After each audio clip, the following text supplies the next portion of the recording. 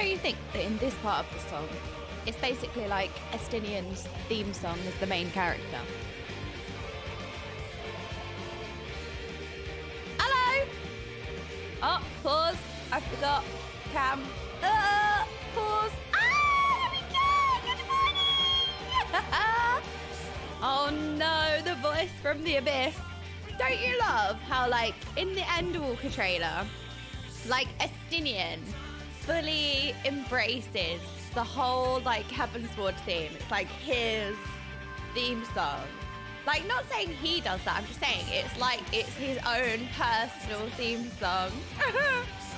Joke's on you. Estinien is always the main character. No! No, I don't like this law. Hello, good morning! Wakey, wakey! I know we have a storm. Boo! My favourite emote. The solution to everything is more Star Diver. No! No, Estinien. No, it's not my law. Maybe it is. I don't know. Okay? He just gives, like, main character. He's giving. Right, Tataru's here. He's giving main character energy all the time. Like Giga Chad. That's it. That's all he gives. So annoying. How is everybody doing today? Good morning. La la la la la. Oh, so today I thought it would be really cool to, I know we mentioned it yesterday, but I basically started playing in 6.3. So a couple of like weeks into me starting to play, you lot got the 6.4 live letter, and Giga Chad Molt made us a spoiler-free live letter. So I thought we could go back and look at it, but it's all covered with cheese. Hang on, let me show you. Oh, it's you. All right, so we got the live letter, which is what it was here. I think it's this one. Yeah, it's this one. So we have this, right? And then we have, look, the cheesy, like, spoiler-free live letter. So it's like, it's really cool because all these things were covered up originally. And I thought, oh, wouldn't it be really nice to like go through and like see what the spoilers were? Because obviously at the time I was in ARR. So Molt went through, look, the little aloe. Like Molt went through and covered all the spoilers with cheese, like on a slideshow basis. And I thought that was really cool.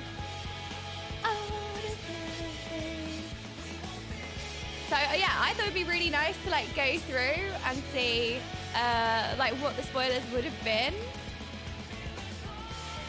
So, wait, hold on. We paused the music. Pause. Like I've been dying to do this, by the way. It took everything in me to not look yesterday.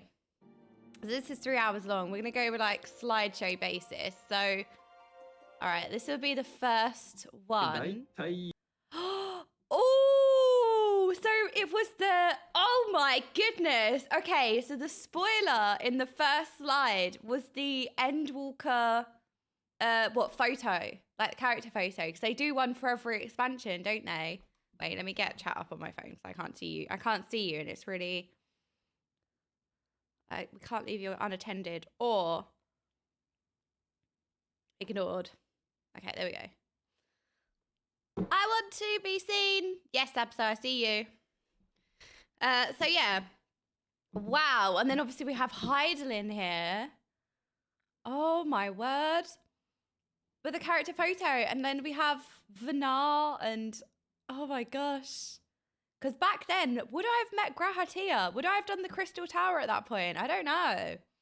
That is so cool. Sorry. This is like a trip down nostalgia lane for me. So the next slide was, so I had the little developer note.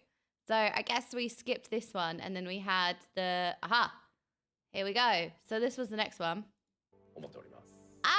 He cut this bit, which is Golbez.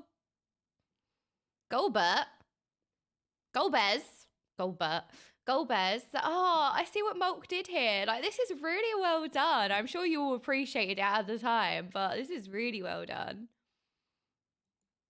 All right, so this is the next bit. I'm going to go, like, slide by slide. Ooh, so we would have blocked out 0, and then obviously we would have blocked out the R. Oh. And then, this would have been Whirl It, right? No, it couldn't have been Whirl It. Did Whirl It come out in Endwalker? I thought it was Shadowbringers. Did I think it was Shadowbringers? When did I do Whirl It? I thought I did Whirl It in Shadowbringers, but...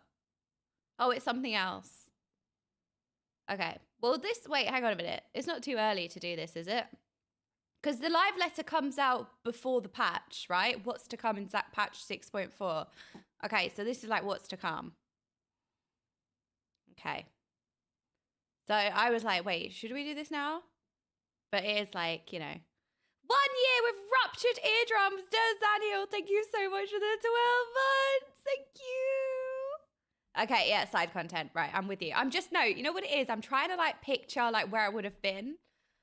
So these ones would have been covered up. And also, look, I'm literally trying not to say Goldbert. I don't know why I do this, right? I say it wrong, and then the wrong thing is canon. It's like my brain is like, no, it's Goldbert now. It's like, no, it's not. It's Goldbez. Stop. So, Sorrow of Whirl It. Wait. Oh, wait, hang on a minute. Sorrow of Whirl It. So there's more Whirl It content. That would have been Tataru's Grand Endeavor Continues. Oh, Tataru's been censored. I see. Tataru's been censored. Oh, poor Tataru. And then Hildy Adventures. Somehow, further Hildy Adventures. Somehow. I love that. Oh, okay. So we got... I really like this. I hope you guys find this interesting because I've been dying to do this all of yesterday. Okay, so let's go on to the next slide, which would be this one, I think. Okay. Oh. New main scenario quests. New dungeon. New raid. Variant and criterion dungeon. Okay, so this is the next slide I've got. That is crazy that there's more Whirl It. I'm excited. Like, were you all really excited? Because again, I'm trying to put myself in the mind of like where I would have been, for example, at the time. Wait, hang on. Should we have in-game music on? I feel like we should probably have in-game music on. At least. There we go. Oh no, hang on. I've lost. Right. We were lost. Now we're found. We got it. There we go. We've got a little bit of vibe going. So yeah, more Whirl It content. That would have been really like exciting personally. All right, so we still have the censor. Goldbez. Okay, so it's mostly Goldbez that's censored here, which is really cool. Because yeah, I suppose at the time I would have looked at it and thought, excuse me, who's that? And then all of the art of the characters with the Grahat here as well. Because yeah, I think I would have been, where was I at this point? I must have been maybe like ARR or Heaven's Wards. I must have done the Crystal Tower maybe. And if I did the Crystal Tower then, but then I don't know. Because then you see Graha there. That would have been a big spoiler.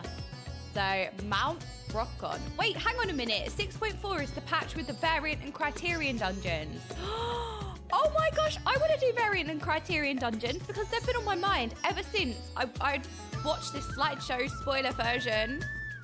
Because they're like Mythic Plus, aren't they? Oh, it added a second one. Okay. Hello, Max Sterling. Not sure if someone's trying to say maybe not. I do try my best, but sometimes I miss things, especially now. I can't even see chat really well. But the way you were affected by Alpha Lord at the end of ARR was how I was with Papalemo and Ida with Omega. Papalemo and Ida with Omega. I'm trying to think of that moment with Omega because I'm thinking of the moment going into Stormblood, right, where Papalemo sacrifices himself. I'm thinking of that moment, but I don't think that's what you mean. No, so not like Mythic Plus, but dungeon repeatable content. So like not like Mythic Plus in style. Or, no, just like repeatable dungeon content. That's it. That's the only similarities. Repeatable dungeon content, I would say. So I'm very excited. So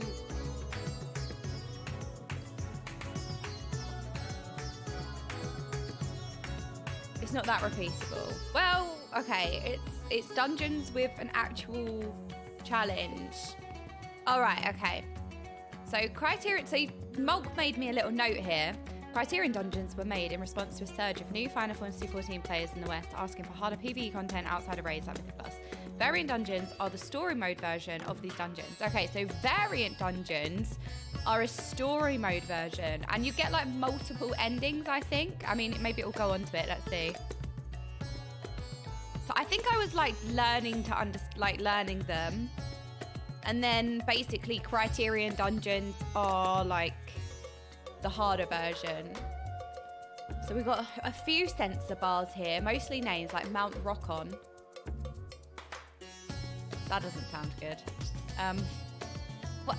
I've been set up by the devs. No, hang on a minute. This isn't my fault. Why would they name it that? I feel like I've said Eileen Dover or something. Why have they done this to me? Mount Rock on. I don't want to mount that. Anyway, why have you done this? Right, what's the next slide? Duty support. Okay, so let's have a look. What's the next slide? This one, right? So, oh, look, we would have seen Gosetsu, Hien, Azim Step. Ooh, obviously Goldberg's still censored. And then we had all the names. So duty support, because when did duty support come in? Duty support is essentially going through the dungeons with the characters, right? Rather than people. So I guess it's saying that we're now adding that option to all of these dungeons, which is really cool. Shadowbringers. Okay, so they basically expanded upon that in Endwalker. So they added it for more dungeons, which is really cool. Another story dungeon that can be done with players instead of NPC. Oh. Wait, other way around, that can be done with NPCs instead of players? Or maybe I'm stupid. And I lack critical information. Okay, so the next slide is Blue Mages, because I guess all of this would have been spoilers, but I'm not going to go through all the keynote in detail. I just wanted to compare, like, the side-by-side comparison of the spoiler and the non-spoiler. Oh, wow, look, we're getting to see weapons and everything. Wait, I think I've panned too far, so where would the Blue Mage be? Wait, I saw it here. Okay, here we go. So we got a Blue Mage update in patch 6.4. Well, patch 6.45 technically. With the level cap for Blue Mage increased. See, look, nothing. Oh, a couple of pictures. Oh, this is the Valkyrie fight. So that was censored. Ooh. Ooh, the innocent fight. Yeah, okay. I mean, obviously all of the spoilers make sense, but you know what? This is so cool, like watching and looking at the original slides without the spoilers. Right, so now we've got miscellaneous updates. We got Golbez and the art censored again. Miscellaneous updates. Allegan Tombstones of Comedy will be added. Fairy glamours are now available to scholars. Ooh. Maximum number of gear sets will be increased to 100. Wait, that must have been really exciting, no? That must have been so exciting. How much did you have before? New job icons will now be displayed in the chat log and on player nameplates. Oh, I remember reading that, because then we toggled it, didn't we? And then, I don't know, I didn't necessarily like it too much because I think it took up too much as well. I don't know. I didn't like it that much, so I didn't have it on, but I did see it recently and it did look clean. All right, so then what's the next one? The transaction fee for items sold on Market Board can now be incorporated into the total price. Okay, so before you would have had like this tax that you couldn't see, but now it will include. Items stored in a variety of locations can now be selected when casting glamours in an in-room. Wait, that must be massive, right? Items stored in a variety of locations can now be selected when casting glamours in an in-room.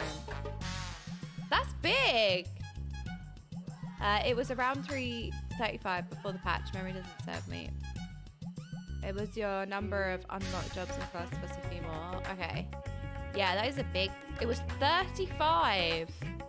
Wow, so going from 35 to 100 is massive. Because you can have like a dungeon build, a raider build, a this build, or that build. Like, it's really customizable then, isn't it? Glasses and wing fashion accessories will now display when engaged in battle in the overworld. That's a really nice change. I wonder if we get glasses in combat. Dungeon build. Well, I don't know. I haven't done any endgame content. I don't know. With the variant, is it the variant or the criterion dungeons? Maybe you need like a criterion dungeon build. I don't know how deep it goes, but... All right, we got some job adjustments. Extend the radius of several party buffs to 30 yards. Mainly buffs to abilities that contribute to increased damage dealt or reduce damage taken. So this must have been a big change, no? Like extend the radius of several party buffs. Because I guess before you'd need to like really think about your positioning and then also stress about where everyone else was. Like this feels like a huge change, like a massive change. But again, I don't know anything, so maybe not. Wait, the range is huge now. It was massive? Oh, okay. All right, yeah, because I thought, you know, when you're buffing people and you're too far away, like that is so stressful, especially with how like Final Fantasy fights are so chaotic as well sometimes, and like you get sent to so many different locations. Like, I don't know, I just would think that having that restriction would have felt so bad. All right, next slide. See, we still have the cheese sensor here. Certain job actions. So, improved usability for certain job actions. Paladin, execution of atonement will no longer interrupt a combo. So was that a massive quality of life change? Dragoon, jump and high jump will no longer affect the character's position as recognized by the server. In accordance with this change, both actions can now be performed while bound. So, as a non-paladin and a non-dragoon, I guess this sounds like a really big quality of life change. This was also both very good. Yes. Hello, Noxie and Awuwa. As a ninja, it didn't change anything for me. Okay, well, you know, we got our non-paladin and dragoon gamers. So PvP Series 4 begins. Season 7 of Crystalline Conflict. Wait, hold on. There's a little note here. Crystalline Conflict is similar to Silver Shard Mines in WoW. I don't do PvP in WoW, so I don't know what Silver Shard Mines are. I also haven't looked at PvP in Final Fantasy either. Beginning in Season 7, players who place within the top 100 rankings or Diamond tier and above will receive additional rewards, including an item that will allow them to apply an effect to Hellhound weapons. Okay, so if you place within the top 100, you receive like special rewards. Is it a glam set? Because that feels like a huge achievement as well, like being in the top 100. What's this? This looks like a slidey slide of all slides. So the only thing censored here is, again, the artwork that they have behind them. So it's a weapon particle effect. That's really cool. All right, so what's this? Frontline adjustments, new UI development element displaying match time and score. This is more like quality of life PvP change. Frontlines is a 3-team area control PvP mode, somewhat similar to Arathi Basin. I think I know what Arathi Basin is. Is it the gigantic snow map? I have to tell you, I've done it a few times, right? And I still have no idea what you're supposed to do. I like go and fight NPCs, and I have no idea what's going on. Adjustments limit gauge, fill rate, damage dealt, damage taken per job basis. So some quality of life changes for PvP. Frontline adjustments. So frontline, I guess, is... Let's have a look. Fields... Oh, nothing censored here. Fields of Glory. Shatter. Rules adjusted. Changes to terrain and placement item. Tome lists. Data score acquisition has been adjusted. Elegant tome lists have been removed and thus no longer can be occupied for data. Large and small icebound tome lists will now respawn. All right, well, if anybody who knows what on earth this is talking about, I hope you're happy with this change. All right, next one is variant dungeons, which is exciting. Oh, all of this got skipped. I'm going to also skip it because we're going into patch 6.4, so I don't want to watch too much of it. I know that you would get the keynote before the patch anyway, so it's not really spoilers. But yeah, I'm going to go in a little bit more blind to 6.4. Well, as blind as I can do. Wait, where's the variant dungeon? Where's the variant dungeon? Yeah, I missed it. Yeah, I don't want to go into too much detail, so I'm going somewhat blind, even though we did watch the trailer. But I mostly watched the trailer to build hype, because that's what trailers are for, really, aren't they? So I watched the trailer to build hype, and then, oh, this is the most replayed of the video. So, okay, whatever this part of the keynote was, you must have been so excited for it. I'm not going to look at it too much. Where's this variant dungeon thing? Huh. Oh, okay, so maybe we skipped all of this. So maybe all of this was spoilers, which it probably is because it's Pandemonium. Okay, so the whole Savage Raid section was all spoilers, so we skipped past that.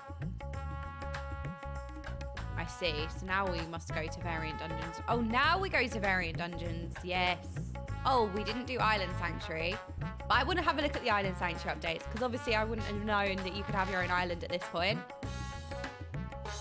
It's not a spoiler now, but it was a spoiler then. That's why the next slide here, it goes from frontline adjustments to variant dungeons because it would have been a spoiler at the time. That's what I mean.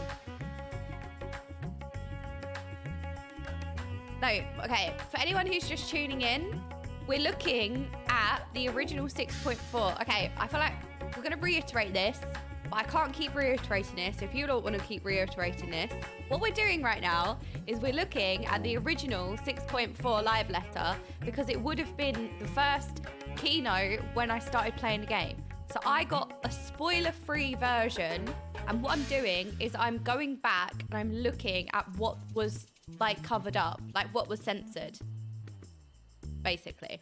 So the reason why I didn't have any of Pandemonium is because I was in ARR and it would have been a spoiler then. We're not talking about now. I'm not going through the live letter now of 6.4. All right. We're not reiterating this again, but that's essentially what's happening now. So we're not talking about this as of now. We're talking about this as of whenever this would have been. So you've got new sanctuary and visions, new gathering area in the worlds, new construction plots in the hideaway, new item rewards, new materials, craftable items, crops, animals, works, new structures. This would have been so exciting. See, this part of the live letter I would have been so excited for because I love the Island Sanctuary. And you also get like Island Sanctuary furnishing. So this whole feature obviously was a spoiler at the time because I didn't know you could have islands. You may change the color of your furnishing glamours with dyes. Wait, hang on a minute. You can, I've completely forgot. I don't know. Can you change the color of furniture with dyes? Like gear? Like, no.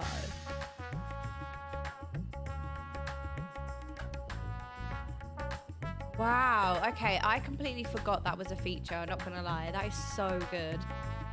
Okay, so we have all of the islands, and then now we have variant dungeons. So originally we skipped a lot because look, in the original slideshow, we went from frontline adjustments to variant dungeons. So the whole like Pandemonium section, the whole Island Sanctuary section would have just been omitted because yeah, that would have all been spoilers at the time. Story mode version of FF's Mythic Plus, calling it that to trigger chat. Are you triggered? Well,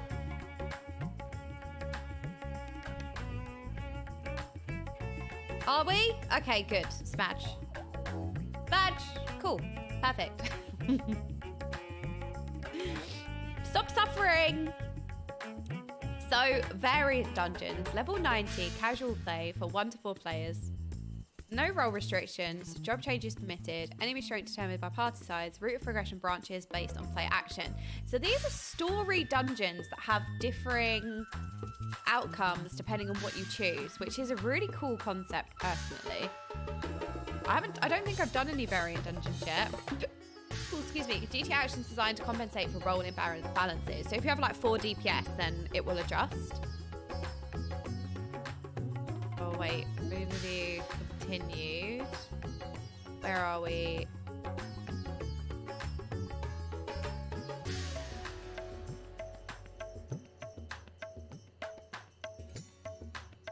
Okay, here we are. Explore the mysteries of my Mount Rockon alongside a certain someone. Experience a different story depending on your chosen path. So, okay, this sounds really awesome, variant dungeons. Did you enjoy the variant dungeons?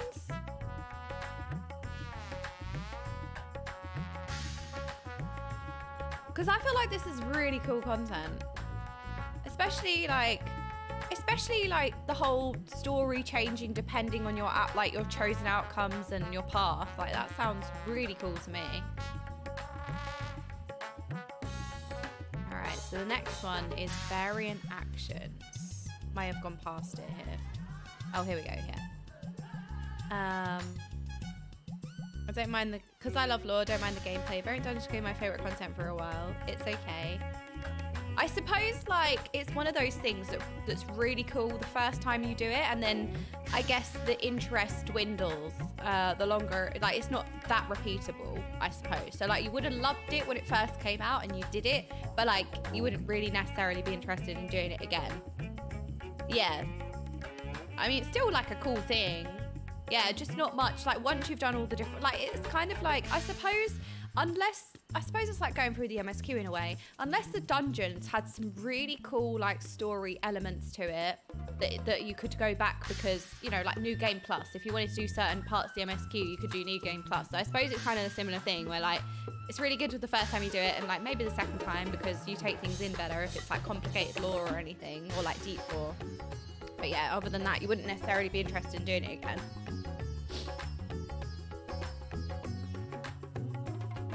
Gear requirements. Oh, do they have gear requirements? Hello, Boris. Boris, how are you doing? Thank you so much for the 10 months.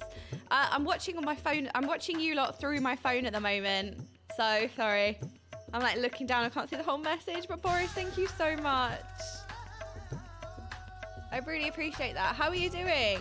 Wait, Boris, you was playing Power World with the preaching one, wasn't you? All right. So variant dungeons now. Variant dungeons are the story ones, and then criterion are the harder ones. Harder ones. Like, they're for difficulty, not story. So access 2 at a time with the ability to change mid-duty. Actions have recast timers, but no other limits on usage.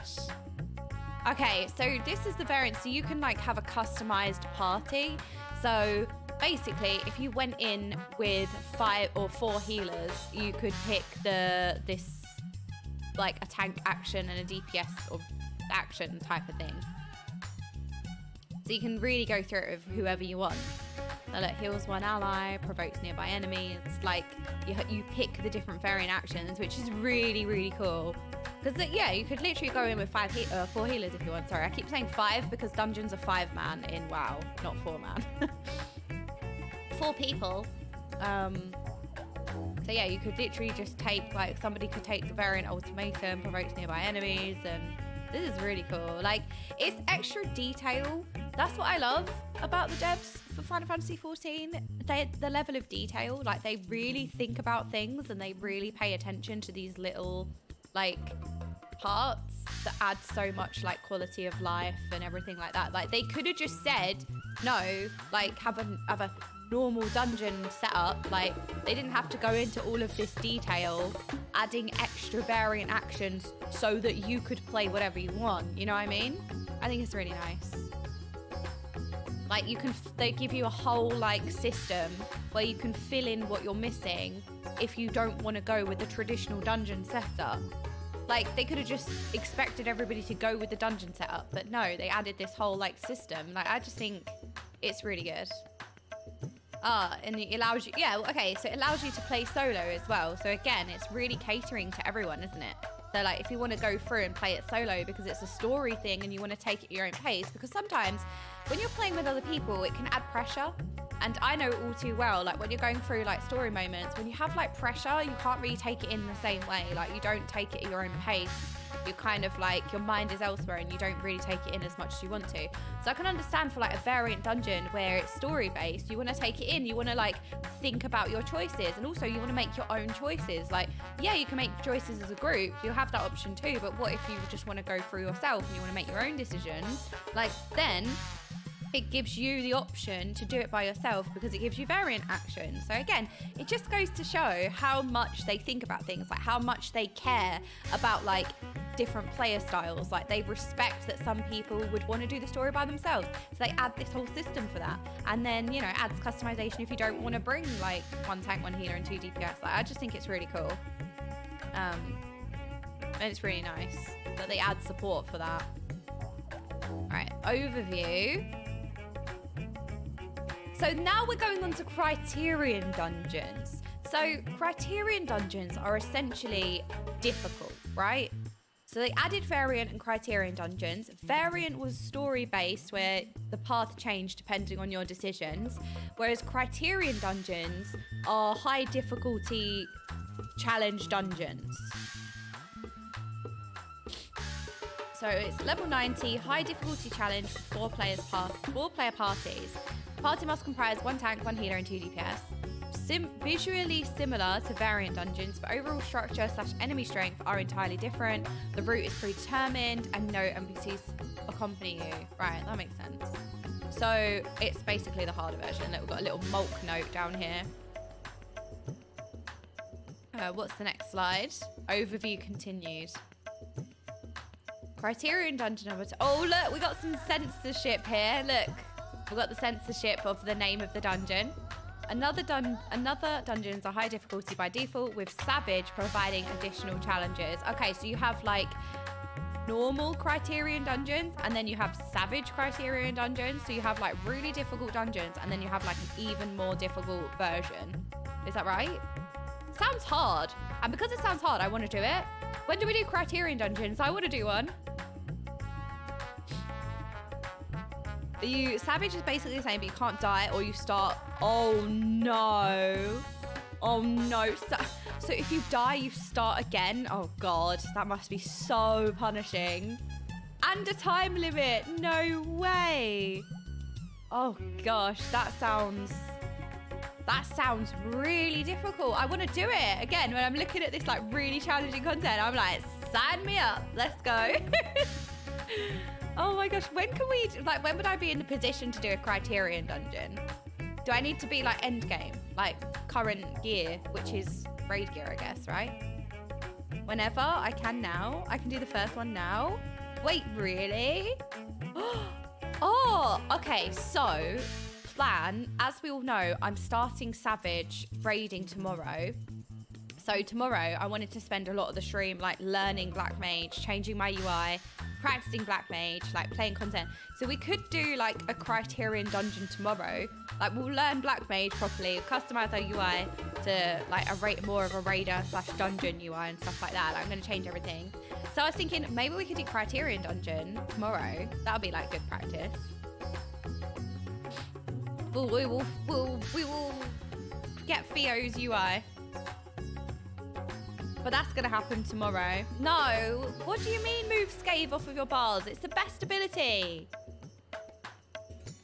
Okay, so what's the next one? So overview continued. The next one, another blank been censored. Oh, okay, so it's the name of the dungeon. Parties. Oh. Wait, we need the one that's orange. Okay, here we go. Another map rock on. Parties of fewer than 4 players supplemented by matching. Okay, that makes sense. So if you don't have 4, then you like group finder it. Normal methods of resurrection are prohibited, but each player is granted limited use of variant raise 2. Defeated enemies do not revive after party KO. So this is talking about Savage, I'm guessing.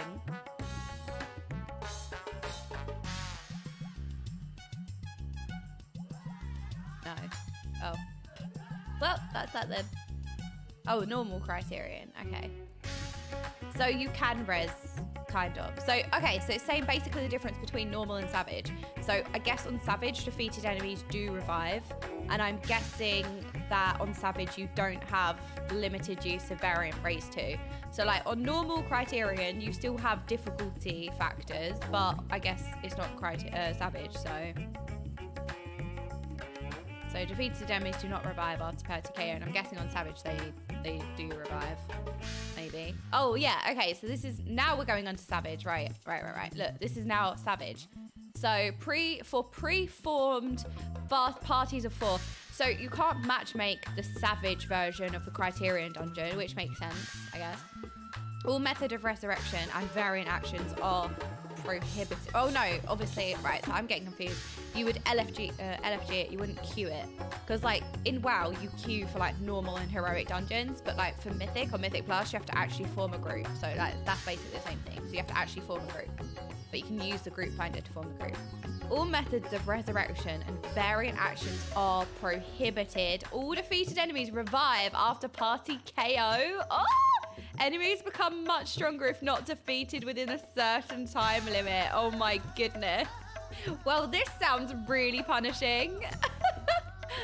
Okay. That sounds so difficult. I'm excited.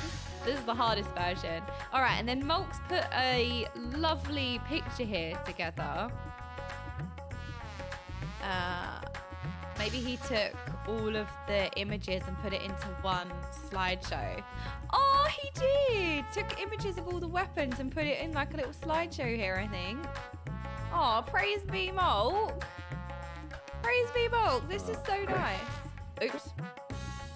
Let's have a little look at this. Wait, is this interrupting the whole screen? Oh yeah, okay.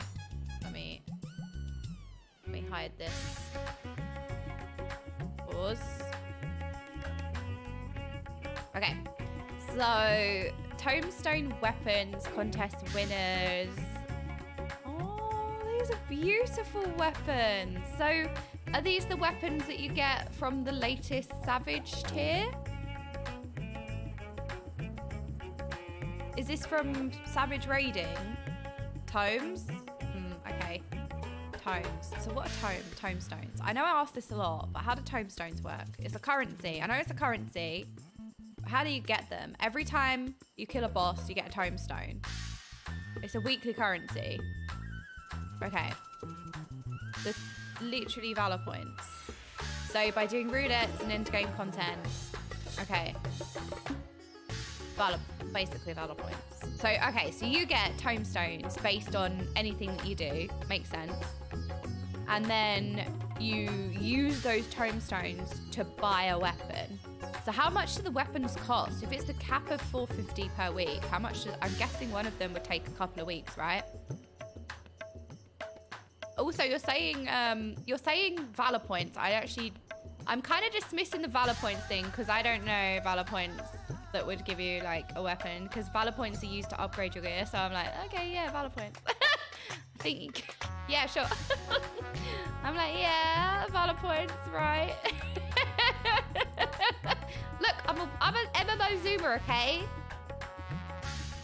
You have 3 tombstones. One is Poetics, which is old expansion currency.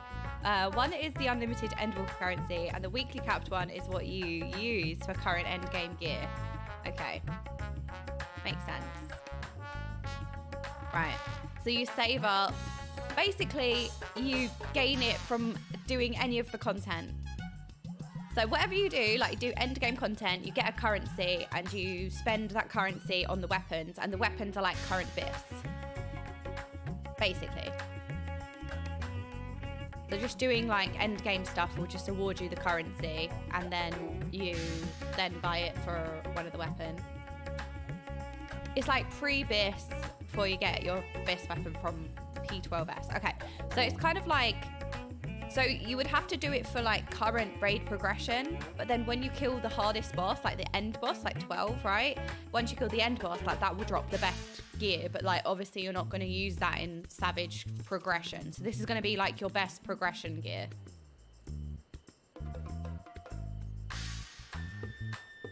But like obviously once you've killed the last boss, you're not in progression anymore. So it's like, look, my opinion of gear is cursed. My opinion of gear is always going to be a little bit more cursed because I'm an MMO zoomer and I don't see gear like.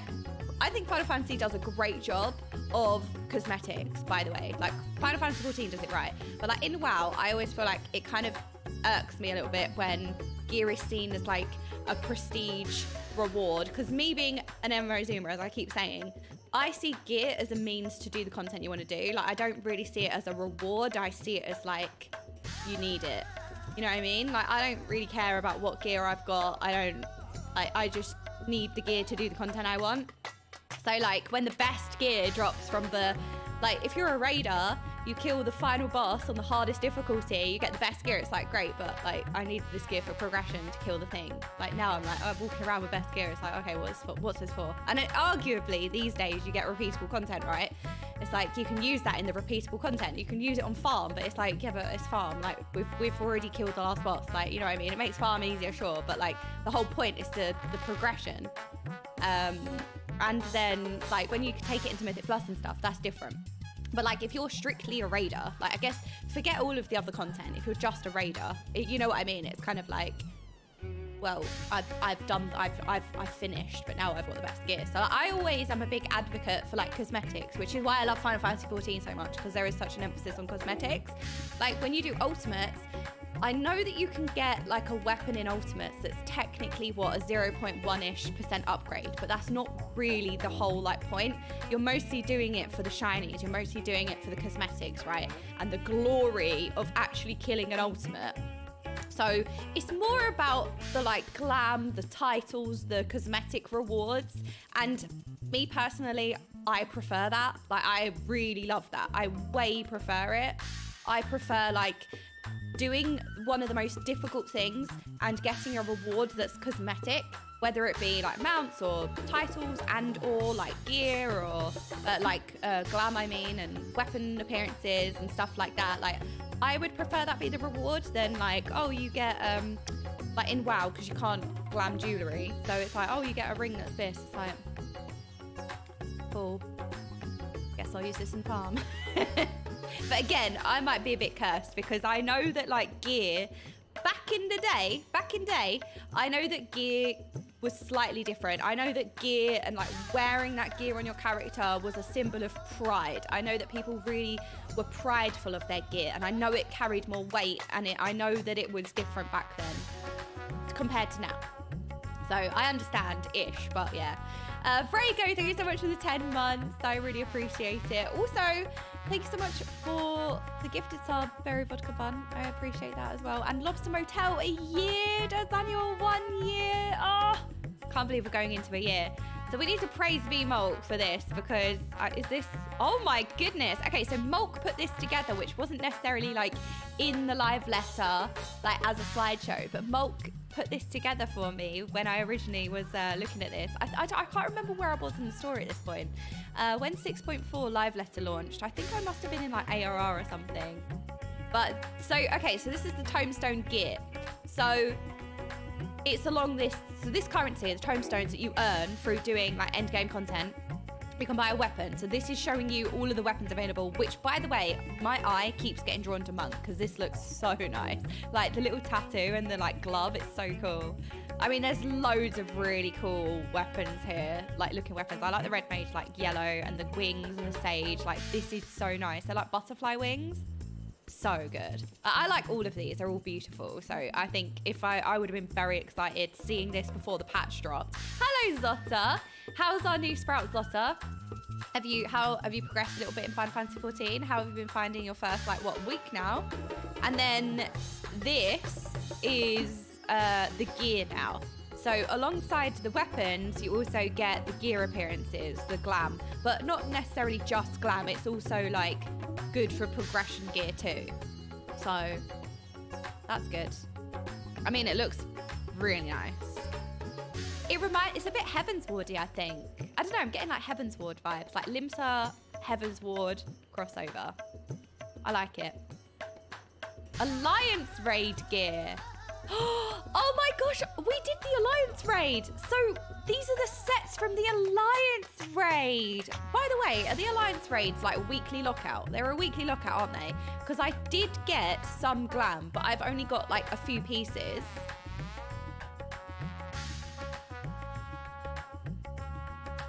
So I need to add the Alliance raid to our weekly chores then. Not chores, you know what I mean. Weekly activities. We should add the Alliance raid for glam, right? Oh, this is... It's not Alliance gear. Oh. Okay, never mind. Well, this is current Savage gear then. So this is gear that I have to look forward to. I have to tell you though, this dress, you do get it in the Alliance raid. Making it, oh, okay. I think the Savage version is the dyeable version, no? Or maybe that was Pandemonium, not the Alliance raid. And maybe I got this dress. I definitely got this dress. I just got the undyeable version.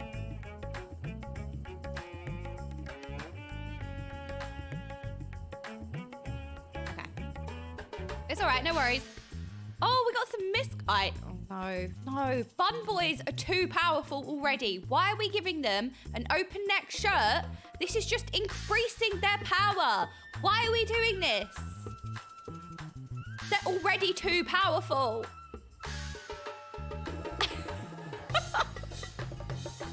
Stop spreading misinformation. Right, you lot are acting up, okay? I'm gonna squirt bottle spray you in a minute, or like, I don't know, give you a bunk. We're not spreading misinformation. No, don't even think about scattering. Stop acting up. These are really cool glams. So this is further glam that came out in this patch, right? Again, I love the different aesthetics. Like, this is cozy. This is something I would like actually wear. Like IRL, I mean. And then you've got like fantasy elements. You've got thematic elements. Like, it's really cool. Like this one. This looks like... I've never played any of the previous Final Fantasy games, but this looks like it could be an outfit from a previous Final Fantasy game. I might be wrong, but it gives me that vibe. Oh, what's this? Okay, we need to look at the live letter again. So I guess these are new furnishing items that are coming out, that were coming out in this patch. Wait, I think we have some of these furniture items. This is a very cozy aesthetic. Oh, look, and the toadstools. I love it. I think we have this table. And look at these like log bench and log table. I love it. And then the circular bookcase. The plants. Oh, it's so shiny. It's like a crystal plant. Oh, new mounts coming out. Oh, the axolotl. You get the axolotl from Savage Raiding, right? And then, oh no, the giant liquor mount. How do you get the liquor mount? Unbelievable. And then this is the Loperit machine mount. And you get, what are these called again? Mandrake? No. Mandrake? Something. And then you get a bed, so adorable. You get these from the variant dungeons. Okay. Liquor is the variant dungeons. Okay. Mandragora. There we go. Mandragora. I had a Mandragora made for me. Fanfest. All right, let me check chatting ones. So what's the drama? Oh, we're essaying. Why are we essaying? You shouldn't lock cute mounts behind Savage Raids. Oh, okay. Wait, why should Savage Raids have a certain aesthetic? Because like there are going to be people who do raiding content that might enjoy a different variety of mount style, no? I am beyond livid that the axolotl mount is locked behind Savage. After I submitted a report in-game, the GMs told me to post on... Hold on, scrolling up. On the official forums instead. Here's the thing, Square Enix. Forward this thread to the developer who approved this and let them read this word by word. I guess... So, okay, I might have a little bit of a cursed opinion, which you may tell me, but I think a reward locked behind any kind of content that shouldn't be a certain aesthetic. It should be a variety. It should be whatever it wants to be. I don't think that depending on what the content is, it should be a theme, because that doesn't make sense. Like, you can be a raider who really enjoys cute stuff. Like, just because you raid doesn't mean that you... Like, I feel like you're locking people into, like, I don't know, stereotypes, or it's like one-dimensional thinking that, like, oh, because you're a raider, you're more aggressive, or I don't know, you're not, like, as cutesy, so you need something with spikes. Like, it's just, like, kind of, like, stereotypical, one-dimensional, like, personality, like, NPC thinking. Like, we're not in NPCs. Like, just because you do Savage Raids doesn't mean you have to have, like, spiky mounts. Like, I think having a wide variety of different styles is really good and important, you know? Like I said, just because you raid doesn't mean that you, like, that defines who you are or what your personality is. Like, you can fully enjoy cute things while also doing a Savage Raid. Like, I think it's just one-dimensional thinking. And, like, I just think that whole logic loop of, like, because you raid must mean that you don't like cute is just strange to me. I don't think you should categorize or box people in because of these, like, small understandings of people and personalities, for sure. It's not like that. Oh, maybe I've misunderstood then.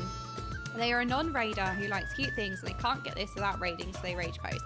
I mean, okay, if you really, so in the case, slightly different, in the case of you really love a mount, but it's behind content that you don't enjoy, can't access, that would always feel bad.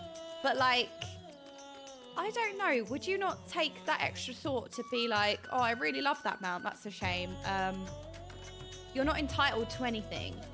I feel like it's a bit entitled. Is it a bit entitled? I don't know. Because like you could like anything, really. Like they could bring out a mount that is a pink dragon, or not even a pink dragon. They could bring out like a black spiky dragon, and somebody who doesn't raid might like that mount, but it's the same thing. It's the same thing. Like, I don't know. To me, again, maybe I'm being a bit harsh, but like my initial impression is just it's a bit entitled. If you do want the mount like that badly, then maybe, to be honest, right? Doesn't that give you a good excuse to do something that you don't usually do? Like it gives you a good excuse to like engage in content that's new. And then that adds like way more gameplay, that adds way more things for you to do. It encourages you to do other things that might be a bit out of your comfort zone. So like initially you wouldn't think that you'd enjoy raiding, or you don't want to do raiding, or you don't have time for raiding, or like all the whatever it be. And then because you see this mount and you really want this mount, you're like, huh, okay, fine. Maybe I should try it or suck it up, or this gives me a reason to do the content. Like bearing in mind, you don't need this mount. It's optional. Like you're not forced to have this mount, right? It's optional. It's different if they lock non-optional things behind content that you don't want to engage in. So for example, I really don't enjoy PvP. Like I've tried, I probably would like it if I gave it more of a chance, but the fact that my BIS trinket was always locked behind PvP, it frustrated the hell out of me, but I still did it. I still did it because I still got the badge. I still got the trinket. I still engaged in PvP. It was very painful. I didn't enjoy it. It made it worse. And the fact that I was forced to do it, and it's like you do it because you have to, because it's like your BIS item. Arguably, some people can go, we still don't have to, but I was competing in the top content, so I did need this item. Like it was a significant gain in content where it was relevant. I was pushing high keys. Like I needed the badge, basically. I could have just said, you know what, like I don't need to because it's a game, but you know what I mean. But for an optional cosmetic thing, I don't think it necessarily applies because you don't need it. Like you'd like it, but you don't need it, if that makes sense. So you might love the mount, and then maybe like it encourages you to play content you don't usually. And then you know what would be like the best thing ever is that you then it kind of pushed you to engage in content you wouldn't usually engage in, and then all of a sudden you kind of think, oh, this isn't so bad. Like I wouldn't have naturally have done this content, but now that I'm doing it, I actually quite like it. You know, like that's kind of a wonderful thing. Or if that's not the case and you hate it, like me with PvP, I didn't like PvP, it made me hate it more. So that could also be the case, you know? But I just think with optional stuff and mounts and things, I just think, I don't know, I don't necessarily think that, I think it's a little bit entitled. But also, I'm trying to be empathetic as well. Like, it doesn't mean that you can't be sad that you can't get it, by the way. Like, I just think it's how you act on your feelings or your emotional maturity. Because like, if this mount was locked behind content that was so out of reach for me, like for example, an ultimate where I am now, or if I wasn't even a savage raider and I had to do an ultimate, that's a very overwhelming, very lengthy process. You are allowed to, your feelings are valid. You're allowed to be sad that you won't get a mount that you really love because it's locked behind content that's out of your reach, okay? So your feelings are valid. You're allowed to be a bit upset, but I think it's how people deal with that's like different. Like, you're allowed to be upset, but like to rage and go like that part is like, it just lacks a bit of like, I don't know, emotional maturity of like, you don't always get what you want in life, and that's it. Oh, I didn't mean to press that.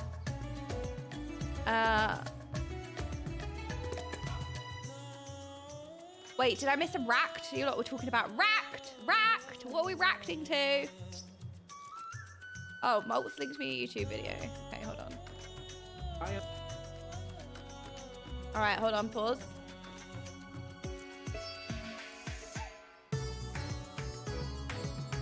Wait, let me hide my UI. Hold on, pause, pause, pause.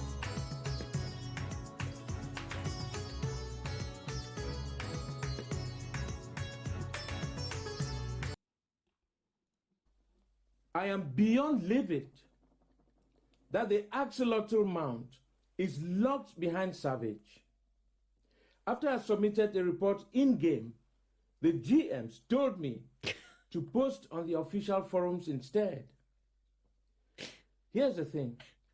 Square Enix, forward this thread to the developer who approved this and let them read this word by word. You do not put Q mounts behind Savage, ever. Savage is for neckbeard, no-lifers who play this game 24/7. Give them a crappy Magitech mount or something. Wait, it's getting But Q worse. mounts do not belong to raiders. This isn't real. There's You're no way insulting someone says all your this. customers by locking one of the most popular mounts of this patch behind an activity no one wants to do. I feel cheated out of my $15. Next time, cute mounts need to be available in content that everyone does or on mock station. Is this serious? Wait, it is real. No, but like, did they mean it? Or you're insulting all your customers by locking one of the most popular mounts this patch by an activity no one wants to do. I feel cheated out of my $15. But wouldn't you? This doesn't make any sense. Saying I feel cheated out of my $15 makes no sense because they're also advocating for it to be put on the store, which would also imply that you're cheated out of your $15 because you pay a subscription and then they put it on the store that you pay extra money for. So what is your sub fee for? Like, that doesn't make any sense. Like, there's no logic here. Sorry. I absolutely understand a mount that you love being put behind content, right? I absolutely can kind of empathize with being a bit upset if a mount that you really, really love is locked behind content that you don't do or don't have access to and stuff like that. You're allowed to be sad. Your feelings are valid. But I guess it's that, I don't know, I think it was like here that it just kind of... Savage is for neckbeard, no-lifers. This isn't real. 24/7. Give them a crappy Magitech mount or something. But cute mounts... Again, it's that one-dimensional thinking of like, oh, if you're a savage, like the stereotypes here. Like, just because you savage raid doesn't mean you don't like cute stuff. Like, I don't understand that. It's like one-dimensional NPC, like stereotypical, I don't know, like boxing people in based on stupid stereotypes. It's not real. Like, it's not how people are. I don't know. And it's just like a lot of like entitled behavior. Again, you can absolutely feel sad that a mount that you love is behind content that you don't have access to. You can absolutely feel sad about that. Your feelings are valid, but it's how you act on that. It's like that extra step of being very self-aware or very emotionally intelligent to know I'm allowed to be sad about this. My feelings are valid. However, it's very entitled of me to do this. I don't know. It's kind of this, like, I feel cheated out of my $15 doesn't make any sense. Because, like, if they would have put it on the bog station, that you'd, like, I don't know. There's no logic here anyway. This is how the poster responded. What poster? I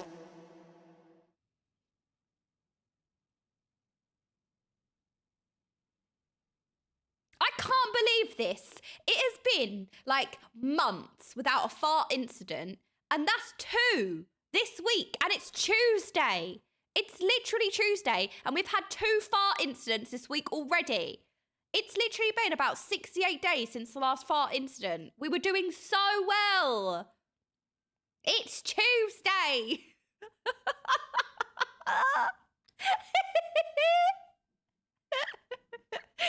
Yeah, I don't know. Again, I don't want to be like...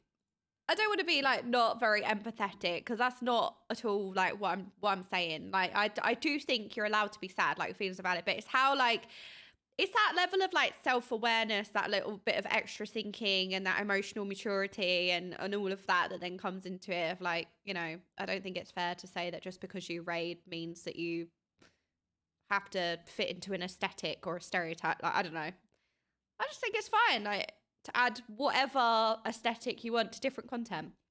I don't think different content has to be like different themes. But again, there might be people who disagree. That's fine. Like, you know, if some of you think, no, you know what? I think that there should be stereotypes and whatever with it, then you're entitled to your opinion. That's just mine. I just don't think that there needs to be a certain aesthetic at all. Oh, look at the minions. Oh, look at this distinguished gentleman. See, look, it's not quite, well, it's not a fedora, it's like a top hat. But like, I think the little otter tip would even give a Zero's tip a ride for its money. No. A run for its money, that's the expression. And look at this good boy. Look, he's holding like a letter or something. He's got a little sword. Oh, and then there's like a plant pot vase. And then a cute little monkey.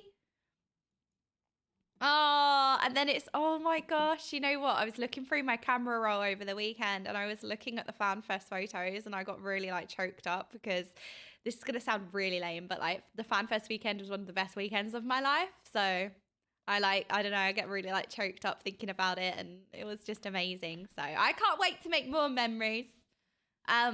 But it was one of the best weekends of my life, I have to say.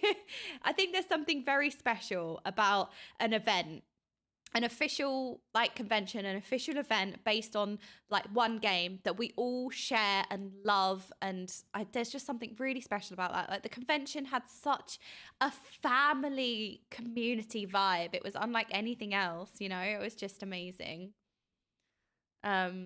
It's like everybody gets together to share in their passion and love for the game that means a lot to them. And there was just something very special and precious about it.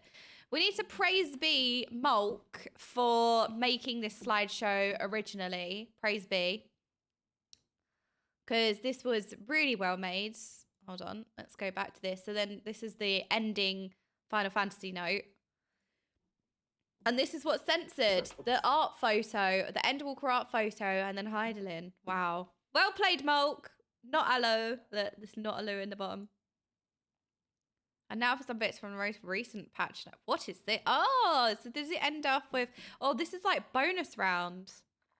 Oh, new hairstyles. Oh. New additions. Okay, so you have all of these as well. This is really cool. Oh, that was really cool. I really wanted to go through the live letter because I wanted, like, this is my first now like kind of up to date. And like I said, when I would have started the game, I would have been in this patch, like going into this patch. That would have been my first live letter and I had it like spoiler free. And I don't know, it's just really cool now going back and looking at it and like really wholesome. Praise be to Molt for making me the spoiler-free version. That was really, really kind. So thank you. Praise be to all the modding ones in general. We appreciate the modding ones. Oh yeah, music. Wakey wakey. I have one thing that we will review, but not now. We will review it. So the lovely Dragon Nan has made me a whole entire slideshow of the voice actors of Final Fantasy and who they voice act in World of Warcraft. So it's the voice actors from Final Fantasy and then who they act in World of Warcraft as well. And I had a look of the first few slides and I was like, oh my gosh, I can't believe that person voices that person. And like, it was really cool. So we will go through that because I love voice acting. You know me, I love voice acting and I'm really interested in that whole topic. So when Dragon Nan put it together to me, I was very grateful. It was amazing. Thank you, Dragon Nan. But we will review that probably towards the end or in the middle, like when we have a tea time. When we have a tea time, we'll have a little review because we already had a little racked, so we'll space them out of it. If you really consider to do Criterion tomorrow, you might want to do a Variance Day as it has some story to unlock. Oh, okay. Is there an unlock feature for Criterion? Good to know. Good to know. Okay. That is good to know. So we could do Criterion tomorrow. We could do the unlock for Criterion, learn Black Mage tomorrow. Like, tomorrow's going to be a big day. It's going to be a big stream tomorrow. I'm thinking about starting it maybe a little bit later because if we're going to raid, the raid will start at 7:30 UK time. So that's 8:30 EU time. Well, whatever time zone we're in. So yeah, it starts tomorrow evening and we're going to go for like 3 hours depending on how long the boss takes to die. So it's going to be a longer stream tomorrow. But it's going to be good. We're going to go through like how to play Black Mage. We're going to go through the rotation from the Balance of Power Discord. Is it Balance of Power? Or the Balance Discord? So we have some resources and stuff like that. I'm going to redesign my UI as well. I know a lot of you are saying that I can make a separate UI. So I can have like multiple different UIs. But me personally, this is me just having one thing, like one class, one spec. Like this is me just being like a one-trick pony for everything.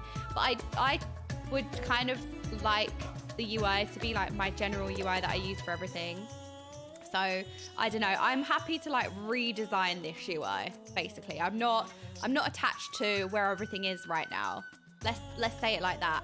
So if I do make a separate UI for like outside of raiding, it will also be different. So I don't really want to save this as my outside of raid UI because it is a bit of a mess. Don't know if anyone thinks that. Nobody's mentioned that, so that can't be right.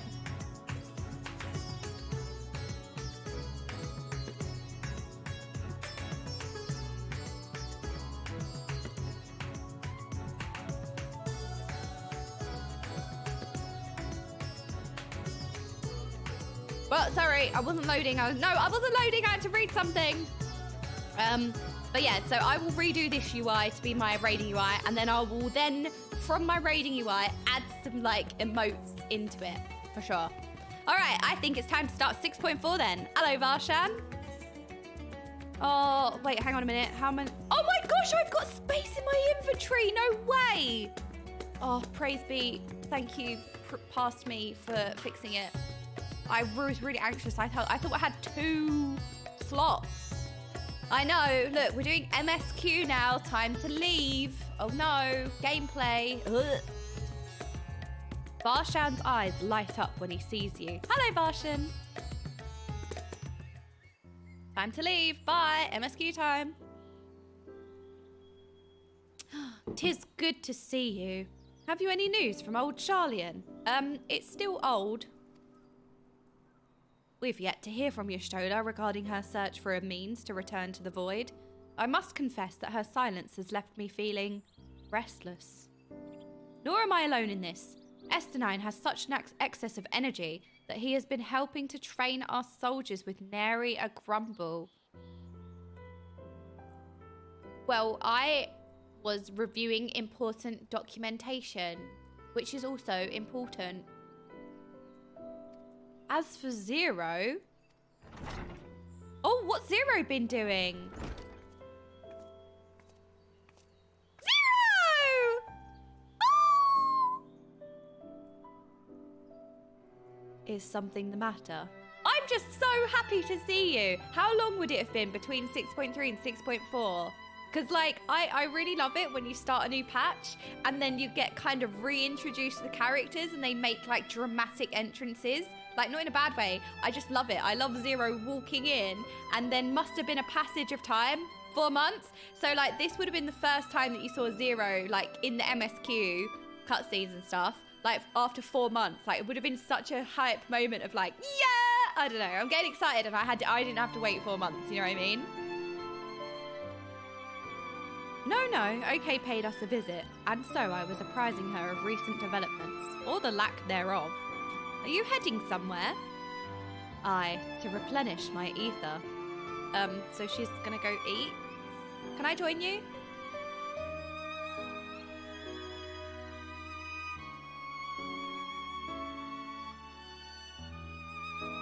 What do you mean, no? She's thinking about it. Ah! Yes! Would you like to come? She's asking me to go to a restaurant or to go and eat with her. Oh!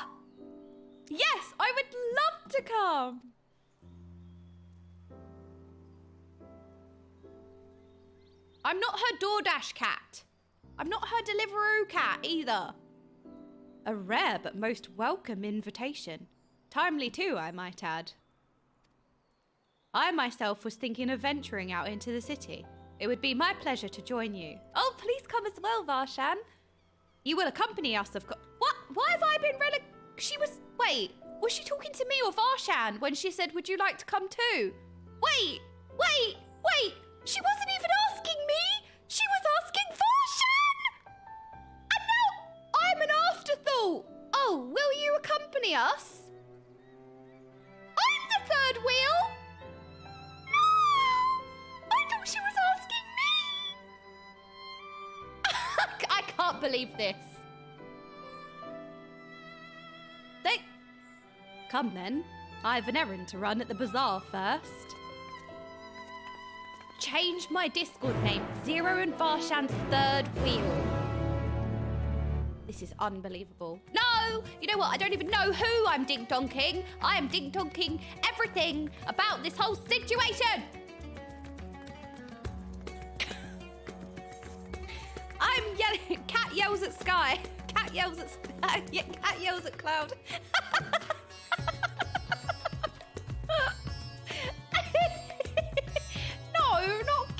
Giga Chad PPL.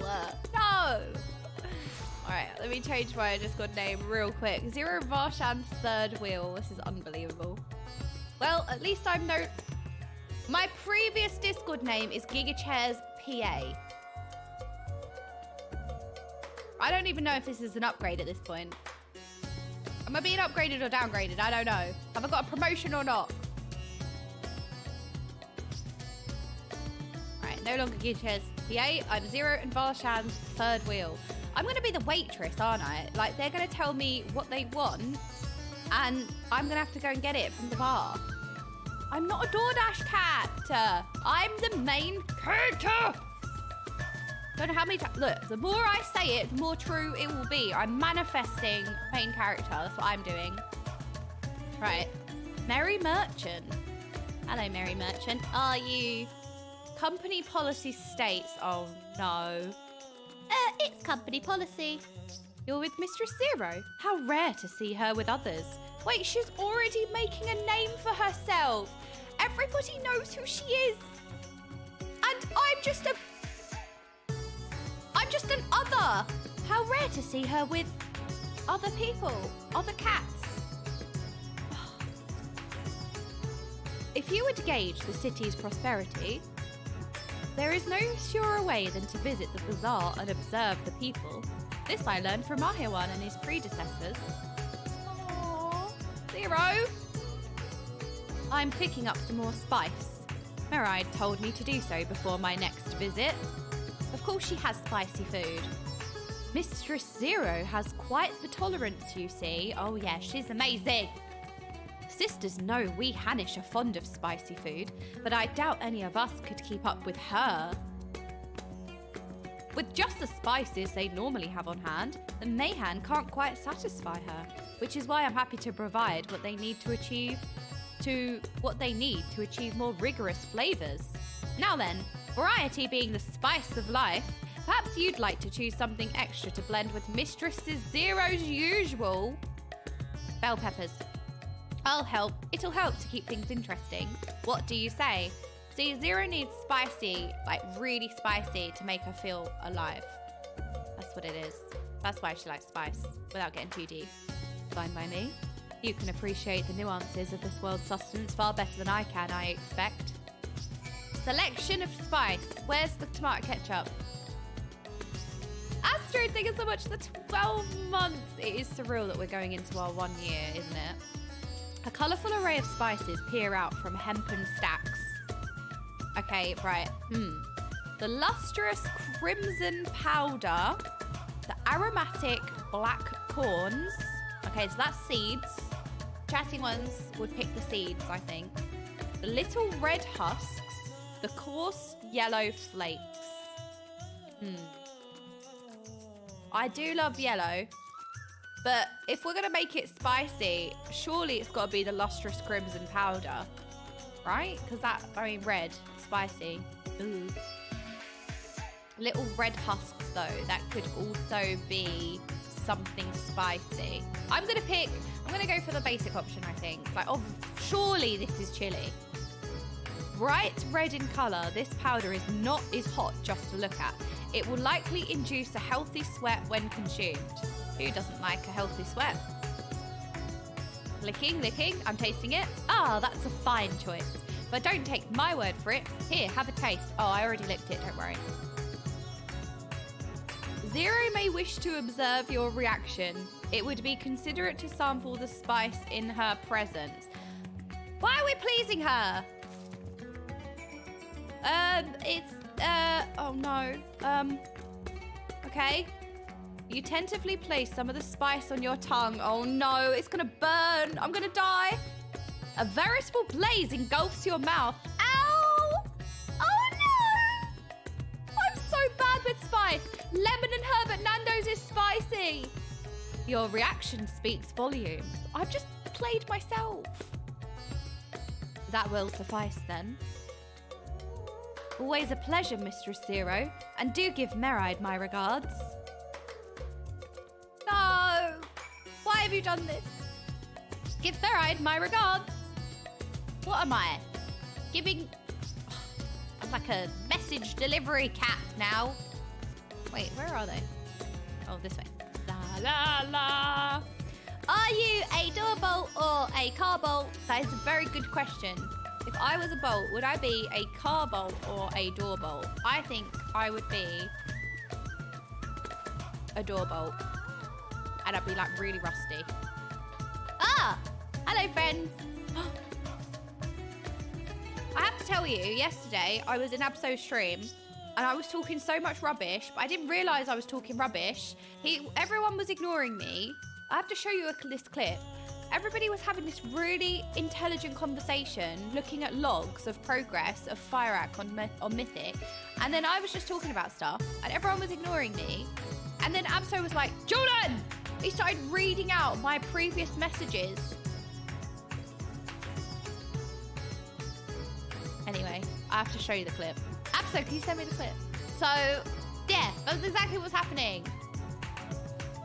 I have to show you, because it was ridiculous. I just didn't realise I was talking so much rubbish until he read the messages back. And I was like, okay, well, maybe it is a bit ridiculous. I was talking about, like, different flavours of Oreo. Did you know that there's a churro-flavoured Oreo? And then, you know that Swedish fish, sweet? There's that version of Oreo as well. I am pleased to see that Zero has become a regular here, and so much so to bring her own spice. Oh, Zero's establishing herself as the main character.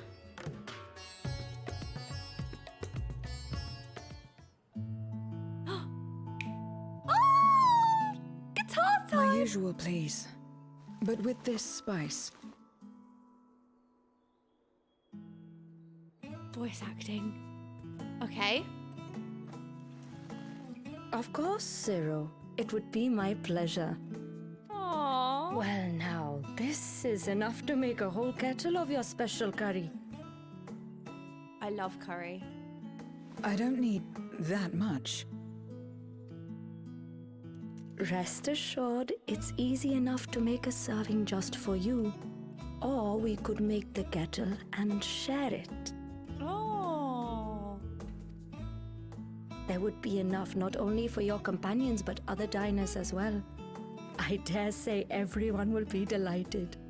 Oh, that's a nice idea. It'd be funny if Zero was like, no need. Very well. A full kettle, then. Aww.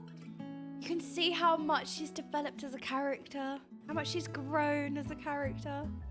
Oh, like taking in, like, everyone else's feelings. Oh. Excellent. We'll prepare it at once. Aww. And for your excellency and our esteemed adventurer, are you happy to try a bowl of Zero's curry? We can make yours milder if you prefer. My ego is saying no, but my tongue is saying yes. I can take my spice like Zero can.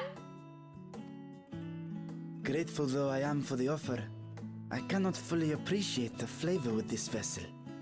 Another time, perhaps. Wait, Varshan! Are your taste buds in this vessel also British? Do not hold back on my account, my friend. Eat and enjoy. Then I will have His Excellency's helping. If I could have mine a touch milder. Right, you know what? It's worth the burn. I think I will have double. I may die, but it'll be worth it. Ah, yes! Go on, Saskat! Look at her go. Understood. Please, make yourselves comfortable. I can think of worse ways to go.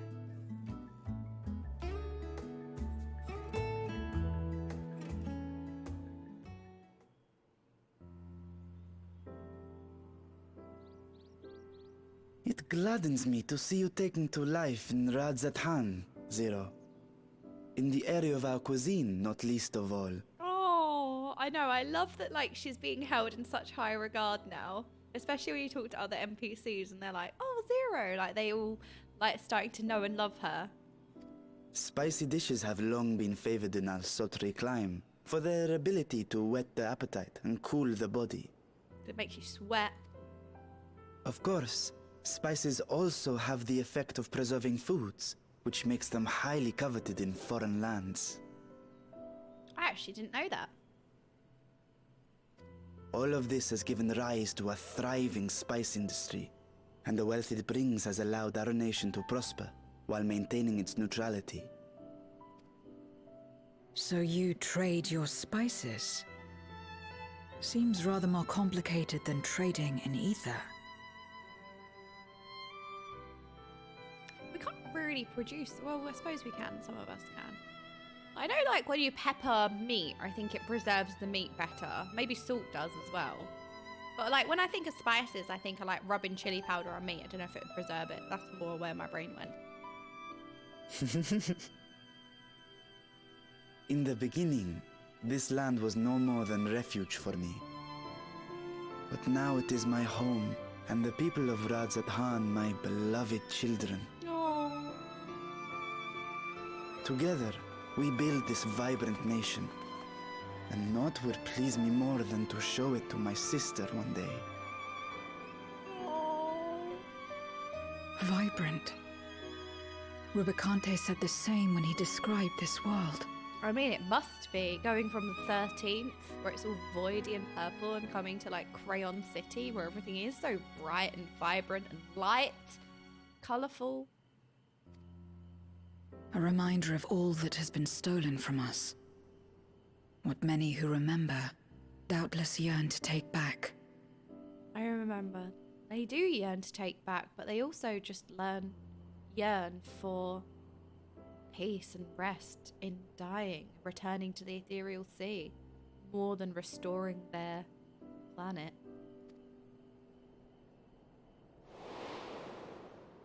Our home is a lost cause. Our only choice to begin anew. Oh, well, that answers that then, doesn't it? In this world, where we may reclaim our mortality. By dying.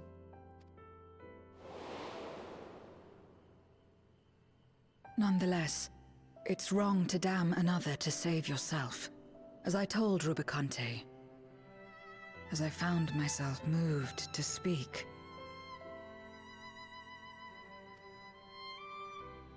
I still do not understand what made me feel this way, nor what compels you mortals to help one another. But I hope to someday. She reminds me of the Arsefiend in general. You know, they kind of had a feeling, but they couldn't quite articulate or understand it until Golbez gave them some ether so that they could remember back to their humanity, their days as mortals, and where that urge stemmed from. So maybe it'll be the same for Zero. Maybe when we finally find Golbez will give her some of that ether and she will remember, because we did have a slight flashback to when she was mortal and human, and somebody helped her then and how that made her feel. That's why she's kind of understanding it, but is yet to fully. We too hope that you will find the answers you seek.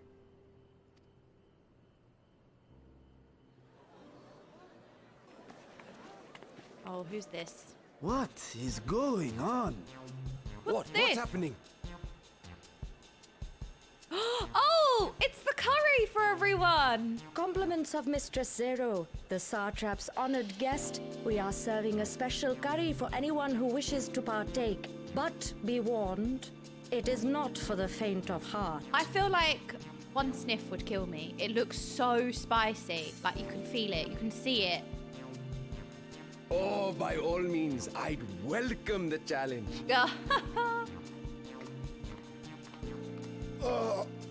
Sisters have mercy. The smell alone is... That's me! And the elephant noise! Oh, the sweat! Oh, no! It burns! It burns! Oh my gosh! No! Oh no! We killed everyone! We got the bad To better ending! maintain the facade, the alchemist ensured that my vessel was capable of consuming food. Wait! We brought about the final days! Through curry! Why have I However, got two I helping? fear Zero's curry would test the limits of their design.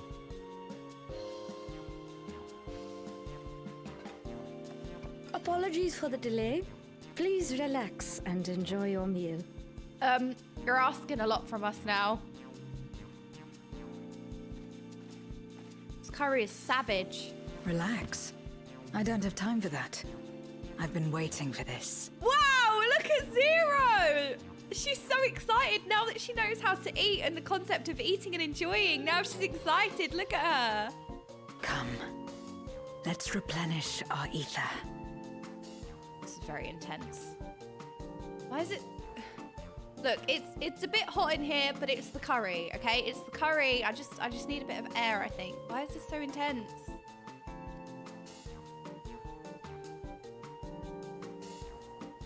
Oh no! I have to eat it as well.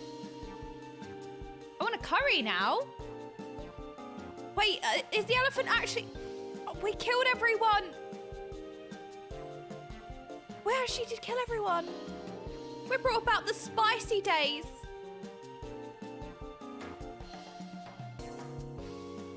My whole life flashed before my eyes, and it was exhilarating. I thought the spices we picked were perfect. Oh no, we brought about the spice days. I trust you have eaten your fill.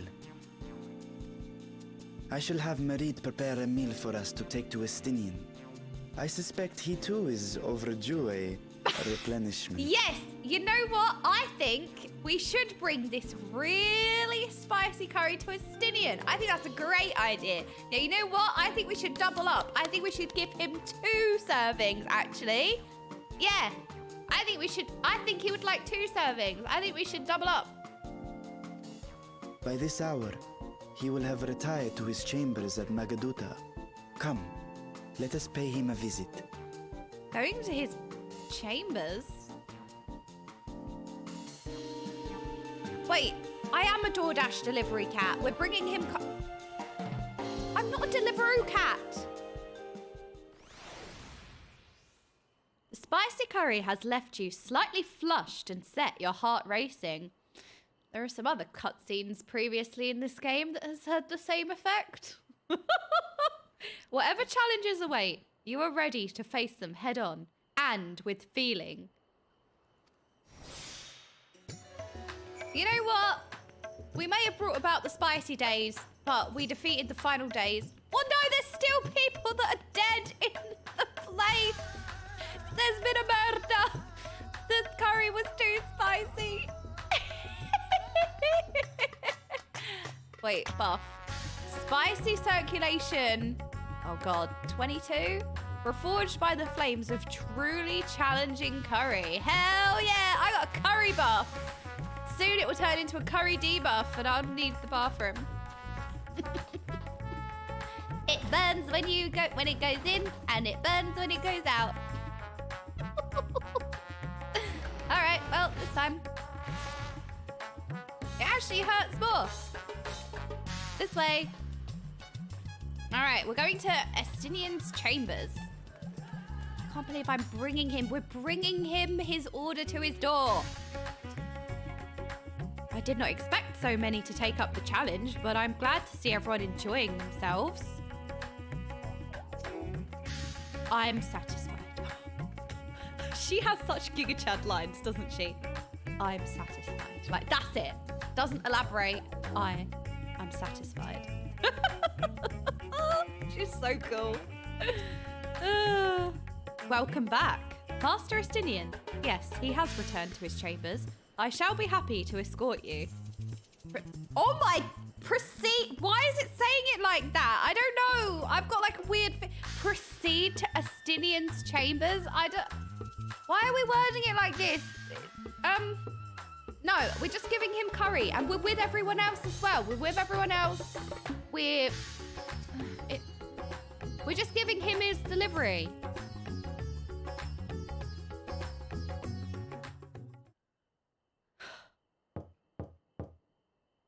Estinien, are you there?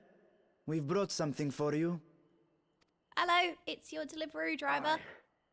Enter. Why does he sound out of breath? What's he doing in there?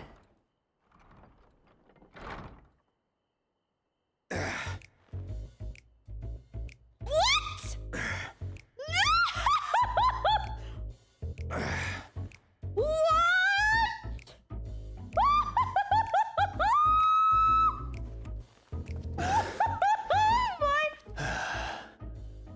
Squid masala from the Mehane. I thought you might enjoy it.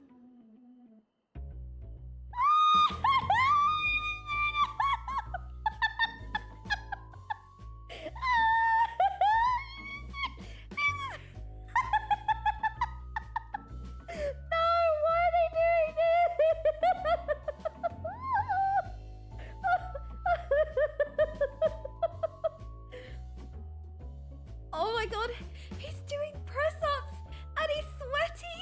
Oh my god, what? It's getting worse. It's getting worse. It's getting worse. I don't want to press next. Why was he had loads of like sweat drops? I don't want to press next. Masala, eh? I prefer my squid dried, but I'm sure it won't disappoint. My thanks. Oh my god, he's sweaty. It's I need air. Like I need. Oh.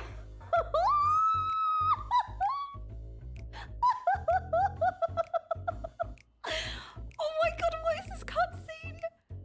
I prefer my squid dried, but I'm sure it won't disappoint. Oh, it's standing there without a top on and it's sweaty.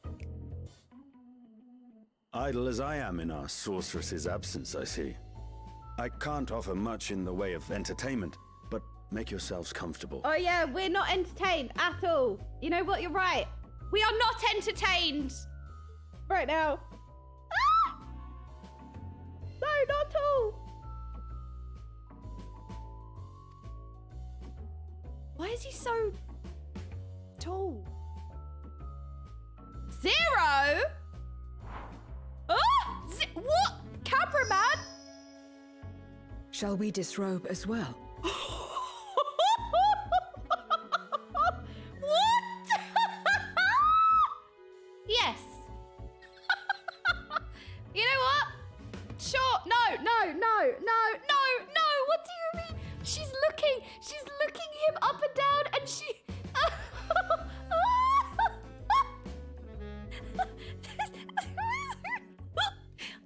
No, you know what? It's fine. It's fine. It's hot in here, but we're fine. No, you know what? No, I changed my mind. No. No. We simply caught our friend unprepared.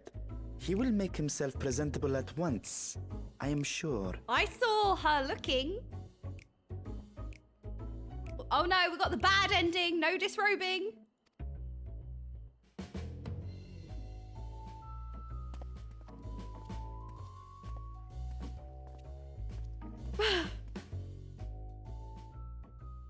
Please be over.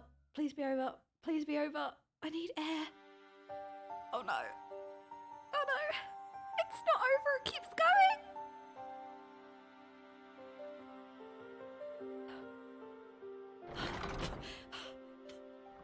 What was that? Cutscene? At last. We've been looking for you. I can't even. Like Yuri's here, and I should be so happy that Yuri is finally here, but I've stopped working for a second.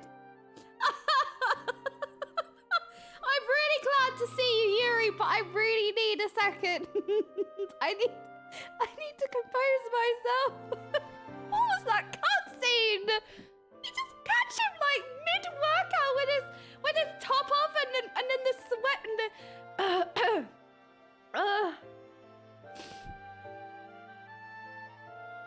Good thing I don't go red. Good thing I don't blush. I'm fine. You know what? I am composed. I'm fine. Nothing happened. I'm fine. Oh, Yuri, it's so good to see you. How have you been? It's been a while. I've really missed you, Yuri, and oh, hello, Yustola. Long time no see. How is everyone? My friends, tell me, were you able to devise a way to return to the 13th? My nose is running. Like, why is my nose running? My nose is running.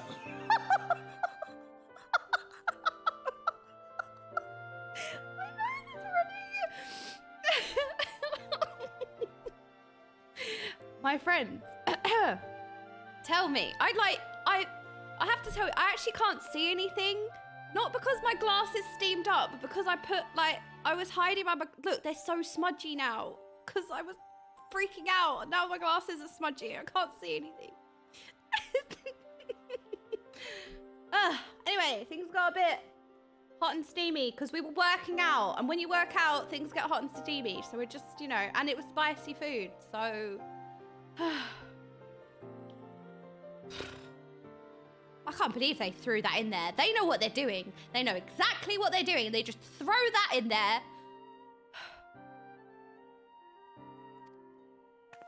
I believe so. It required a visit to the moon, where I took the opportunity to enlist Oriange's assistance. I feel pandered to. No, I don't. I'm very upset. I'm going to go to the forums and I'm going to say I can't believe they'd had this in my casual content. Right? Go at it to Savage. Okay? They're the thirsty people that play this game. It's the Savage Raiders. Lock it behind Savage Raiding. I don't want this in my casual content. And I'm going to take this to the forums.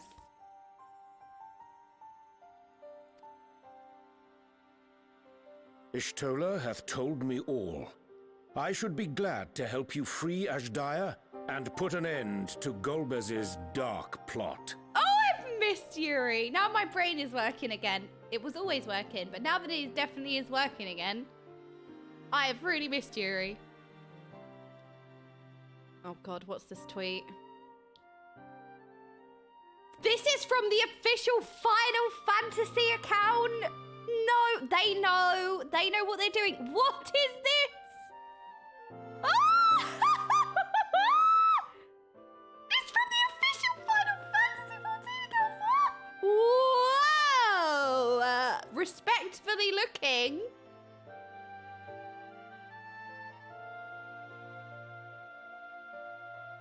Oh. Anyway, what year is it? What day? It's Tuesday, innit? We're playing MSQ.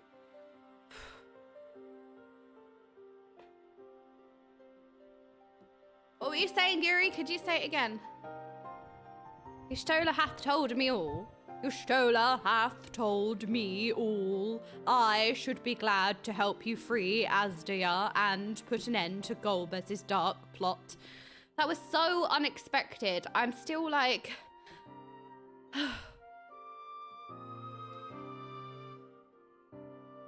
If Rubicante spoke true, both Golbez and Asdaya are on the moon of the 13th.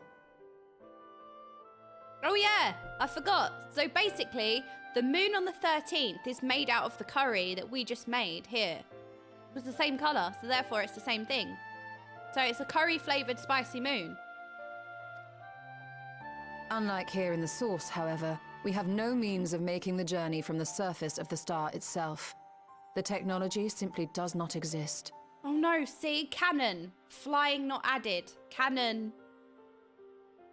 Well, what do we do then? Therefore, I propose that we employ a gate to deliver us directly to our destination. How are we going to do that? Is such a feat possible? Well, it exists here, so it is possible. In theory. Having once been a single hole, the source and its reflections share striking similarities in geography. And according to a certain someone who unceremoniously whisked us away to the first, the same locations across the worlds are intrinsically bound. Graha! Where is our cat? All of which is to say, were we to pass through a gate on the source's moon, it should lead us to the moon of the 13th. Should. I like our chances. I like should. Good enough for me.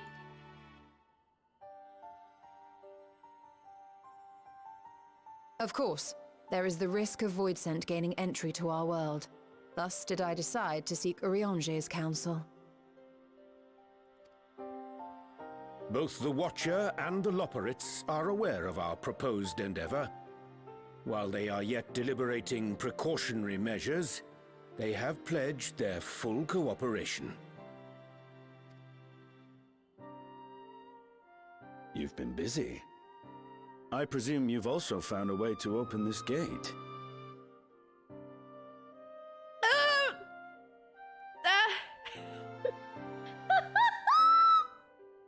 His side eye! He like opens his eyes and then he does like this side eye.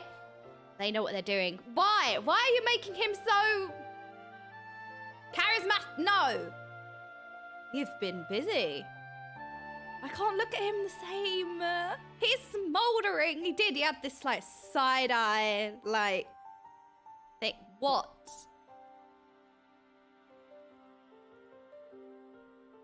I can't look at him the same. Right, you've linked me a thread here. It says not safe for work, which could be, you know, like a filter thing. However, the issue is the title says harder for Estinien. So I don't know if we click this. I don't know about this one. Not safe for work. Click to see not safe for work. And the title is harder for Estinien. I don't know. Am I going to get banned? This is going to be the Great Yiffening all over again. Or the Y'shtola incident. My stream's going to go down. Right, I'm going to open it off stream. Ah! No! Right, that's it. I'm closing this tab immediately. Oh, no! No, because he's on screen. I can't look at him the same.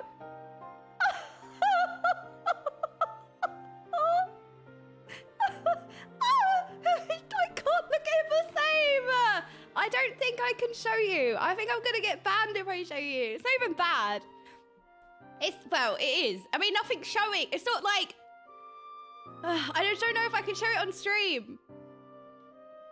That's all. Like, it's not, like, showing anything, really, but...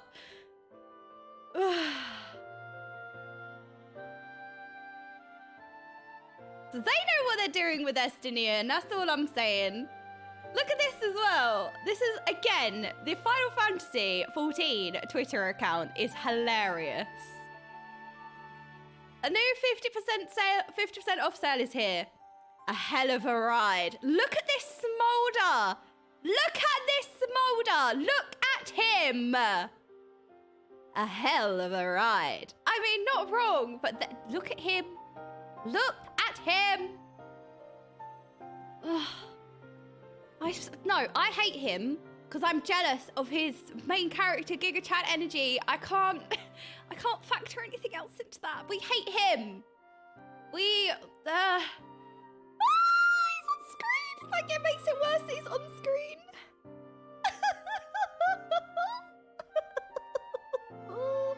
Okay. Yeah, we found a way to open the gates. It's the only thing that's opening. Gate.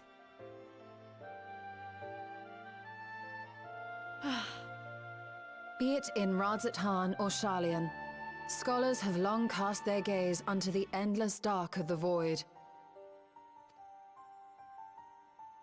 And so, with harnish insights to augment our knowledge, we have indeed conceived of a promising plan to pierce the veil. I don't even know what we're talking about anymore. What were we talking about again? I can't remember. What is this discussion about again? What are we talking about? I need a TLDR. I need help. I forgot. Throw open gates and piercing veils, right?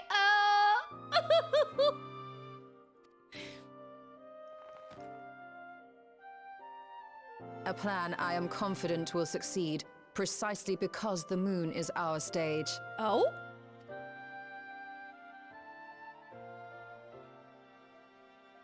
Wait, we can go to our moon, and then we can The preparations will be extensive, and we will require vast quantities of ether. Vast. If we travel to our moon, and then we travel to the 13th from our moon, does that mean they will then go to the 13th moon? Is that what's being said? After I actually all, can't breathe. our gate must be large enough to accommodate another great worm. Large gate.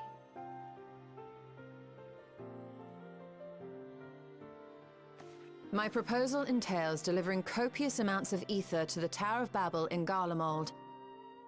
Oh! Tower of Babel? Copious amounts. I'm sure we can deliver that. As you will recall, Fandaniel used the structure to destroy the brand's imprisoning Zodiac. And we, in like manner, will use it to channel ether to the moon, and thereby open our gate. I see. Then we shall need someone on the moon for the necessary rituals. I can go. Just so, Your Excellency. I intend to head back anon for that very purpose, as well as to help devise our strategy to deal with invading Voidsent.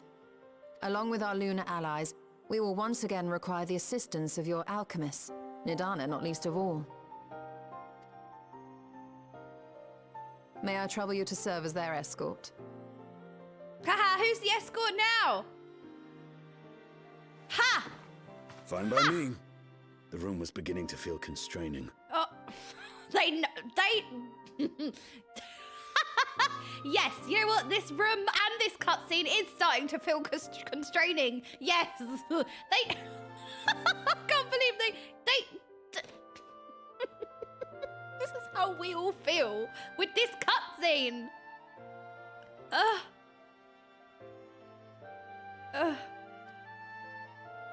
For my part, I shall oversee the requisite tasks on the star. Might I prevail upon you for your assistance?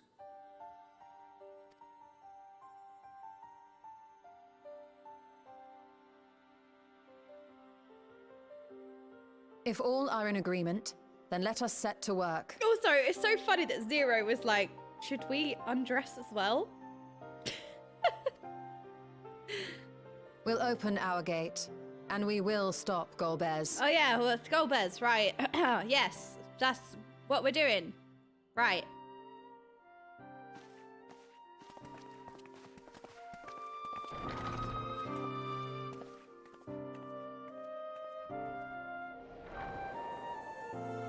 It's our cheesy moon. It looks like a baby bell. Ah, so delicious. Oh, I love this. The Dark Throne, the announcement for the patch name I love this like new thing that they've been doing. Like what, a title drop of the like patch? It's like a new thing they're doing in Endwalker, I think. All right. Urchin. Okay, what do we want? What do we want? Urchin pasta, melon pie, gyros, or pie nolo tomato salad. All right, pie salad, gyros, melon pie, or urchin pasta. Gyros. Ah, shrug. Okay, gyros. Complete. La la la la la. No more lance. No more lance. We don't want any more lance for a while. Wait, I love how we're all just in Estinien's room. Oh my god, this is his room! Wait. I don't care. It's just a room. You have no shortage. You have no shortage of allies at your disposal. I cannot thank you enough for your constant support. You know what? A support role is important. That's fine. Urianger wishes to depart at once. Going ham! I love that. Yeah, we are. If one and all are ready, then let us set forth our preparations to complete. I've missed Urianger so much. If I may, I beg a moment to exchange this vessel for its grown counterpart. You need to Mega Evolve again. It's Big Shan. It is in the keeping of the alchemists of the High Crucible. Of course, we shall accompany thee thither, and thence begin our journey. Look, his dialogue is dramatic, all right?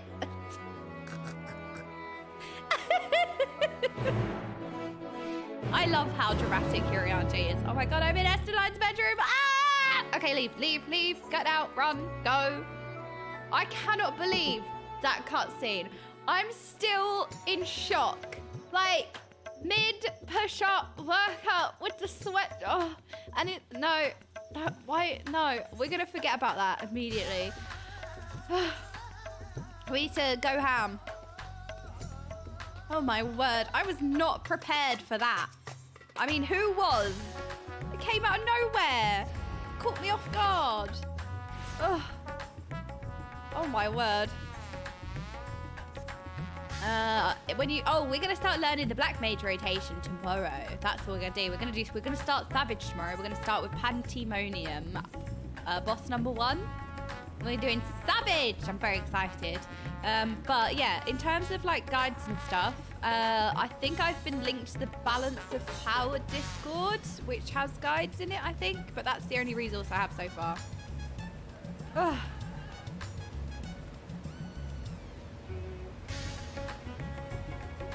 Right, we pray proceed. Ugh.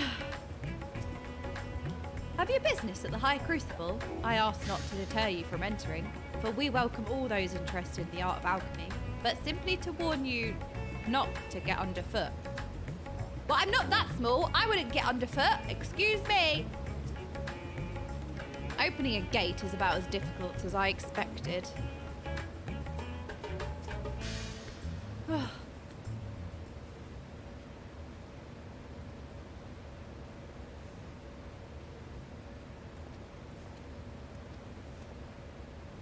My apologies for the delay. Oh, it's Big Shan. Hello, Big Shan.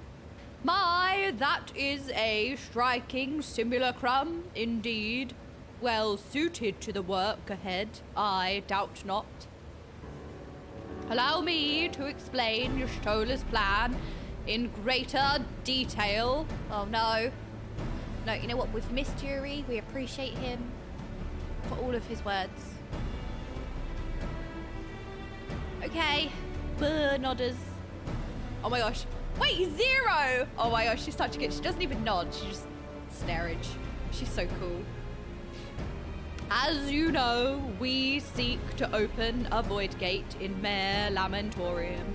that we might gain direct passage to the moon of the 13th. Whilst our comrades labour upon the moon, we must needs accomplish 2 tasks. The first is the procurement of a substantial quantity of ether and subsequent delivery of it unto the Tower of Burbil. We could just make the curry again. I'm sure that'd be enough. Said structure was once used to siphon the land's essence by way of the Telephoroid spires. Such a method, however, doth pose an unacceptable risk to the greater ethereal balance of our world. Thus must we seek an alternate means of conveying our requisite resource. Our second task doth pertain to the use of the Tower of Burbil itself. You may recall that this portal onto the moon was placed under the supervision of the Ilsbard contingent. If we would employ it to different ends, we must first obtain the contingent's express permission. I should like to believe they would not refuse us, so perhaps we should concern ourselves with the ether problem first. Have you any idea whence we might source the vast quantity needed? Curry! We could fire a curry at the moon. I think that's a reasonable suggestion. Aye, a likely location doth come to mind. Let us make for the airship landing. There I shall reveal more. Suffering from Urian J dialogue? No, we're not. We're not suffering. He could have actually, like, said way more things, to be fair. Yuri's evolving. That was like a TLDR Yuri style, actually. To be fair. Wait, where is he? Oh, God. We need to lick a crystal. There's no way I'm going to navigate my way there.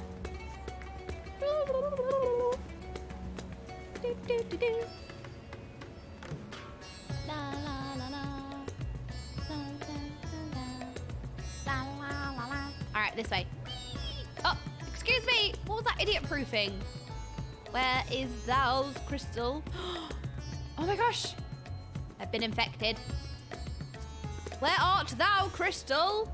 Ah, airship landing. Here we go. By the way, I have a full coffee that I'm ready to send. Then we really will be going ham. Ha ha ha. This way. I just span in a complete circle. Ah, hello, team. I sometimes come here for the view. It's beautiful.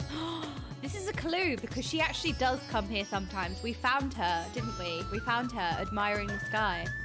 There's like a little tidbit of like, you can actually find her here.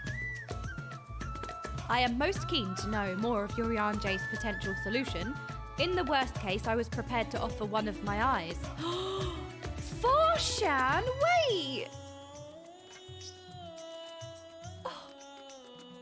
Wow. That is quite an offer. But it seems it will not come to that. With this coffee, I shall be going ham without the A-H or M. Ah!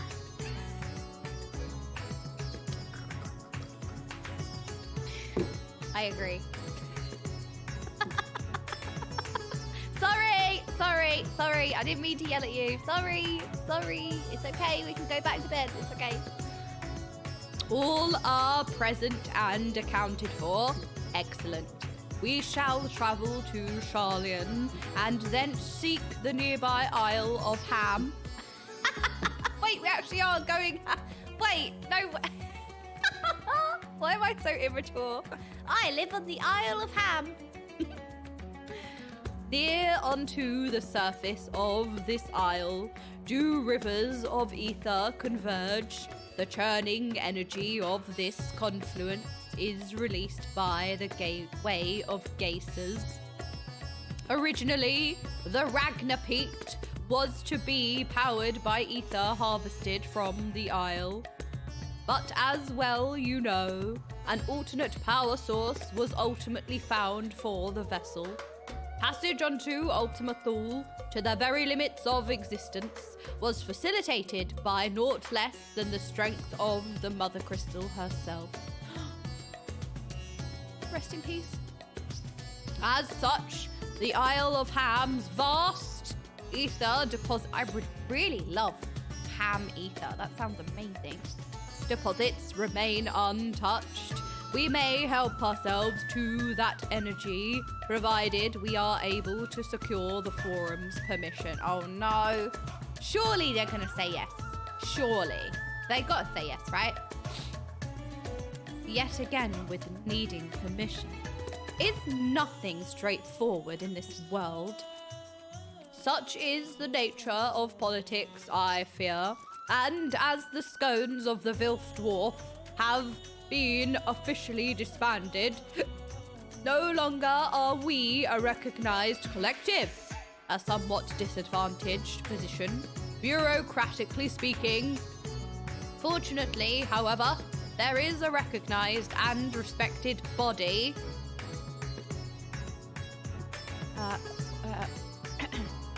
Nothing comes to mind. Upon which we might prevail. The students of Bald. Upon arriving in Charlian, let us seek our friends at the annex. I don't know I don't recognize a body. I don't know. Oh my gosh, wait, we really are. We're back in Charlian. Nerds. Oh, I love it here. Even if it's foggy. I don't care that it's foggy. I love it here. It's so beautiful. I would really love housing here.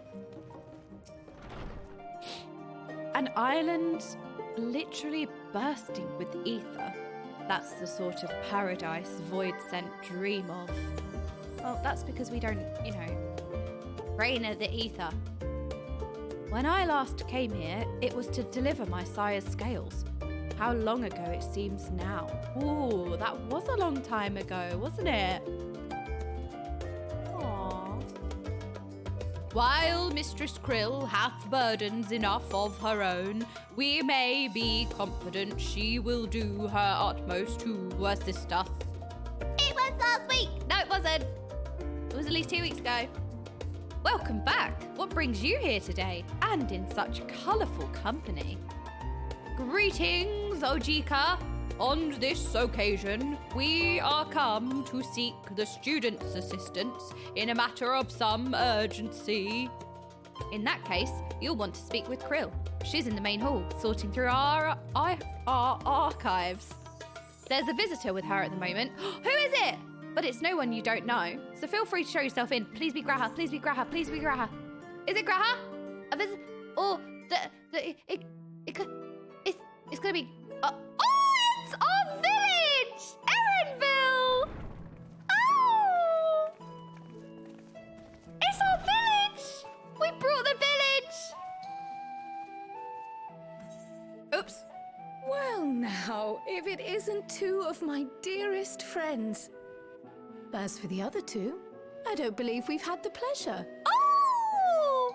Do you think Zero's seen a Lalafell before? I wonder what but no, it probably doesn't even matter, right? There's lots of different shapes and sizes and beings and non-beings. Aww, we're a dear friend. Not in this vessel, perhaps. 'Tis I, Vashan. Though you are welcome to call me Vritra, if you prefer. Vritra. Pay me no mind. I merely accompany them. Well, I need to turn it up. It's quite... For myself, anyway. I'm going to turn it up for myself. Zero's voice actor is so, like, all of the voice acting is amazing. But I really like Zero's voice actor and Goldbeard's. The two new characters in this free patch. I pray you forgive us our intrusion. If you are occupied, we shall call again anon. No, don't be silly.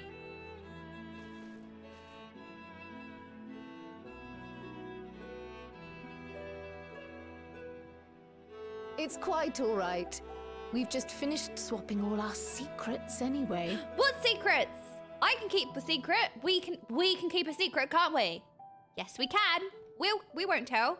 Erenfil occasionally comes and shares the latest Gleaner gossip, you see. Ooh.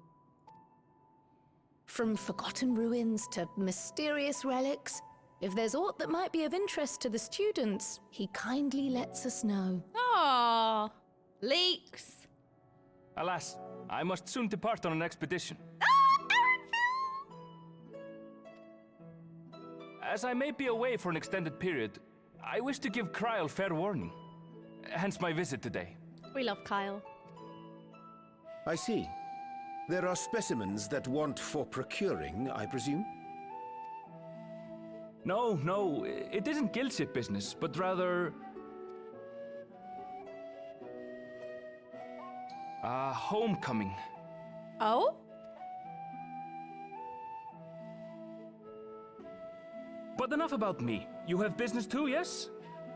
And I'm in the way. What do you mean? No way! Far from it. As a matter of fact, we should be grateful if you could stay and share your knowledge of the nearby isles with us. We seek a means to travel to the Void. There, a man named Golbez plots to invade our world. A man who even now holds my sister hostage. Oh, yeah.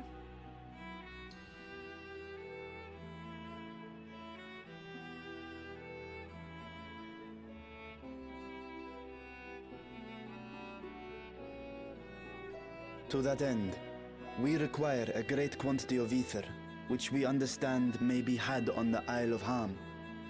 We came in the hope of exploring how it might best be procured. I love procuring ham. Like a Christmas ham. An invasion from the 13th. Must the stakes always be so dramatic?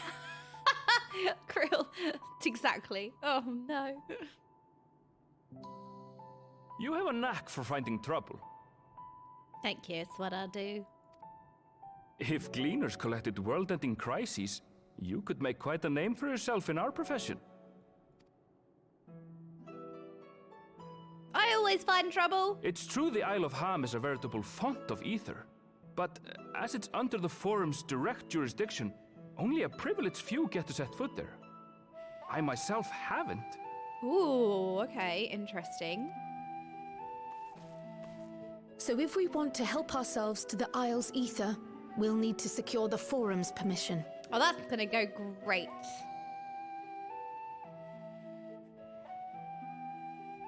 Surely this is not gonna prove difficult. Very well. The students of Baldessian recognize your endeavors as combating a grave threat to the world. As representative, I hereby pledge our full assistance. Yay! Now that it's official, you may leave the politics and paperwork to me. Our operations remain small, but we shouldn't meet any undue resistance. Oh, Krill! I have to say, I'm really excited for her to have, like, maybe potentially such a big part in Dawn Trail. Like, especially with the trailer, her being a Pictomancer and having that, like, big moment in the trailer, because Krill's, like, always been there. She's always been supporting us, and she's been carrying us at times as well. Like, she really has been the backbone of the Scions. When we went to the first and she looked after everybody's bodies, like, she does so much. And she, you know, her having like more of a spotlight and a more like on screen or presence or like being more involved in that kind of way, I'm happy, I'm excited. And her being a Pictomancer as well. I love Krill. We are truly grateful. You're right. In Stormblood, she was kidnapped and used for those echo experiments as well. You're right. I can't believe I completely forgot that. Well, I wouldn't say I forgot it. I just needed a gentle reminder because there's so much that happens, isn't there? She's been through so much. Oh, Krill. She's best girl. If I may. Yes, you may. According to the original plan for the Exodus, ether collected from the Isle of Harm was to power the Ark. Art thou perchance familiar with the logistics of this endeavor?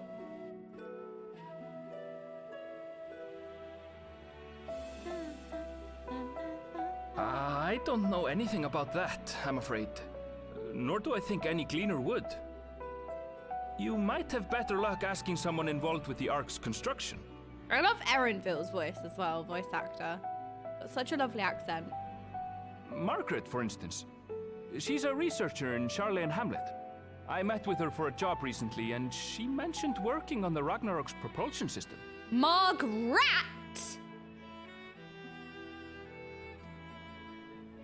You could do worse than to seek her out while awaiting the forum's verdict. Okay. We may well do just that. Our gratitude for thine advice, and may this threat be but a memory upon thy return. Aww. You're quite welcome. Now then, if you'll excuse me. Is his accent Icelandic?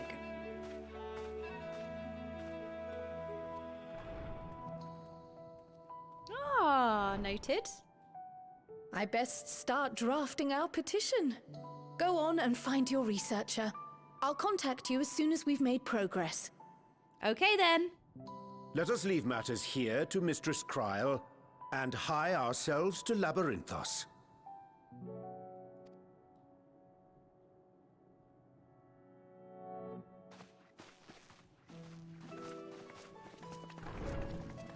All the buns have Icelandic voice actors. Apart from, well... Right then, time to put our best foot forward. Oh, Krill, you are best girl. Oh. Everything's stacking up. Oh. A pity you can't tidy yourself. I should have had Ishtola enchant you when I had the chance. Oh. Oh, she's got a little step stool. That's what I have in the flat to reach And the top what have we here? What do you mean, what do we have here?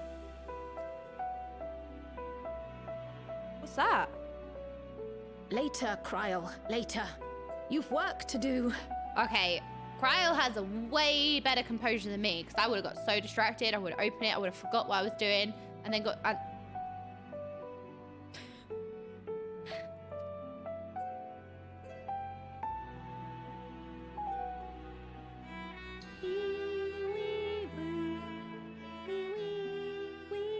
Do you think that's an invitation for something? Or maybe it's a formal letter, or could be anything really. Bye, Ojika! Wait, can we talk to Ojika without going to the inn room? Ready for a nap? Ask about the Andron. As Graha explained, the Andron's rooms are furnished for folks needing a break from all-night research or recently returned from expeditions. The students are used to seeing those walls plastered with articles and diagrams and personal messages, but I imagine it's quite a surprise for our newer guests. Why not take them down, you ask? Well, no, don't take them down, they add so much. Well, it's often the same people who stay in these chambers after all. And besides, when I see old notes written by friends who've since passed, it's comforting in a way, as if they're still here with us.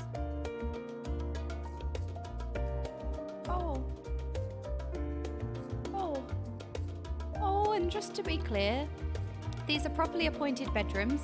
Any mention of naps is not meant to dissuade you from getting a full night's sleep. Oh, I love Ojika. How do we pet the Ojika? Pet. Oh, we love you, Ojika. You're such a precious soul. Oh. All right, we need to speak to Margaret. We already met Marg Dog, which was Argos, who I named Margaret. So we met Marg Dog. Now we're gonna meet Margaret.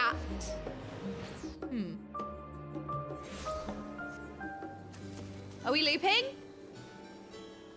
No, we're not looping, but we're merping. Do I remember what happened to the students aboard back in ARR? So they disappeared. I think that was the only thing that I know of the bald students, is that they disappeared. Like the whole island was kind of it just vanished or something. I think that's all I know at the moment.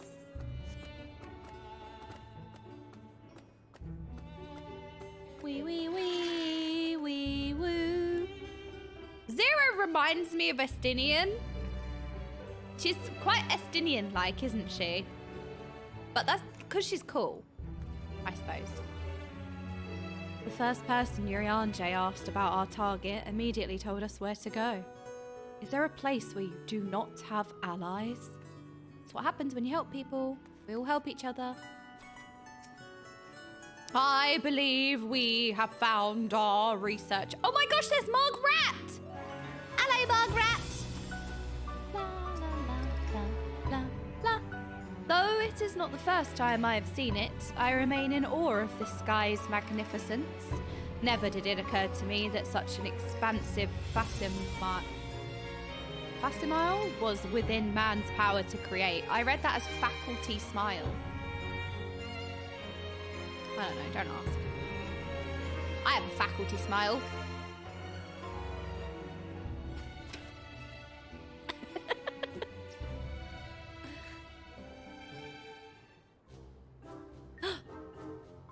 La, la, la. Visitors? How delightful. If you require assistance, then ask away. It so happens you've caught me in a post-deadline bliss. Hello, Margaret.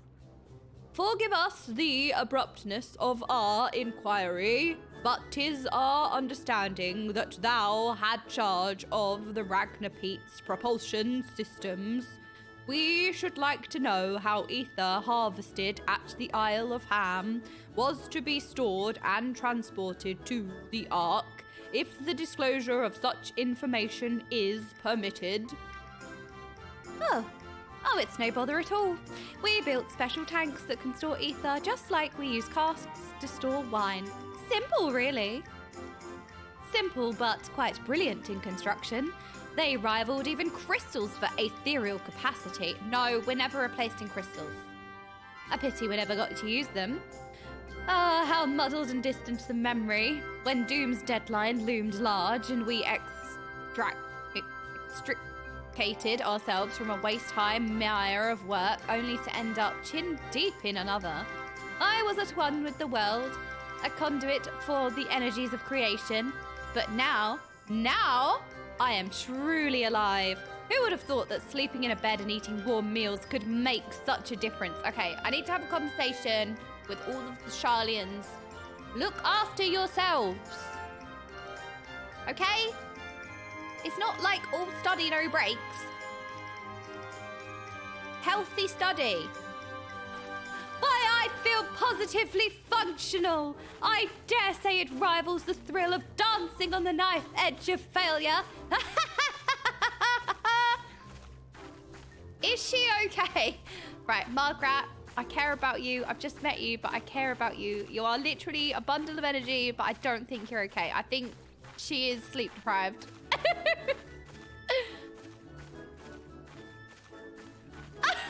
Yuri doesn't say anything. Zero is so confused. Zero is so confused. We are glad for you. Quite. On the subject of the ether tanks, do you know what became of them?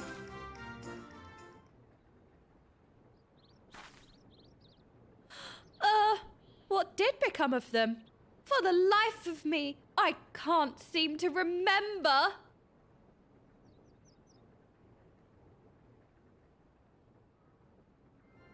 Oh, but I do remember somebody who might remember. Oh, well, that's promising. I remember someone who might remember.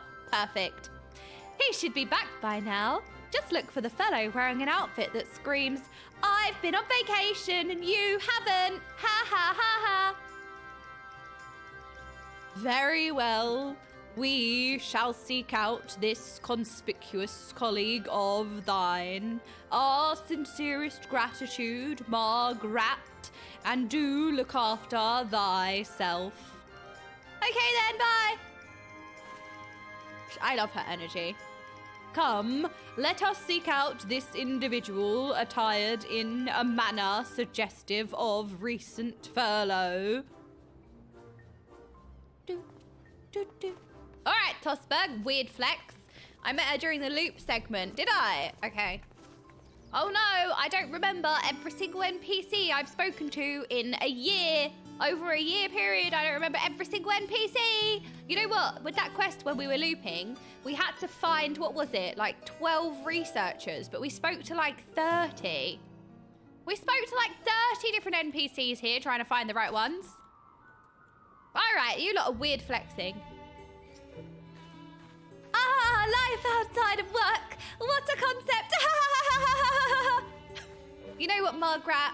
You're my new favourite character. I love your energy. You are going on the... Oh, I didn't mean to sneak dog. You're going on the S+ on the tier list. Ooh, Saskat, getting a bit close there. Sorry, I don't know how... I don't understand spatial awareness, apparently.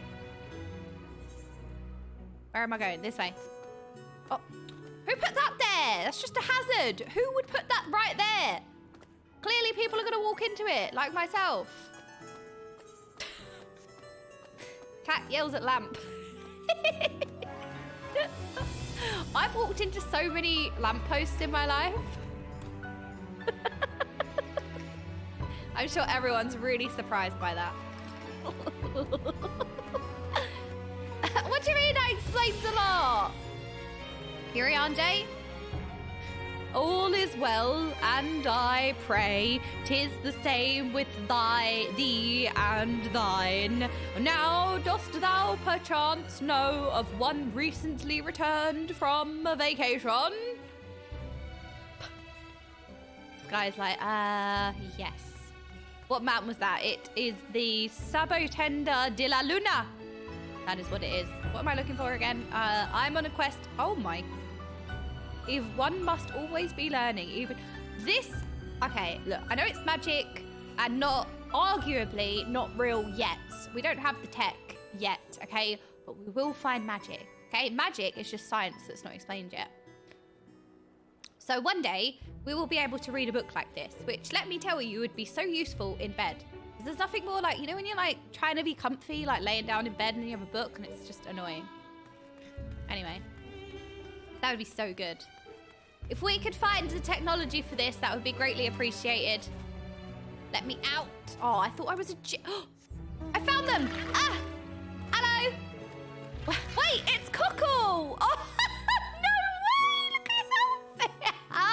I remember him. He was the one who was doing, we need 6% more power.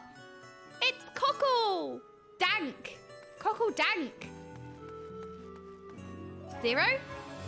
I do not know what a vacation is, but that man strikes me as more relaxed than most. Well, that is true. The mount is the Sabotenda de la Luna. Right, Cockle. I like his outfit.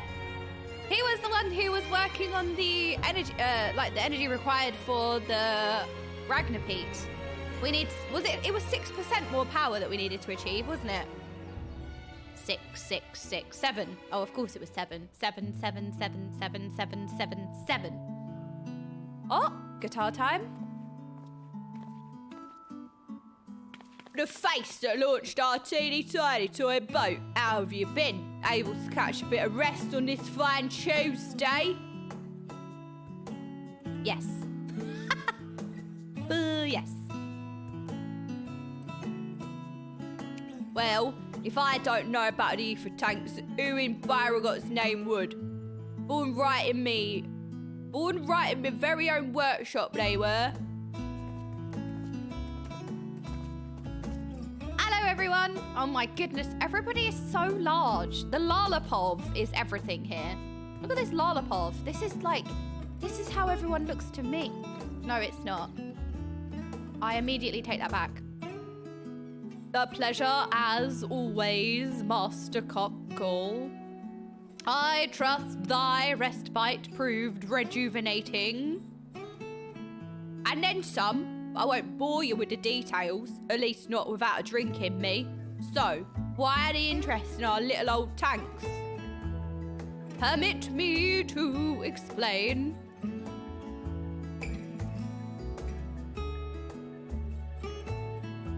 Cockle Dank.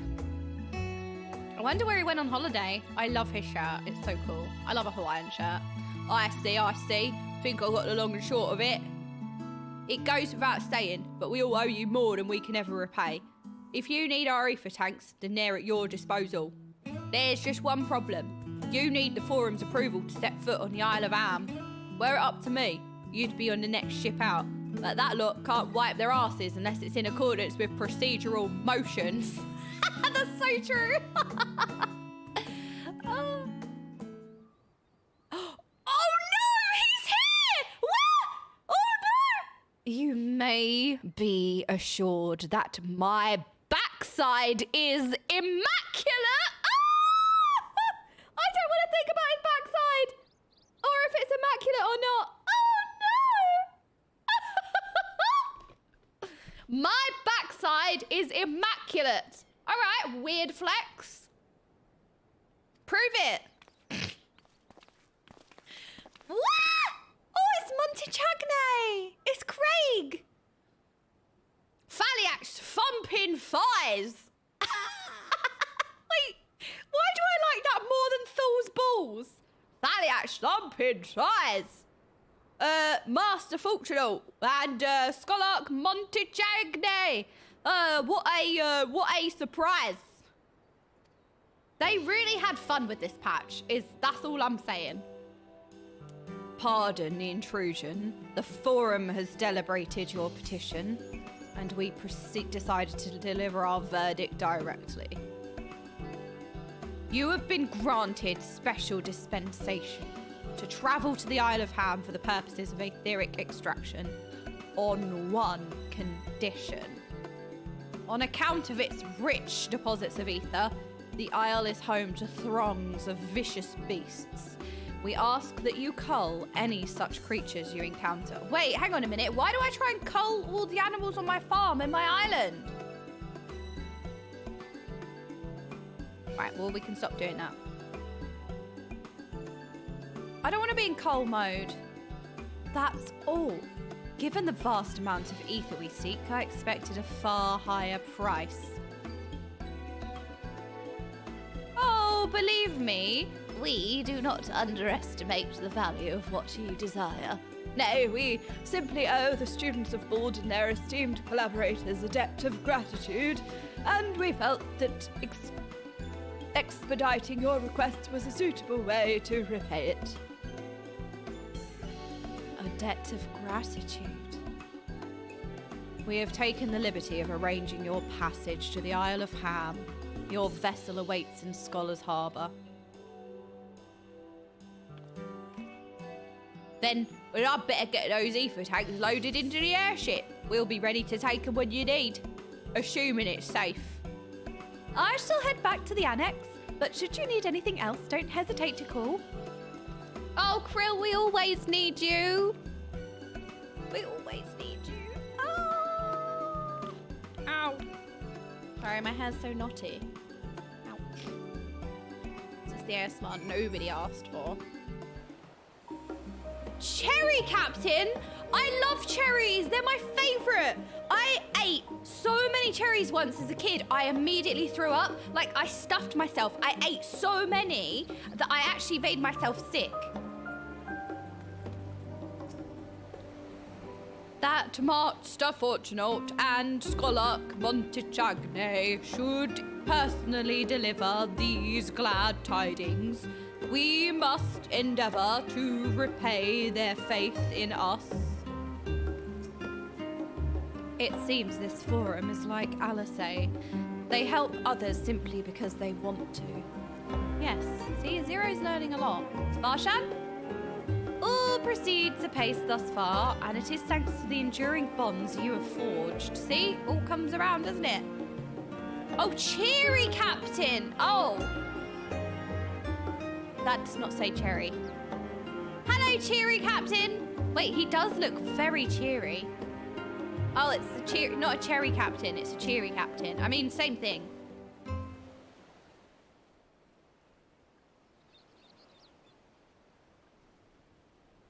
Bound for the Isle of Harm. You look like the ones Master Fortuno told me to expect. Oh my god, you sound like me. If you're ready to depart, then so am I. Just say the word. Yeah, I am ready. Is something the matter? Where's your Stola? I did recruit one other to our party, but he is late to arrive. Oh, sorry, she's doing... Who is it? Who? Please, who? I know! It's Thancred! This is Thancred! Forgive me my delay. I can't believe it! Thancred's here! Oh my gosh! Dadcrid's back! We got our two dads back! We got Yuri Dad and Dadcrid! Ah! Thancred? 'Tis good to see you. Oh, again, like, it's the character intros, honestly. Like, it would have been ages since you saw Thancred in the MSQ. Like, I know maybe you can see him in the open world, but I mean, like, in the MSQ, like, voice acted and everything. So, like, it must have been so long. And then he makes this, like, character, like, entrance, intro, and I'm like, wow, I love it. Every time, it's like fan service. Again, I always use that term, and I always feel like it's usually used in a more negative term, but I mean it in a really positive way of, like, he has his, like, dramatic, like, amazing entrance. I love it. Sorry, I'm fangirling. If it isn't Varshan. They do grow up so quickly. This is his evolution. Urianje tells me we have a host of exciting new tribulations to face. Oh, he's back!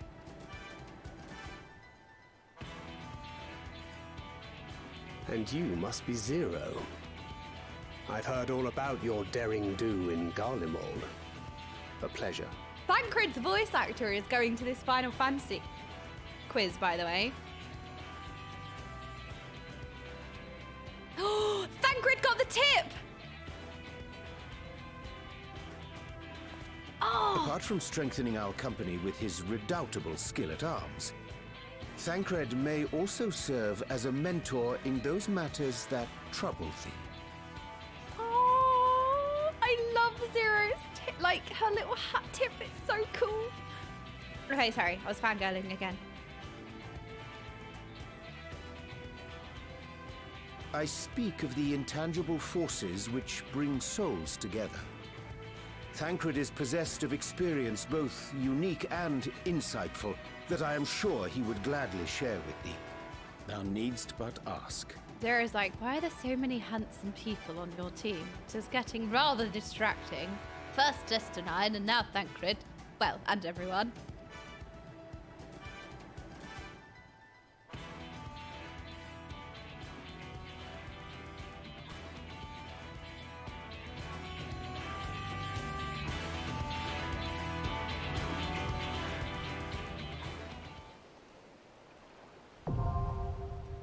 Oh, wait, hang on a minute. It's a dungeon? Oh, we're going... Wait, it's a dungeon? Oh, excuse me, when did this happen? What?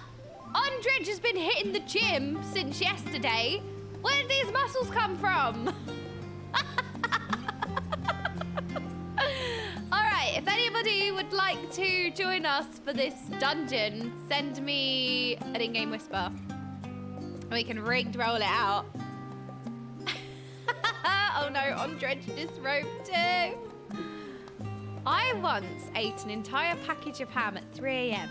Not because I was hungry, but because I was bored. I can relate to that. But I'd usually no, you know what it is? It's like, you know what's a really good 3 AM snack, right? You chop raw onion and then you cut slices of cheese and then you have the raw onion with the cheese like together and it's so nice. And then when you get back in bed, you've got like heartburn from the onion, but it's like, it's worth it. I swear to God, raw onion and cheese is like the ultimate tasty combo. What do you mean, cease? What do you mean, cease? I think that is definitely a good take.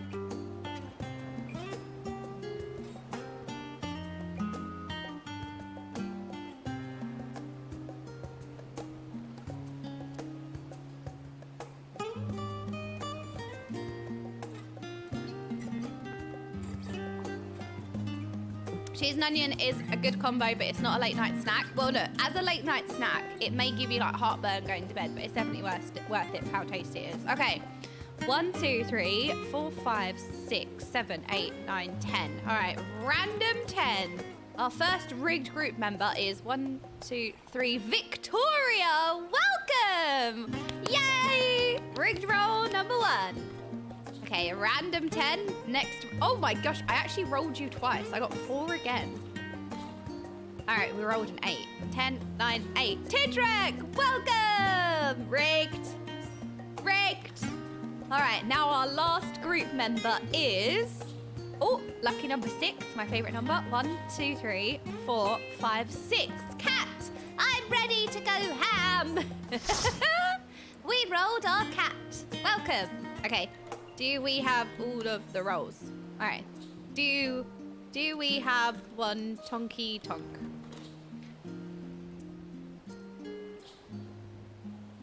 Oh, I would, but I'm not high enough level as my tank. I'm just happy I've leveled them at all, honestly. Wait, I'm getting close to max level now. Look, 90, 83. Tango tank. Oh, Giga Chad Victoria. Thank you so much. Alrighty. Okay. Do we have the right icons? Chatting ones. We need a chatting ones check. Do we have the right icons? Yeah.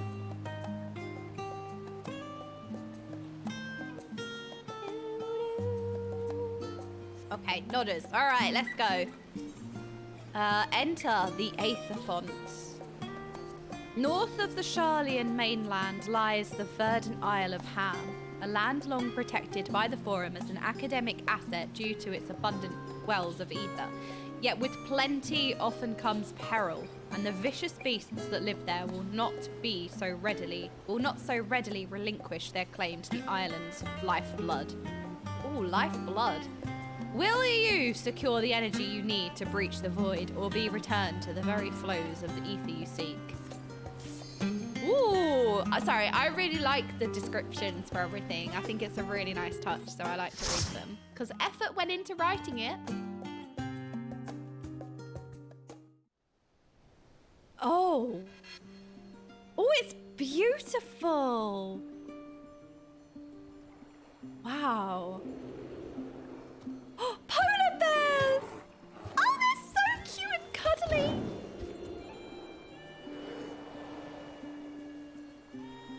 Oh. Ooh, the music.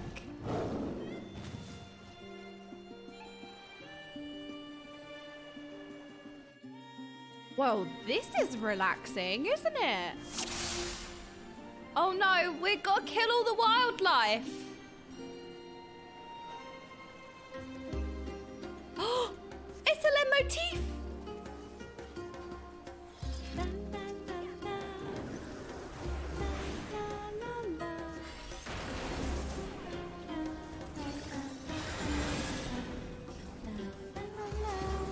Oh, it's wonderful!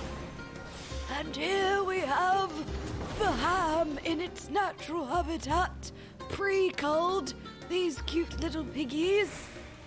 Oh no, I can't finish that actually. I take it back, that was a bad... No, you know what, can we start again?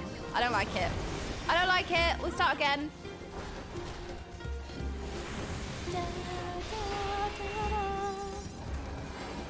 Oh, it's so relaxing, I love it! Blink, blink, blink, blink, blink. Oh.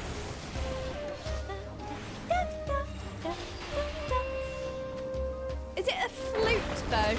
Oh my gosh! Oh, I can't. This is the cutest thing I've ever seen. Look at them! Oh, this is so cute! Oh, look! The little hands! Oh,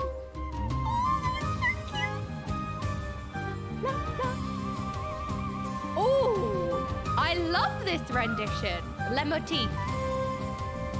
It's so relaxing yet epic. It's like really relaxing but also motivates you and fills you with energy. It's like a relaxing motivation. It's a really strange, not strange in a bad way, like a strange feeling to be like hyped up and have energy, but in a relaxing way. It's very clever, the duality of this music. Oh, do we have to kill everything?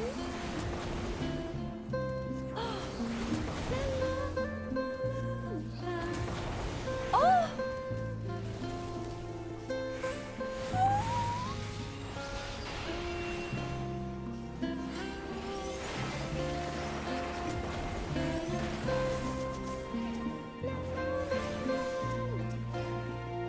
Oh, it's so wonderful.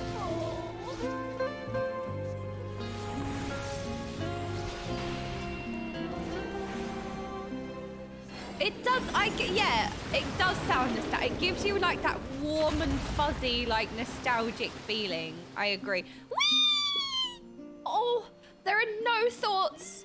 Oh no, look at it. It is so cute. No thoughts, just cute. It's toothless. Oh, he's so cute. Oh, he's so happy. It's Pepe Rega. I got no TVs. Do we have to kill it? It's so cute. I don't want to kill it. Oh, epic gamer music. Oh. Oh, it's so cute. I don't even care if we're getting caught in his bad breath.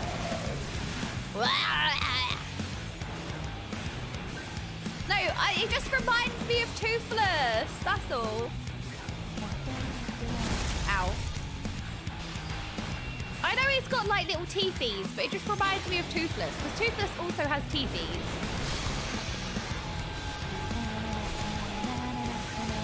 Oh no! Oh no! Oh no! I'm sorry! I'm sorry! I was too distracted by the boss being cute. I'm ready for Savage raiding tomorrow. I can't wait.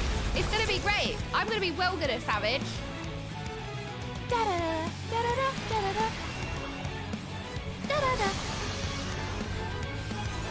This is so cool. Oh, it's so cute. There are no thoughts, just cute.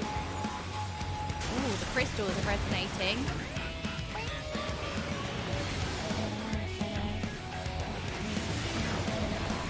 Stacking.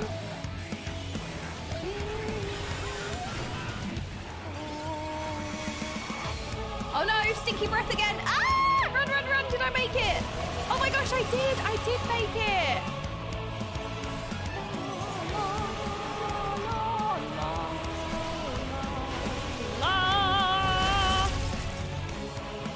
Uh-oh, the small crystals go off first, I think.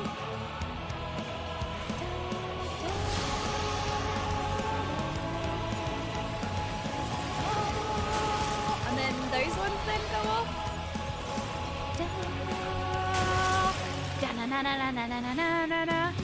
Oh no, stinky breath again. Run, run, run. Did I make it? I did it.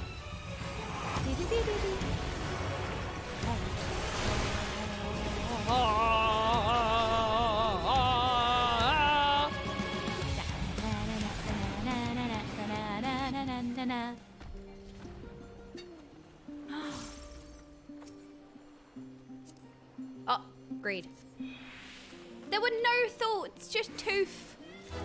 Ah, la, la, la, la. That's what it's doing. Oh, wow, look at this. This is like, oh, wait, that's a really cool way to get around. I love that.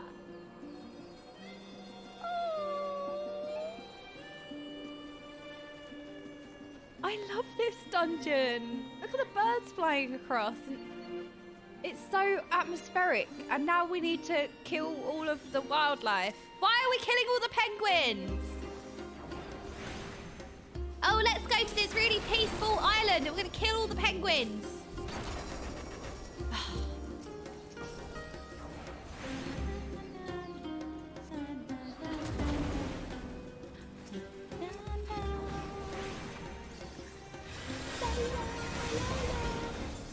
Bye, Pengu. They are. So I haven't watched Naruto, but I know it's called the Naruto run. I used to run like that as a kid, but I just did that without watching like anything that showed me how to do that. I just did that as a kid. I don't know what that says about me, but that is how I used to run around, like arms behind me. I legit did that. And it wasn't because I saw it in an anime or anything. That was just me. That was me. Pepe Naruto run. That was literally me running around. Oh no, please don't kill them. No, no, no, no. It's a nest and a family. No, it's so cute. We don't want to do that. They're so cute. Oh wow, look at this island. It's beautiful. Oh no. Oh wow, look. Oh, they look so tasty. Ham golem. They look so delicious. No, the penguin hatchlings are not taller than me. La, la, la, la, la.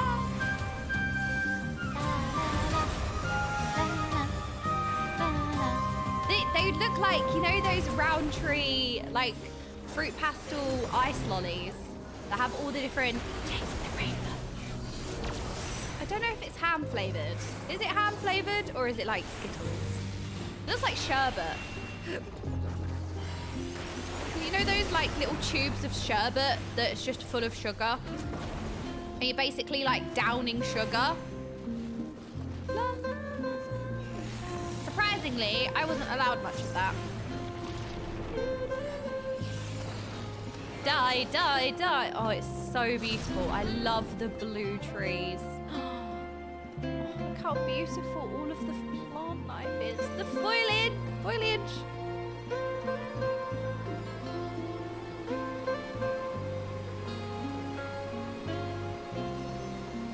Oh, wow, look at this cave. Oh my goodness. It's Arthur's. It's the most Giga Chad polar bear I've ever seen. You look like a Pokemon. Wait, it's so beautiful. It is actually Volibear.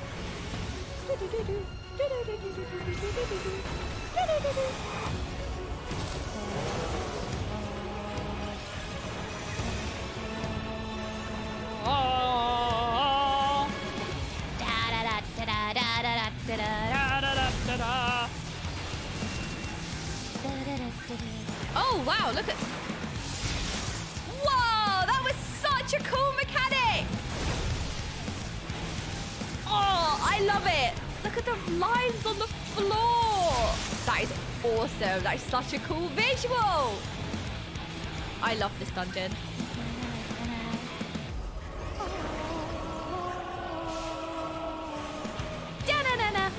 Oh no, I'm capped on whatever this is. What is this? Capped on got.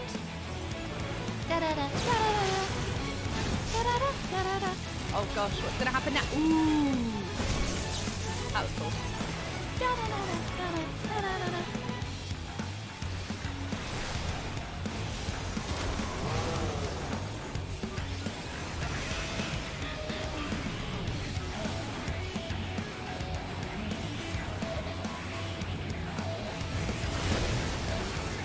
Oh no, run!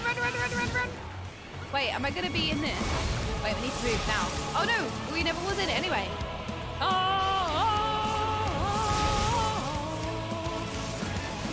Run. Oh, I was in that one though. Oops.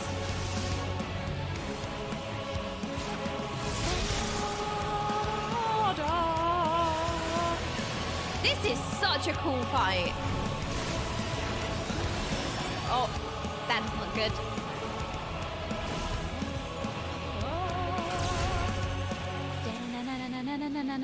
I've got so many glowies to press.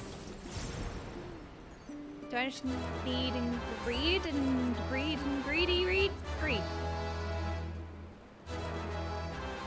Da da da!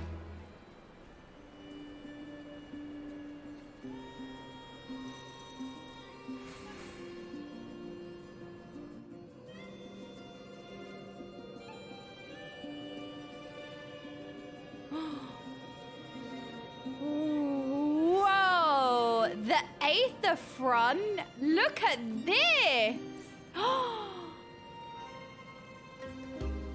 Oh, it's so beautiful. Ham polycrystal. Oh my goodness. Ham polycrystal. Delicious.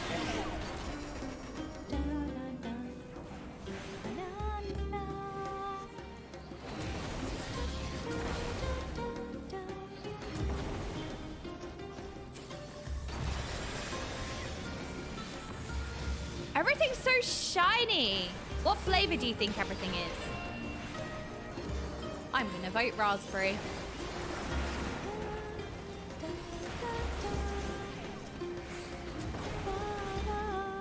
I don't think it's blue waffle candy. I don't think that's what it is. Hang on a minute. Wait.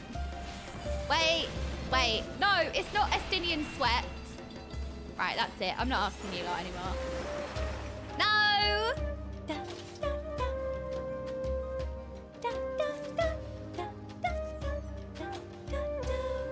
It's so pretty. Such a peaceful, beautiful dungeon, isn't it? Like, I don't know, they really do a good job of building environments that just like hit the happy brain chemicals. Like just looking around and being here is like the biggest dopamine hit.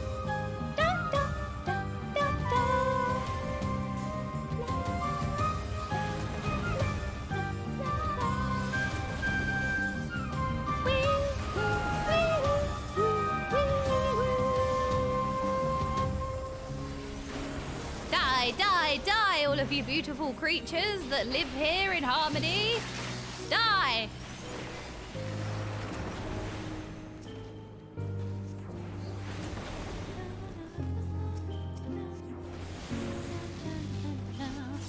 La la la! Scathe?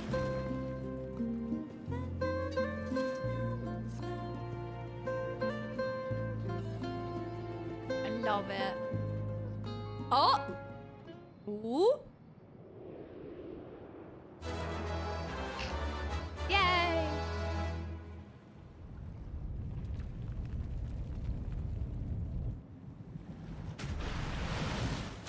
Oh no! Not the tenties!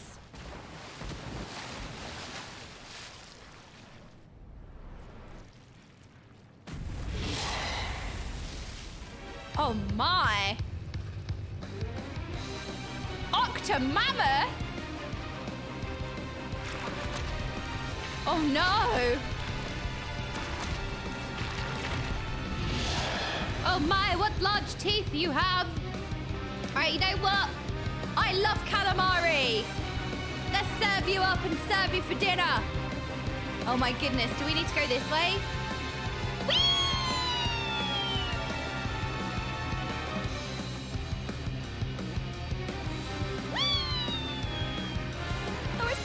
Wait, do you have to go to the different platforms or what's happening here? I guess we need to spread out, maybe, I don't know. Tidal roar. Rawr. That was pretty menacing. That was pretty scary.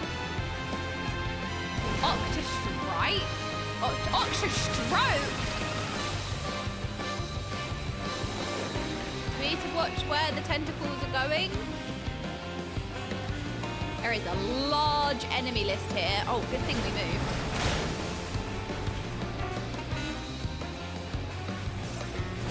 Uh-oh. Getting whipped by the tendies. Ooh, what is this gonna do? Oh, laser beams. Oh no, what does this look? What does this mean? Oh, that's what it means. Oh, okay. Well, I found out.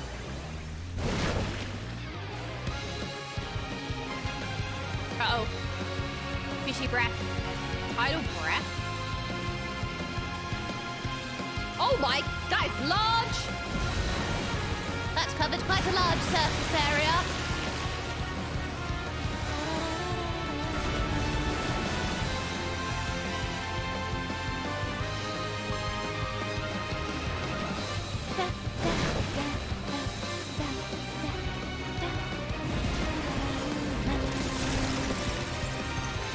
Uh-oh, it's evolving.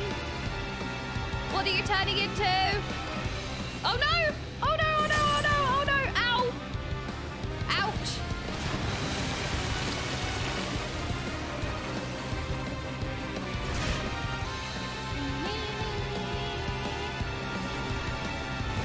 stroke. Uh-oh. I'm just gonna run over here. That was like a good thing to do. Oh! Ah! Oh no. Oh, right, I remember. Did I get hit? No, I didn't.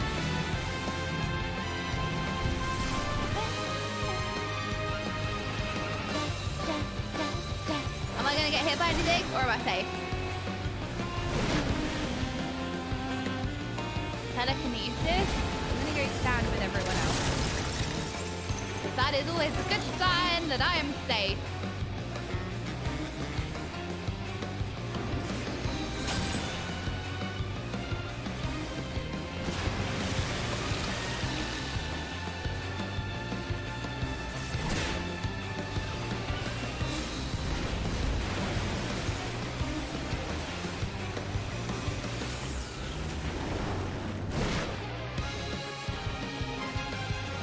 I was so like focused on my rotation-ish, but also like that is such a cool boss arena, don't you think? Like the different platforms and the tentacles everywhere, and then the main boss in the middle. Like, what a cool arena! I can't believe the Final Fantasy XIV would copy Pokemon. That's all I'm saying. Unbelievable. First Power World, now Final Fantasy XIV. Respect the source. That was so cool. Thank you so much for coming with me. Seems the Geyser is just beyond. Nothing to it. Oh my god, the Giga Chan voice line. Wait, what did everyone say?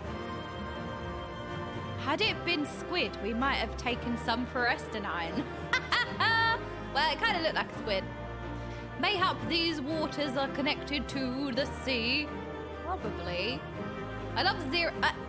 Somebody seems enthralled here with this character. What's happening here? Oh, all right, let's take a photo. We take a photo. We gotta like end a dungeon shot. Oh! Thank you so much for coming with me. Wait, where's Victoria? Get in! Get in, losers! We're taking a photo! Thancred, you kind of... There we go. Oh, wow, look at this. This is beautiful. Look at it. Thank you so much for coming with me. That was awesome.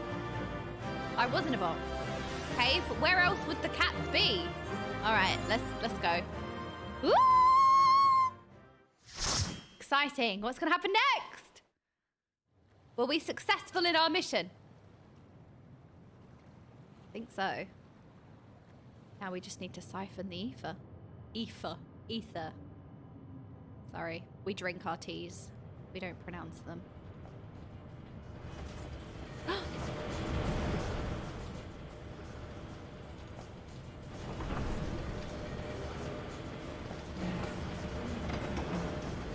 Hello.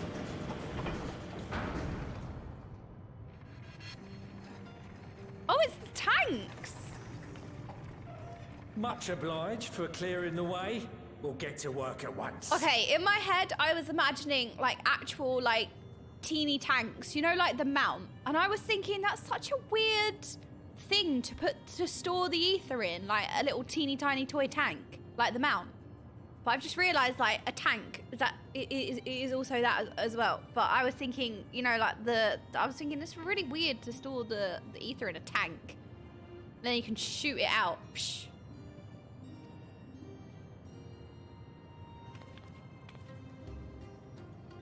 Because that is also can be described as a tank. Filling these up will take a good while. I appreciate it if you stood watch till we finished.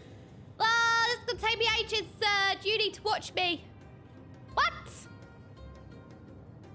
It is a tank car. I am getting chewed to chum by some ether-bloated bugger. Oh, bugger me. Okay.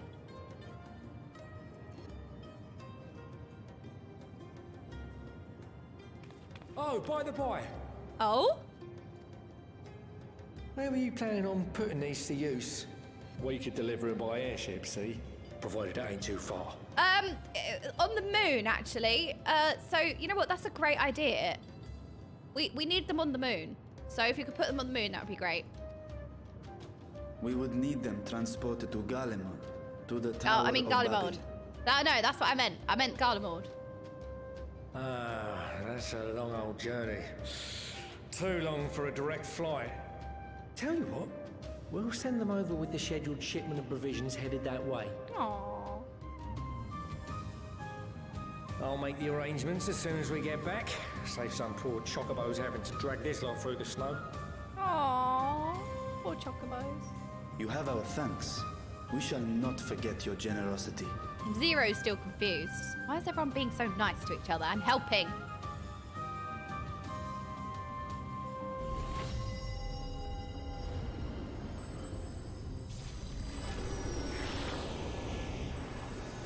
It's an ether tank.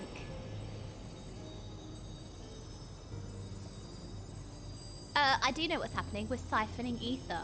Oh. Don't know why, but we are. Everything seems to be proceeding apace.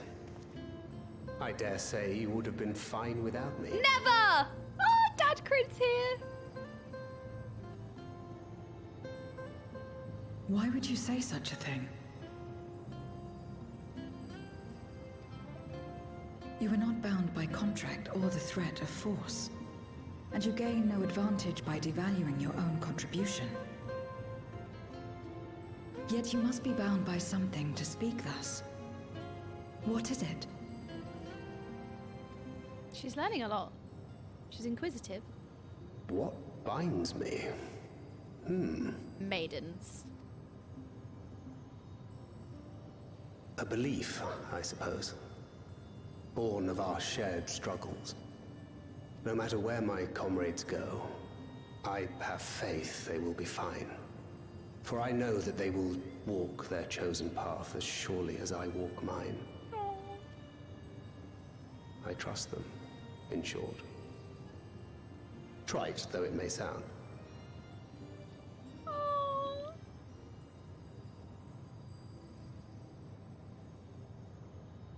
Trust.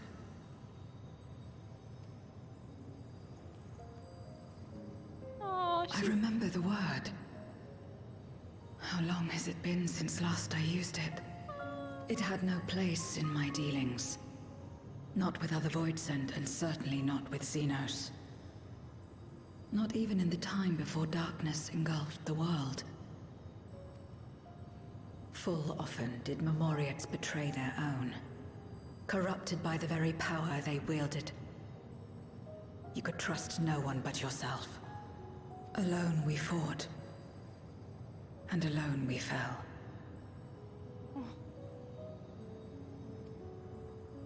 So saddening. I wouldn't know how to trust.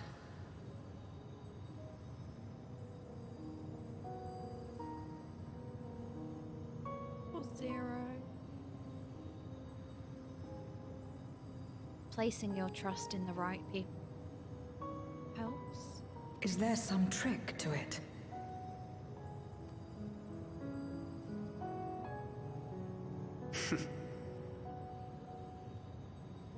Just stay close to this one. You'll learn in no time. Aww, that was sweet. Aww.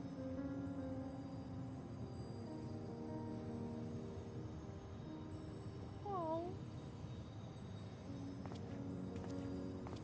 Aye, absolutely fine. Yeah, she is.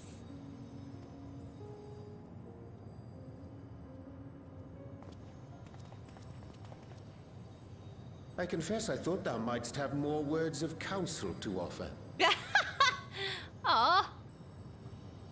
Oh, she'll soon get the hang of it, even without my help. After our work here is done, I'll see myself back to the shadows. No. But before that, I take it you've heard as well. Heard what? Indeed. The client seeketh Archons, And 'twould seem our extensive travels and neutrality make us prime candidates. Wait. I don't think I'm lacking critical information, or I forgot something. Or maybe I am lacking critical information. What? The client? Who's the client? Seeketh Archons. This is the first we're hearing about this. What is this sussy dialogue? What? Huh? Well, assuming we take on the request, I suspect I'll be stuck with you again. Don't let me down, Mom, our dads are fighting again. The dads are arguing again.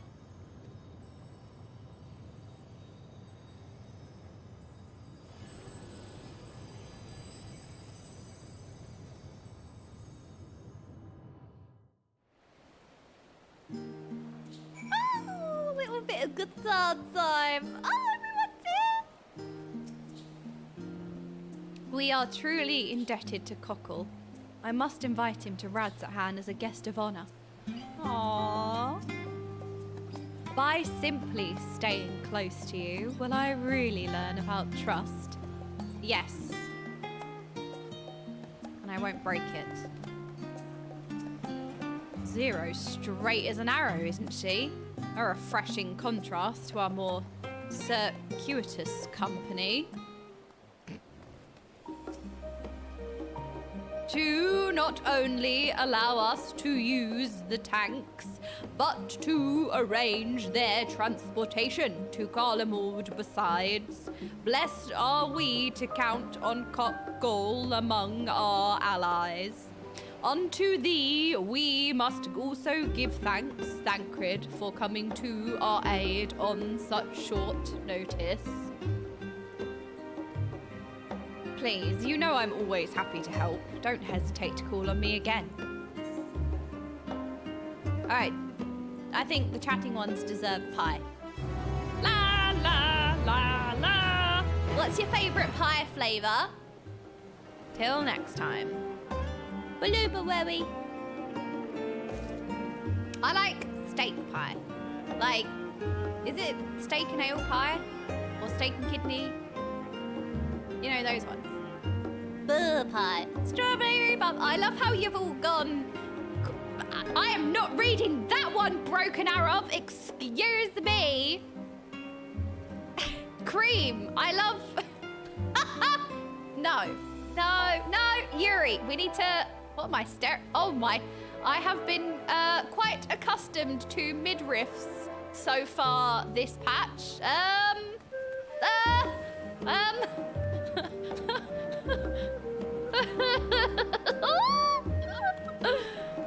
Key lime pie. I've actually never had key lime pie.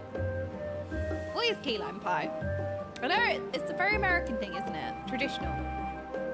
Well, me Brit, I've had beans pie. Like, I don't know, beans and cheese pie, okay? I didn't have no key lime pie. Mango pie. I've never had mango pie. Americans don't do savory meat pies that much. See, pies to me, my brain goes to like chicken and leek pie, chicken and ham pie, like steak pie. But you also do have apple pie, I guess. You have the sweet versions as well. Chicken pot pie. I like chicken pot pie. I'm having a Brit moment. Tomato pie, interesting. I'm getting a curry for food today because, no, you know what, Noxie? I'm so tempted.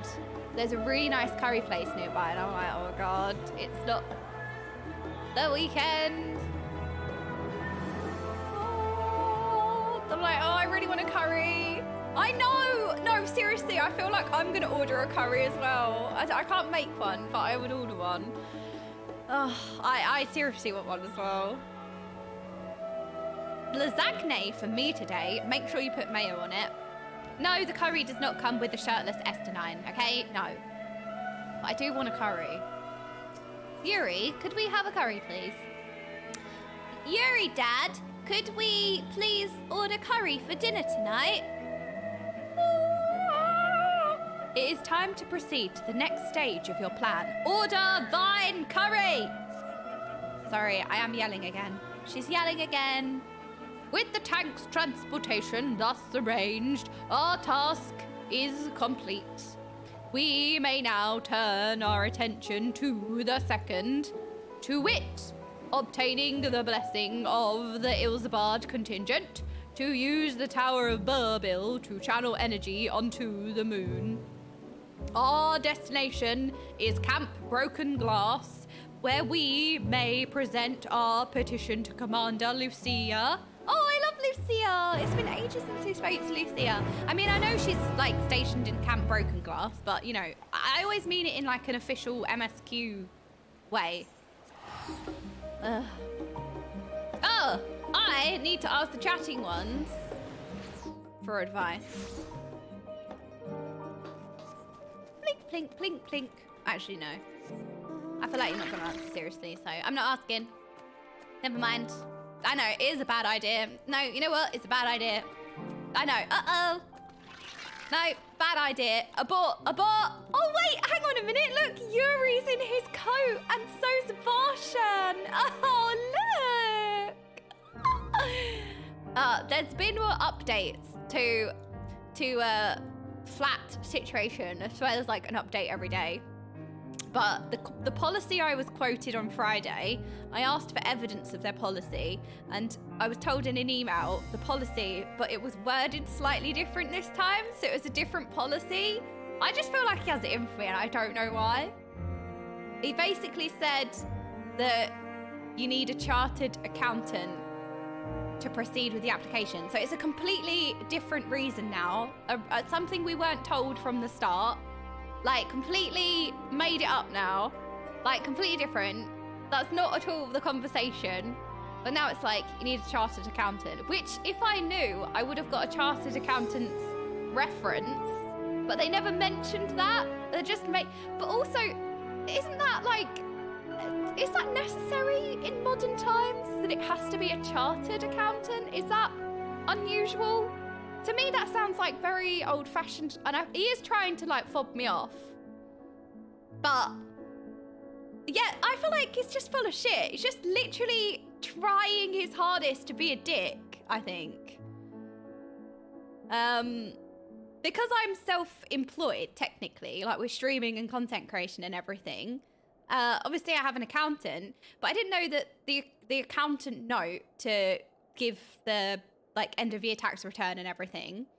Apparently it has to be done by a chartered accountant now. It's their company policy that the accountant has to be chartered. And if I'd known that, they do have a chartered accountant that could have written the note. Obviously, I'm talking to the person who handles my tax return, who isn't a chartered accountant. But I could have got the reference from a chartered accountant. They never mentioned, and it's like, that's such an unusual thing to ask for as well. What is a chartered accountant? I had to Google it yesterday. I was learning about it yesterday because it's just so ridiculous. It's like, it's getting more and more ridiculous. Like a retail agency asking for it. So strange. It's basically, a chartered accountant is basically, I think if you're earning like over 10 million a year and some other criteria, it's basically like a very heavy, like top scale account, like I don't know, something to it. I don't know, chartered account. He's just feeding me bullshit, and I just thought that's a really unusual thing to ask for, because it is unusual, and I'm being fobbed off. It's like the tail just keeps going, you know. I'm like, is that a usual thing? Because it doesn't sound usual. I feel like I'm being like absolutely like lied to, because when I said, because his original policy that he quoted me was for the reference company to complete their checks of proof of income, you need a guarantor.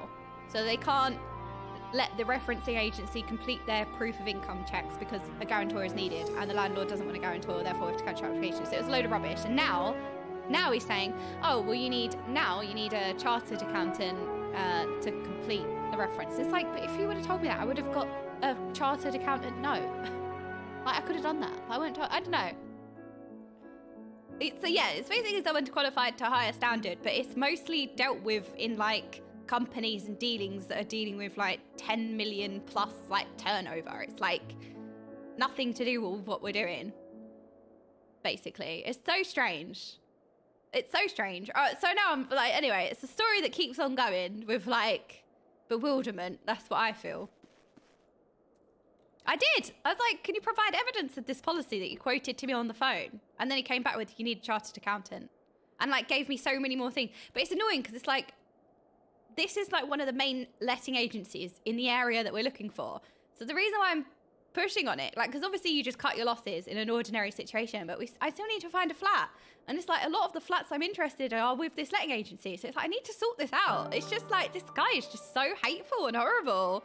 He basically made a mistake, doubled down on it, being stubborn, and it's just like causing me a lot of stress. Like a lot of stress. I always like, you know, not put on a happy face, but like, you know, don't think about it. But it is causing me a lot of stress. It is. It's like, oh God, they have a lot of the really nice flats, or the ones that we're interested in. Echo! Ingnox, thank you so much for the sub. I really appreciate that. Thank you. But yeah, but the thing is like, yeah, I don't know. You're right, but the person I'm dealing with is the senior manager. So I basically need to work out how I've been mistreated in terms of evidence to collect, to then go through an official complaint. And it's like such a lengthy process, you know, like send me a complaint form that's just going to get like binned or forgotten about. So that's the only thing I can do, but I'd have to collect evidence. But he keeps changing this policy.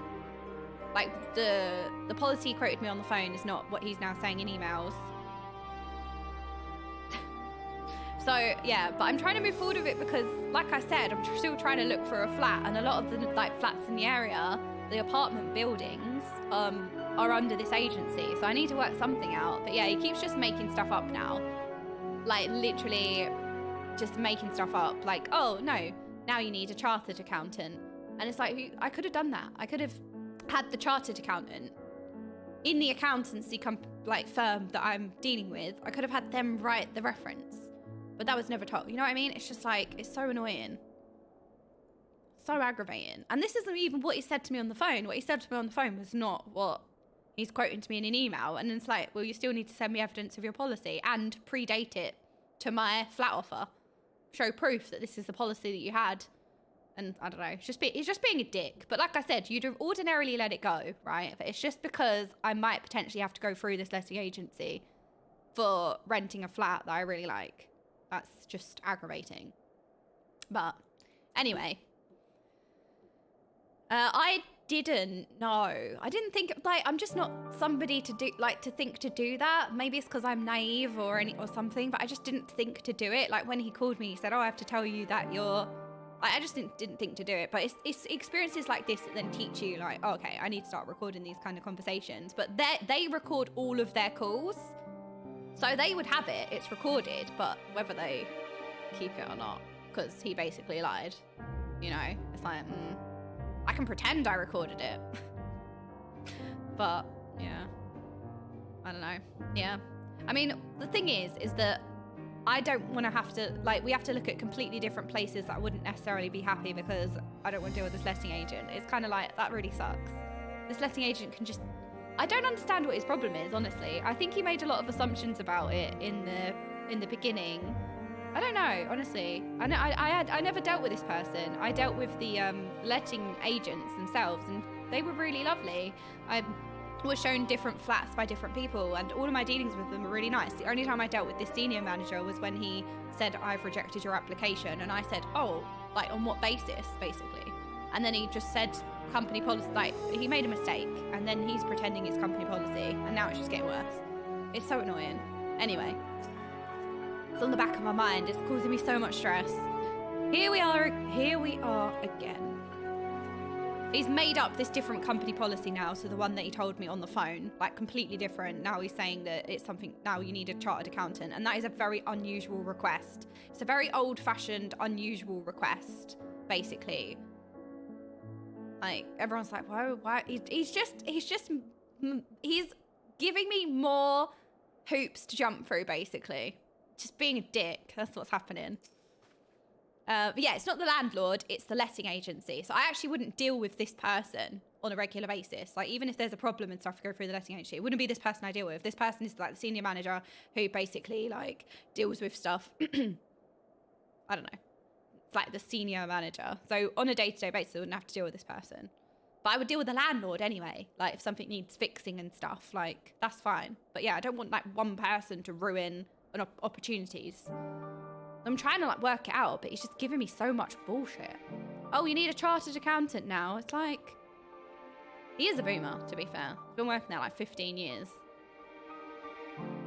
Not saying that that makes you a boomer, but... He is.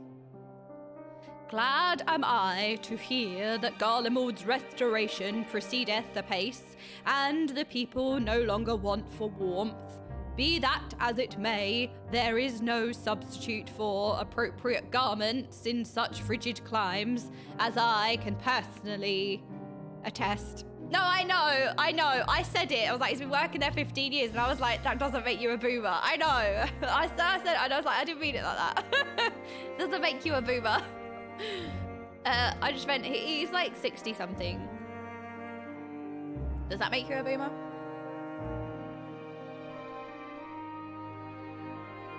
Yeah, I've asked for official written evidence of their policy and also evidence of how long that policy has been there, predating my flat offer, because if they just implemented this policy, like, that would be obviously very sus. But he can't produce written, or he can't produce evidence of his company policy, basically, at the moment. And he has twisted what he said on the phone and phrased it differently. So he knows, he's very clever. He's obviously, like, had to do this for a long period of time. Like, he knows what he's talking about. Not like in an attorney type of way, but he knows his loopholes. You know what I mean? Like, he's obviously been doing this a long time. So he thinks he's probably dealing with some, like, time waster idiot. All right. Idiot I may be, but, oh, time waster I may also be. I did sit talking for 4 hours yesterday, and I did one quest. Oh no, he's right! Per your Stolar's advice, I have changed into clothing more suited to these surrounds, the better to blend in. I hope this will suffice. It's really cute how they've changed their outfits because it's colder. Like, oh my goodness, I'm speaking to... Hello? Varshan? Senior manager can't provide proof for their own company policy. I know. And the thing is like, usually you just let it go, wouldn't you? But because, like, you know, I really do want to look for a flat, it's, like, really a block in my path that I'm trying to clear, basically. As you are as ever welcome. I do not believe I've met all of your comrades. Maxima! Ah! Well, you know, Zero's new. She's new. Oh, Maxima. It's so nice to see Maxima again. And Lucia. Hello, Lucia. Ah! Cutscene.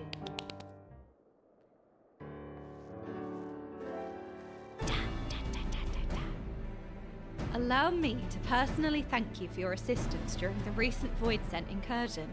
Your actions saved many. What brings you here today? Pray forgive us for not sending word in advance, Commander, but we seek your cooperation in a matter of great import.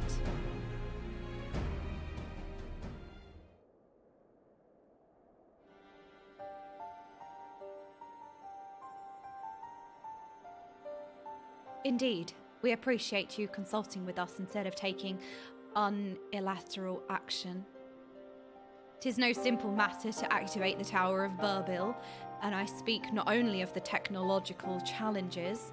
Personally, I think we must consider the emotional impact of such an action above all else. Pending a more official name, we refer to those who remain here as the Garlean community. The GC. As you would expect, they are predominantly native Garleans, most of whom are uncomfortable with ethereal manipulation. Oh yeah. To compound matters, the trauma inflicted by Anima is still fresh. If the tower were to suddenly light up again, it is like to cause distress and reopen old wounds. Well, can we not tell them? Better that than facing a mass invasion by Golbez and his Voidsent hordes, surely. I mean, she's not wrong! Oh, get it, Zero!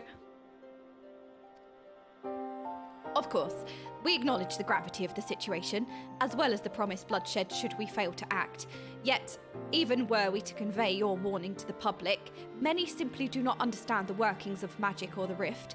they will struggle to comprehend why they must be forced to relive personal horrors for the sake of something they cannot imagine.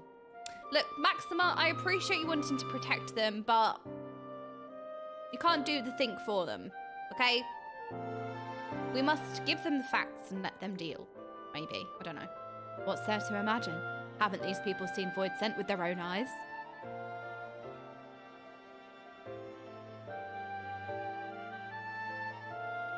Let us suppose you encounter someone who is freezing in this cold. A natural thing to do might be to make them a fire, yes? Oh, the tinkle.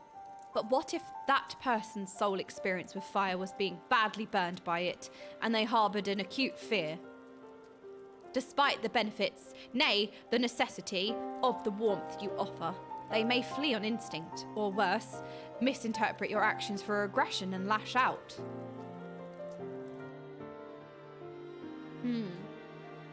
So like the fire that torments this individual, the Tower of Burbil torments the people of Garlemald. Yet, we cannot afford to falter here. We must find a way to help them overcome their fear.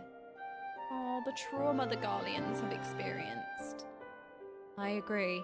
To that end, the contingent will assist however we can. We should speak with Alphanord and Alisay. With the rapport they have established with the Garlean people, I dare say they can provide us with valuable insights.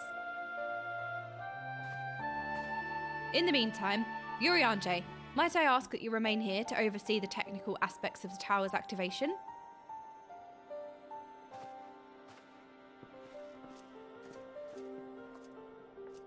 I understand the people of Garlemald have been through a lot. Like, there is a lot of trauma, a lot of damage, a lot of severe wounds inflicted here.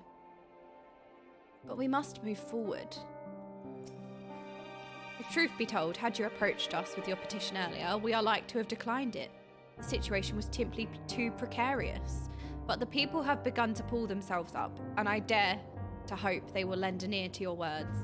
See, Maxima just really cares about his people. He's very protective of them, especially after everything they've been through. He's extra protective, overly protective. But you can understand why. See, this is another thing where Final Fantasy is like really clever in the way that it's written, of like, he might not be right, but you can also understand like why he thinks that, and you can understand what he's doing even if you don't agree with it, you know? I will relay the particulars of your endeavour to members of the contingent. Rest assured we will do our best to assist you. Full faith have I that you will win over the Garlean populace. In the meantime, I shall see to it that all is in readiness with the tower.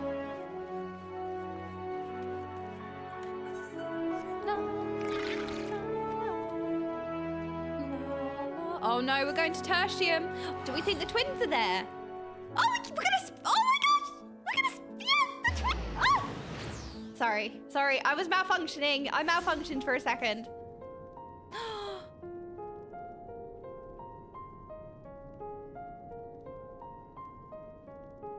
Ooh! Please help! When's react? Oh no, we need a ract right now. What are we reacting to? You know what? Rack to this, but I'm so mature. Alisay and Alphanord!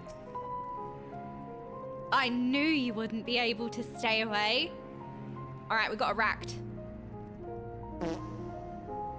Why? How is that the second time this stream? No more racks. No. I knew you wouldn't be able to stay away. Right, that's it. I'm done. No. Not 2 out of 3 daily quests. Okay? No, it's void. Only 1 out of 3. That doesn't count. I've decided. It's company policy that doesn't count. Excuse me, is that fart chartered? I have taken the liberty of explaining our objective. To dread fire even when one is freezing, to become a prisoner of one's fear, 'tis a fate to which Void Sense too can succumb, I. Ah. Of all the things... Oh, hello, Eulus.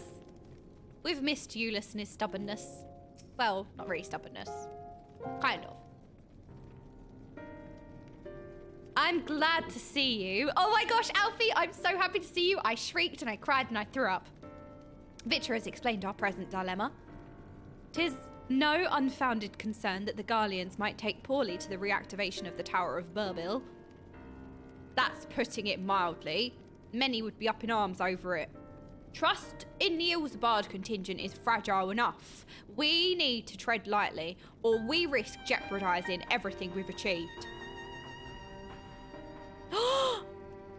Zero's tip! Trust. Again. That is my favourite emote. Wait, is it an emote? Could we have that as an emote? Is that an emote in game? Why are we hutting?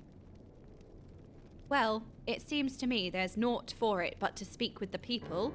Rather than harping on about the necessity of the plan, we need to lend an ear to their concerns. Then, perhaps, we can begin working towards a compromise. I mean, yeah, we can't do the think for them. We have to know what they actually think. In that case, I'll take you to meet the community leaders. They're at a station called Senatus, near the Senel-Column Imperialis. Woo, that was a tongue twister that could have gone very wrong. I would be honoured to speak with them, though it would be prudent to learn where people elsewhere stand as well. But that I will leave to the others, save Zero. Might you accompany me? Modders? I'm sure those in Tapper's Den will have their own opinions. Alfnord, if I may drag you along? Yes, you may. Tertium, we leave to you.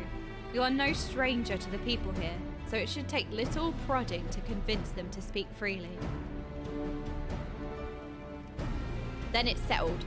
Once you've learned what you can, let's all meet in Forum Solius, where we'll have what I hope is a productive discussion.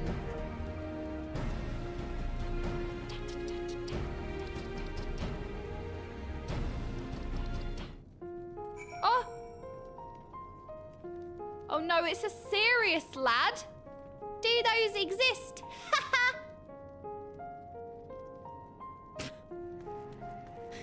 Sorry. Oi! Oi, you got a license for that? Excuse me, what are you doing over there? Oh, getting a brief respite to read. I mean, the train is pretty. All right. Hello, serious lad. Where do we go from here? Oh, this is so sad. Would you mind if we reactivated the tower? No! Stop it! That tower is evil. It'll turn us... Oh, wait, it's actually worse. Wait. It's way worse than just a bit of PTSD. Like, it literally turned their own into zombies and... Well, essentially zombie-like creatures. Wait, it's so much worse. I've just realized the severity has just set in. I don't want to hear it. Leave me alone. Their trauma has just sunk in way more. They would be terrified of it. Not just because, like, the activation of the tower, it's not just the sight of the tower, but they've literally seen what the tower can do to those they love, those around them. And there would be a fear of that happening again. Absolutely. Hello, can we turn the tower back on? Fi, that tower isn't right, I'll tell you. All those magics. Years ago, back when I lived in the provinces, the locals razed our village to the ground with the stuff.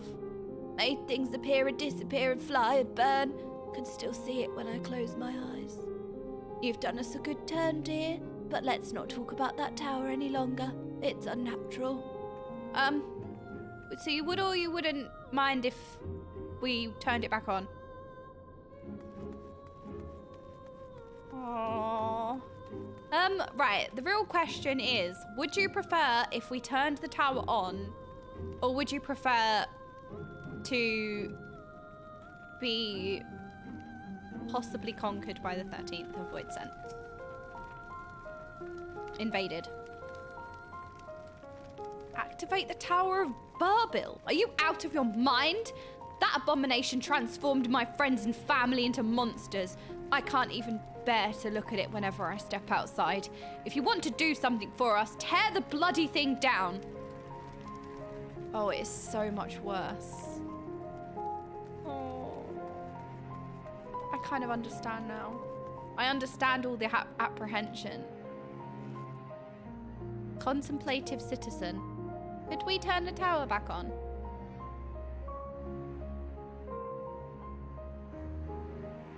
The Tower of Burbill? But what's it got to do with voids then? I can't say I understand. Still, your people have done much and more for us Garleans. If you say it's necessary, then that's good enough for me.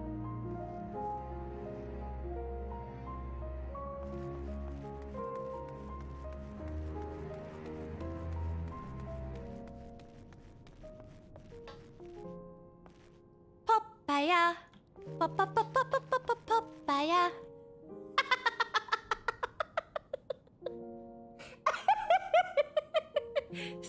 Sorry.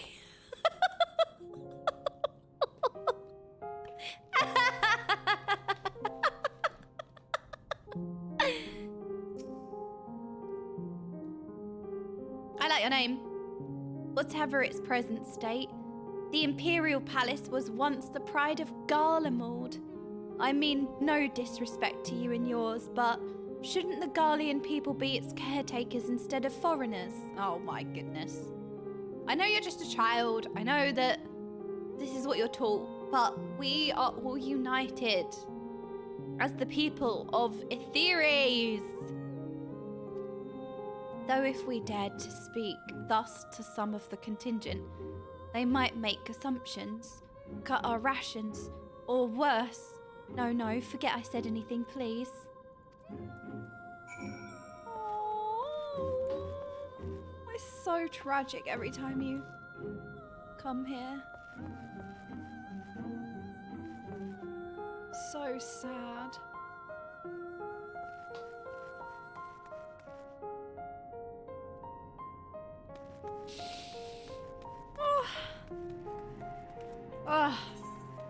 Once again, the power of building the environs. Wait, you can mount inside! Really is good at building like these environments that you feel. It's like, what is it? Show, don't tell. I think that's what Final Fantasy does best. You feel the despair. You feel the sadness. You feel the trauma. You know?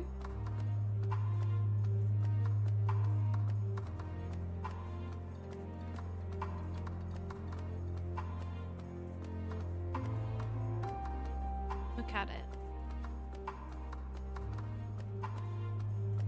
Zone is so tragic. Or I can imagine how much harder this must have hit, like when the Ukraine war was happening, because that was around the same time, wasn't it? Wait! What? No way! Alpha? Omega? No way! Oh! That's so cute! They're just sitting on the swing! Oh! You're so cute! Oh, look at me, so happy! Oh, Alpha! Oh! I can't believe I found them in the open world. That's the second time now. Oh, hello, Omega. Oh, you're so cute. I can't believe they're here. I'm just chilling in the abandoned war-torn park. Oh, yeah. Right. Oh, yeah. I forgot about that. Oh, yeah.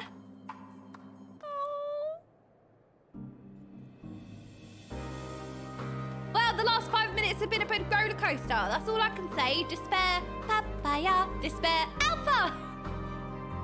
Right, it's not my fault that Final Fantasy makes you feel so many things and puts you on a roller coaster ride, okay? Is it my fault? No. Oh, they're so cute sitting over there. I can't believe it. 000, do you see Alpha over there? And Omega, do you see them? Look, they're so cute sitting on the swing. Eulus is on his way with the others. I hope you found the people more receptive than we did. No, not really.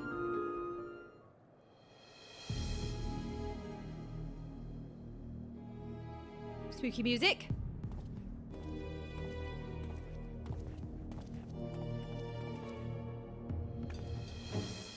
May I present to you Lord Gnaeus? Lord Gaius? Because you don't pronounce the N? No! You don't pronounce the G! Lord Gnaeus and Metius, magistrates of our political council. They have been spearheading the efforts to establish a new system of government here. When we raised the subject to the Tower of Burbil, they insisted that we speak no further until joined by representatives of the Ilsbard contingent. I see Alpha and Ordinalise have yet to arrive though, so perhaps we should wait. It doesn't matter if only some of you are present. We simply wish to make one thing perfectly clear. Oh gosh, why are they like the Forum but worse? The Tower is the manifestation of Garlean ingenuity and authority. It was once the abode of the imperial family, and it will forever bear tremendous cultural significance. It is insulting enough that we have had to suffer foreigners occupying it under the guise of rendering aid, and now you propose reactivating it. Nay, we have had enough!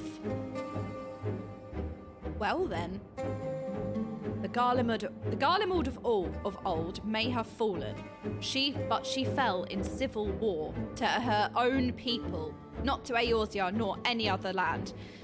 We are all the same because we're all people of Atheres. We're all on the same planet. We came here to assert our unequivocal claim to our territory. Garlemald and all that lies within her bounds is beholden to no one. Right, but it's a bit hypocritical, isn't it, considering Garleans invading history?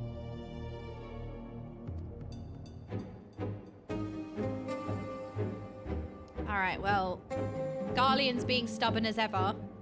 Shock. And closed-minded.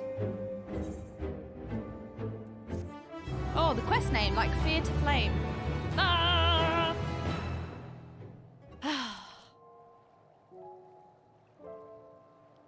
Please, you must understand, see reason. No! No more speak of this! Sorry. There is no common ground to be found with these men. In spite of this, you would still engage with them. I mean, we could kill them. Is what someone may say if they were the bad guy. As the good guy, I think we find a compromise, is what I was gonna say. I do not begrudge them their hostility. They merely seek to protect their homeland. That said, we must strive to reach an understanding with one another. I know, be open-minded! Stop being stubborn! I think I just hit him in the face. We will treat with the Ilsbard contingent, if only to assert our rights. If your intentions are as benevolent as you claim, then you will agree to our demands. What? Ah, sovereignty. Oh gosh, sovereign.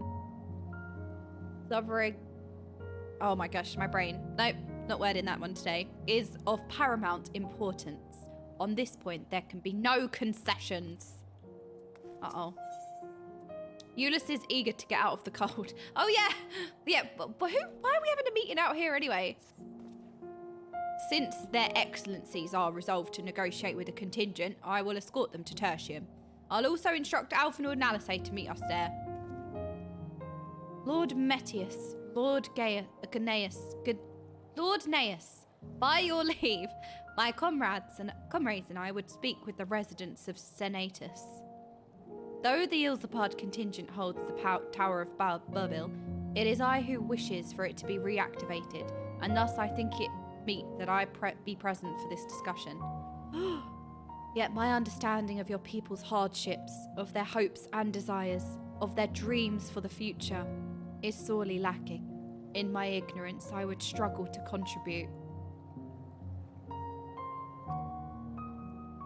Lest you worry, I will not plead our case to the community in your absence. I wish only to identify common ground, upon which we might build a relationship that sees us overcome our differences.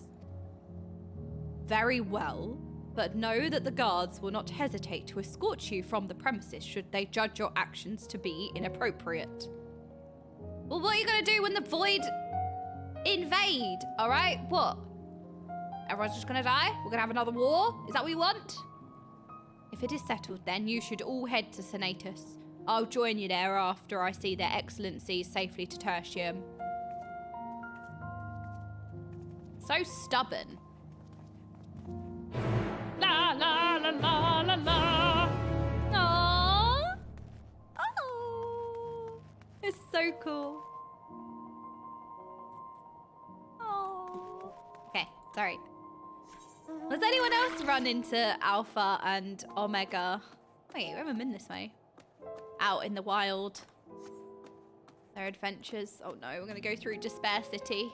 We have Clown City, which is Yulmore. We have Crayon City, which is Radzahan. And now we have Despair City.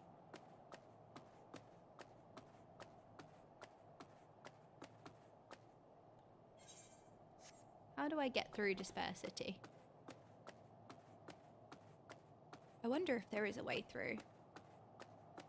Yay, we discovered a new location. Excellent. Uh-oh. It's an eerie silence. Overtuned specimen? I honestly haven't seen them anywhere. I don't know if I'm just blind or unlucky. Could be. I mean, they could be quite hard to spot depending on where or what you're doing. You saw them at the baths? What? I am British. We bathe. I thought Despair City was finding out Estinien was... No! No, that is not a fact that we will not accept. It is lies and slander.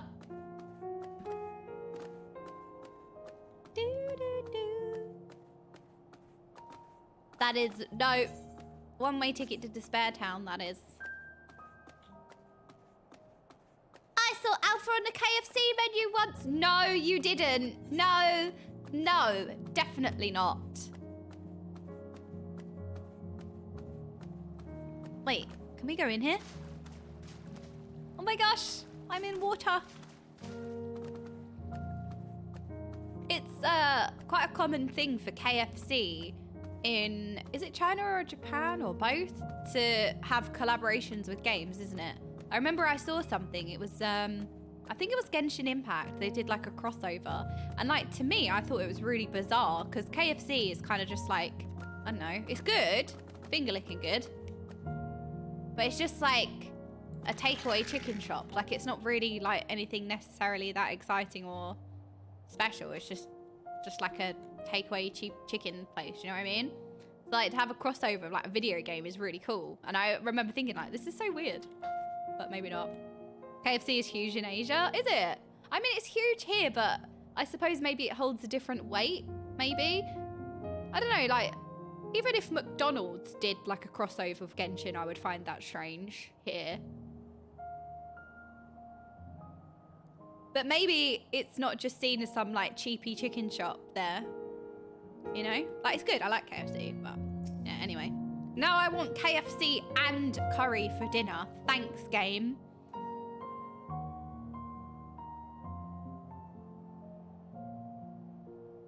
KFC is the big Christmas meal in Japan. No way. Really? KFC shrimp burger. That sounds good. In Vietnam. So I really like KFC gravy. You should read up on the Final Fantasy XIV and KFC China disaster. It's actually pretty hilarious. Did Final Fantasy XIV and KFC do a crossover? No way. again, to me, it's so random, like KFC. Like, I know it's big, obviously, but like not in like that any kind of way that it would collaborate with like a game, for example. It was like, I was like, what, when I heard about it? That is so funny. KFC successfully convinced Japan that's what all Americans do for Christmas. What, have KFC? I wouldn't even... KFC for Christmas? I mean, don't knock it till you try it. That's all I'm saying. Julius has told us all. You have Lord Naeus's permission to enter and speak with our residents, but not to petition them directly for support. Remember that. They're all so serious here. Of course they are. Their defences bespeak a cautious mindset, more so than Tertium. Here it is, Senatus, a temporary refuge for political dignitaries, hence the tight security. I am given to understand that outsiders are not normally permitted so much as a glimpse inside. We should consider ourselves fortunate to be given this opportunity. I mean, that is actually considerable for the Garleans. I hope it will be worth the trouble. As do I, Zero. As do I. Ah, do we? Okay, yes. Oh, this feels like a meanwhile. Oh, we're safe. We're safe. No meanwhile.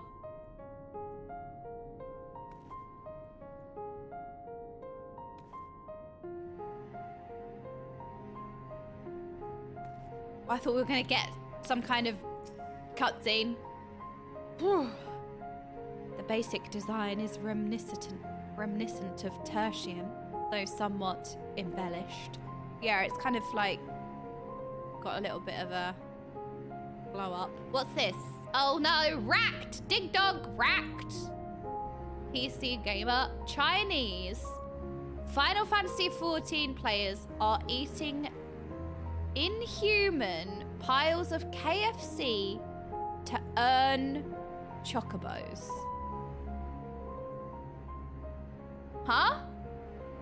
Okay, sorry. I read inhuman before anything else. Although it would be a good thing if they weren't eating human. Anyway. Everybody loves getting a special mount in an MMO, right? In Final Fantasy XIV, it's the fat black chocobo. I mean, look at it. It is so cute. It's so cute. So this is the mount you could have got, but how did you get it? Thing is, in different countries, that sweet ride is available as a bonus attached to different special offers. And in China, to get a code for one, you have to eat a heck of a lot of KFC. Huh? How much KFC do you have to eat? The only way it works is you buy a family deal for 4 and eat the whole thing. Easy, mate. That's a standard Friday night. It's only available if you dine in and... All right, family trip to KFC.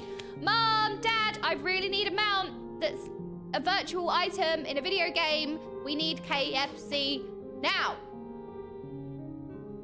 And apparently they do enforce the rule that you have to finish it before they'll hand you the code. Do they do they stand there and stare at you to make sure you're not throwing it away? Here's what's in the meal thanks to Redditor. Okay, so 1 double chicken burger, 1 vegan mushroom burger. What the? All right, who's gonna be the vegan? If you don't have a vegan, if everybody is a meat eater, then who's gonna have the vegan option? Who's gonna have the vegan option? I need to go with Zeppler, you're right. I think, is Zeppler a vegan? I don't know. All right, who's gonna be the vegan? Because no one in my family has any dietary requirements. So someone's got to have the vegan mushroom burger. A 1 5-piece chicken nuggets, 2 original recipe chicken, 1 2-piece New Orleans chicken wings, 1 Beijing spicy duck roll. I can't have the spicy one. 2 Pepsis. Okay, everything else is kind of like doable, but 2 Pepsi bottles. I can't drink that much. 2 peach oolong tea. I mean, okay. That doesn't sound so bad, right? Except that's per No way! You're kidding! That actually didn't sound too... That's per person! How are you supposed to have 2 large Pepsis, 2 peach oolong teas per person? What? You're kidding! I was reading it. It legit did not sound too bad. I was like, we could probably do this. That's per person. It's the drinks that are catching me. That's the hard part, the drinks. I can't drink that much.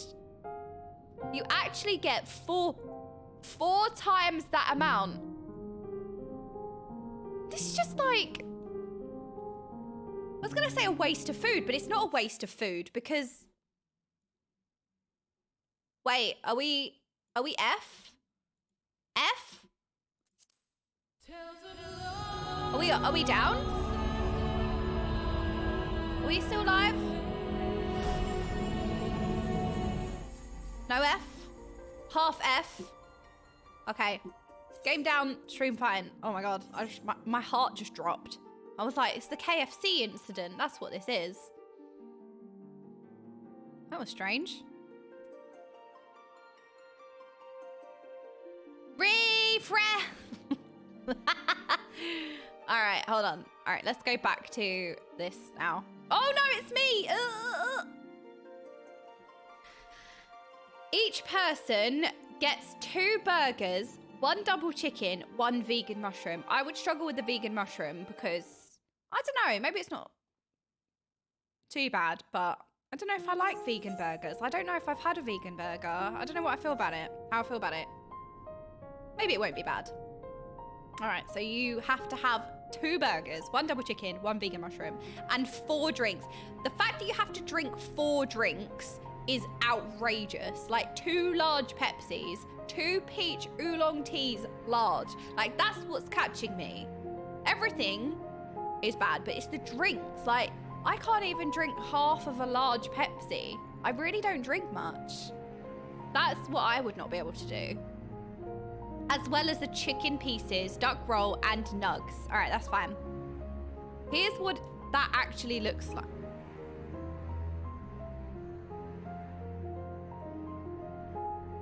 Ooh.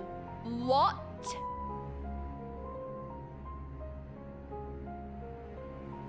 Okay, the picture is bad. That is so much food and drink. This picture.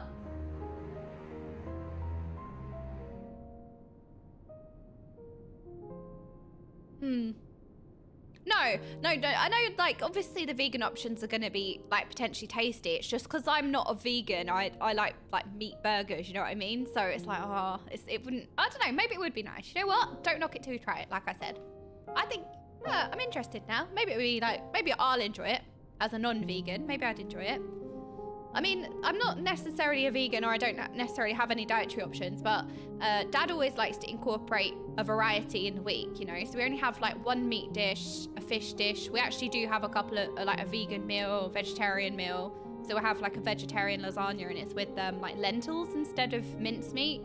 So I do eat a lot of like vegetarian meals and also vegan meals, but I'm not vegan or vegetarian. It's just good for you, isn't it? It's just good for you, and it's good to like mix things up and not have too much of anything. My dad's very healthy. Like whenever we pick on HelloFresh, like we pick like a vegan and various things. So, but this is a crazy amount. It's the drinks that get me. Like all this food as well. Jeez.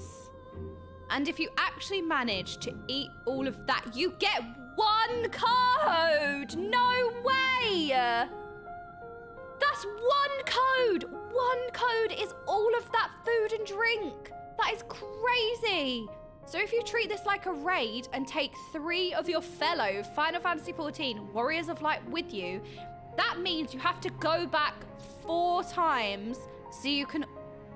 So not only do you have to... Right. Not only is this not between the 4, right? Not only is this 1 each, it's actually not.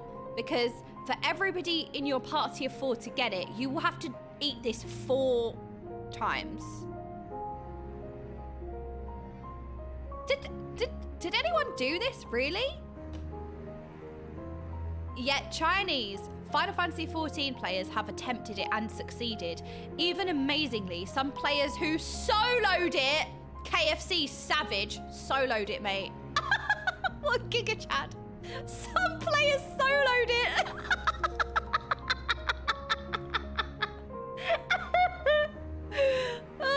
The resulting memes, again translated by Cozy Wolf, are great. Certainly better than anything KFC Gaming Twitter account has ever posted. Enjoy and say a prayer for all the red mages out there trying to get through their mushroom burgers. 4 warrior lights, 3 runs. White mage was wiped first, followed by the tank. Red mage resurrected white mage, but he denied. Now only the black mage is alive. We're about to be wiped. By the way, red mage said that I am the toughest in the party, so now all the food is on my plate. Oh no. What's this? KFC Extreme, I am full, need DPS. I cheated. I said I was solo, but was wiped after eating a roll, a chicken, and 2 wings. I am done. What about you? Never again. The lady next to me looks at me like I'm a pig. No! This is so funny. I was wiped at 5% solo. You must distribute the damage from the Pepsi. Don't let it stack. Oh, this is so funny. I told you, it's the drinks. That's the bad part. Oh man, that is so funny. No way. I went to the toilet, they took away my meal and gave me a new one. No, surely.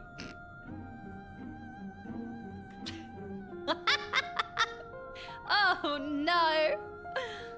Heaven on... That is bad. That is bad. That is 1 meal. That's what 4 people have to eat in one go. That's like the Tower of Burbill, IRL. It's the KFC of Burbill. No way.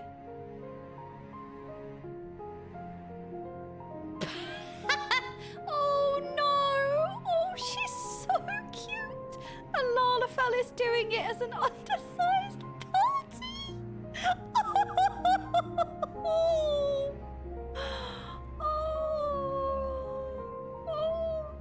Oh.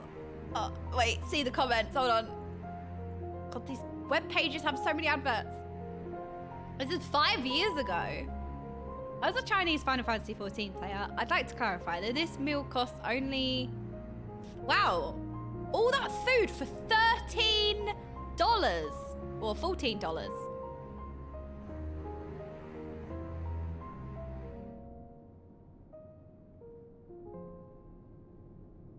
It's like, you go to these chicken shops sometimes and it's like, oh yeah, you get 8 hot wings, 4 burgers, 6 fries, 65 Pepsis, and also key to a house. That'll be $1.99, please.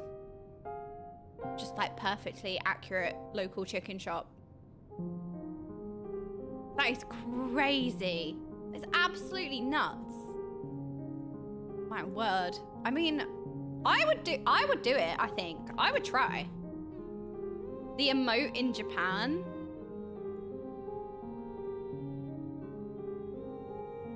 No, they turned it into a... No way, this feels like this isn't real. Is this real? Like, you can eat KFC in the game?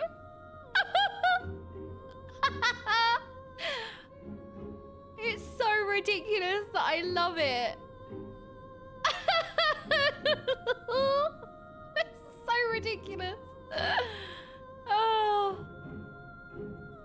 Oh, all right. Now that we've laughed about KFC chicken, time for...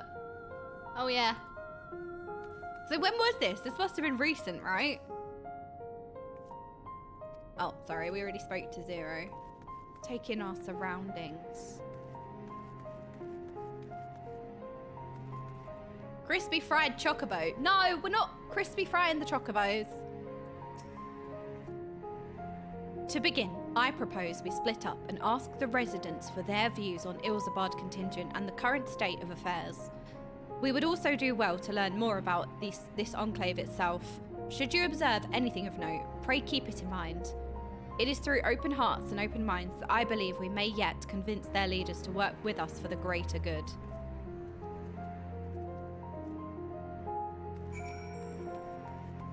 All right, we need to speak to the residents. Pelagia? Would you mind if we turn the tower back on? You want to know what I think?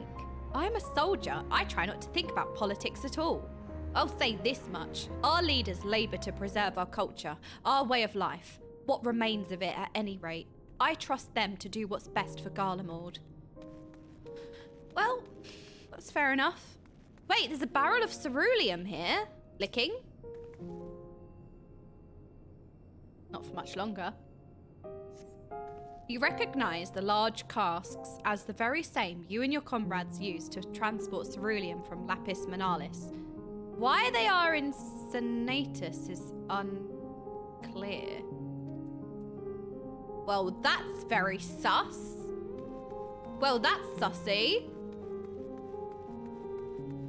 Huh. Oh, there's bread in there.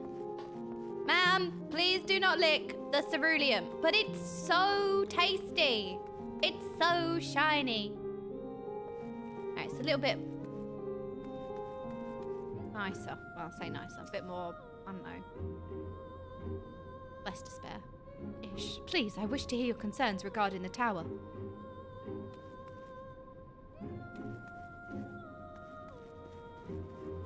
Get out of my way, chair!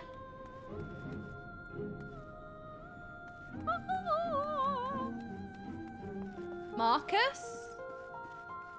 Hello, Marcus.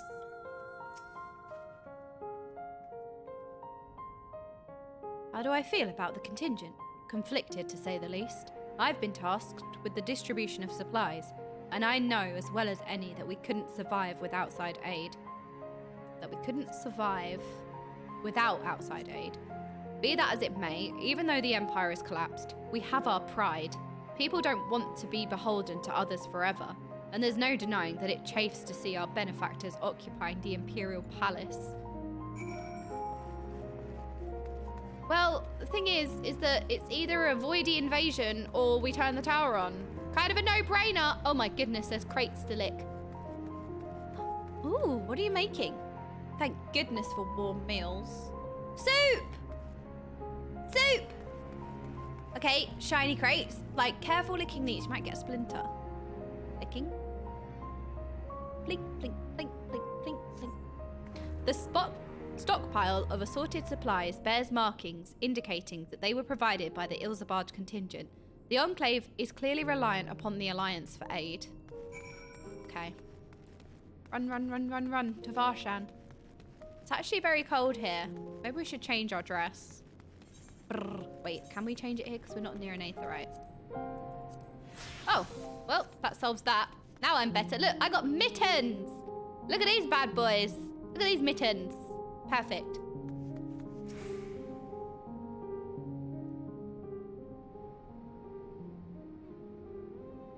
Oh no! KFC and curry talk today. I am very hungry as well. Sorry. Finished touring the Enclave, have you? What were you able to learn? Soup. Much the same as me then. They accept the contingent's help out of necessity and harbour a measure of resentment. They have only themselves to blame. If they don't like the bargain, they should reject it. How many times must I tell you? It's absolutely out of the question. Who's this now? What's happening? Do I get curry or KFC for dinner now? I don't know.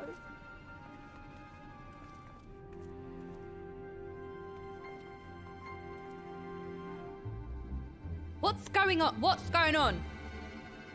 We were wondering the very same. We came running when we heard shouting. Wait. Oh, I thought that was Emma then. Is aught the matter?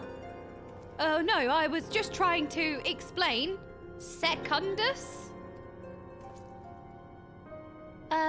Mayhap you can clear this up. The contingent has made a reasonable request, but this man insists that it's impossible. It concerns the Magitech weapons which run rampant throughout Regio Urbanissima. Every time we deliver the supplies here, we have to dispatch extra men to defend against potential attacks. To address the issue once and for all, we've proposed the elimination of all machina that loiter near the supply route. But you heard him. They refused to even consider it. Why? We'll kill them. The magistrates have already spoken on this matter. Rampant or no, those war machina are Garlean assets. Furthermore, who is to say they are as dangerous as you attest? Oh my goodness, I remember how insufferable you all are. But also, they've been going through a rough time. It has been suggested that this could be a pretense to scavenge Magitech material for your own ends. Alright, take the tinfoil hat off. I know not if that's the case, but the fact remains, we cannot allow you to destroy them. Well, supervise us then. Take them away after we've killed them. More speculation by the magistrates, I presume. Ridiculous, but they have spoken, and unless we want to inflame tensions further, there's naught we can do. How complicated relations become when not grounded in a clear and equitable arrangement. I love this whole... What? No! Wait! That was mid... What? No! I'm sorry. No, I didn't mean to laugh at the KFC crossover. No, I'm sorry. It was a great idea. The KFC crossover was a good thing. It was a great thing. It was a great idea. I didn't mean to laugh about it. It was an accident. It was an accidental laugh. It was a great idea. I'm sorry. Oh no, it's because we laughed at the KFC incident. Oh no. Wait, what's going to happen about the cutscene now? What's going to happen with the cutscene? Sascat's deleted. I know, because we laughed at the KFC incident. It resets. Oh, thank goodness. I thought it was going to, like, complete or something. Oh, okay, to the beginning. Oh, okay, for you. I'm on Light Phoenix and it crashed on me 2 times. I'm fine on Light DC, just Chaos it seems. I'm on Sprig and Chaos seems fine.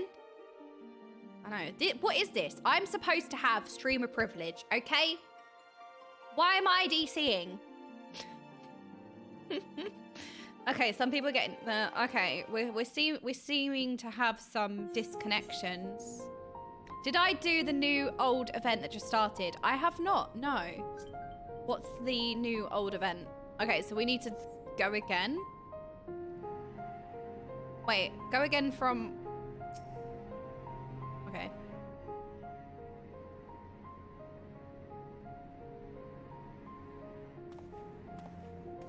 There's a 6 crossover event? No, 11. 11 crossover event. Okay, so should we read this through again or do we just get back to work? Finish joining Enclave, have you? What were you about to learn? Soup. Oh no, we have to start from Estinien's chambers. What a shame. Ah. Okay, and then we go over there and they're just being stubborn. We did learn about soup though. I'm not lying. We found soup. So it's not a lie. I'm not a skipper. We just did this. Well, okay, fine. Do you want me to read it again? Fine. I will read it again. Oi, what's going on? Do you have a license to do the cutscene again? Right, what happened was we laughed at the KFC crossover and then we got disconnected as punishment. That's what happened, Julius. We were wondering the very same. We came running when we heard shouting. Is aught the matter?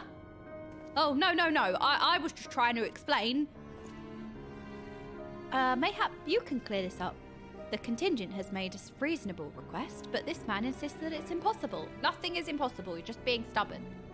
It concerns the Magitech weapons which run rampant throughout Regio Urbanisima.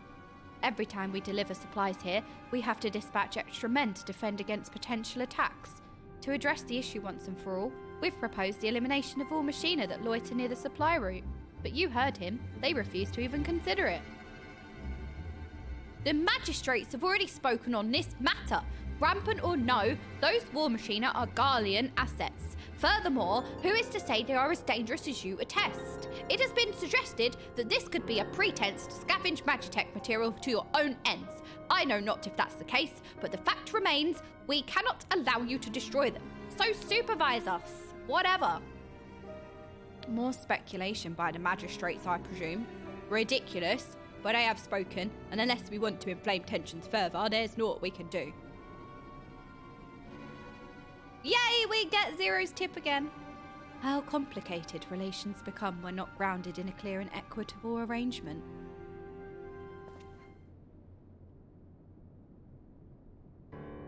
An equitable arrangement. Of course. Right, this is where we got cut off last time. Well do I understand the difficulty of your position. As a soldier, you must do your duty and obey your supervisors. I have an idea, but I must first speak with Commander Lucia. May I take charge of this matter? By all means.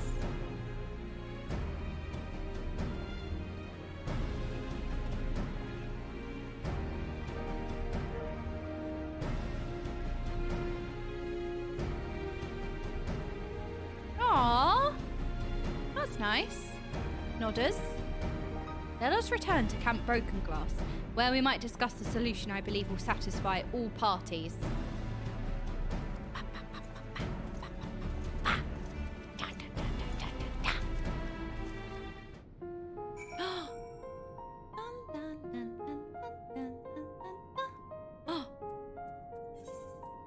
Alright, Praise return. Let's get out of here. Bye, soup. Wait, where's the soup? No, wait! Oh, we didn't say bye to the soup.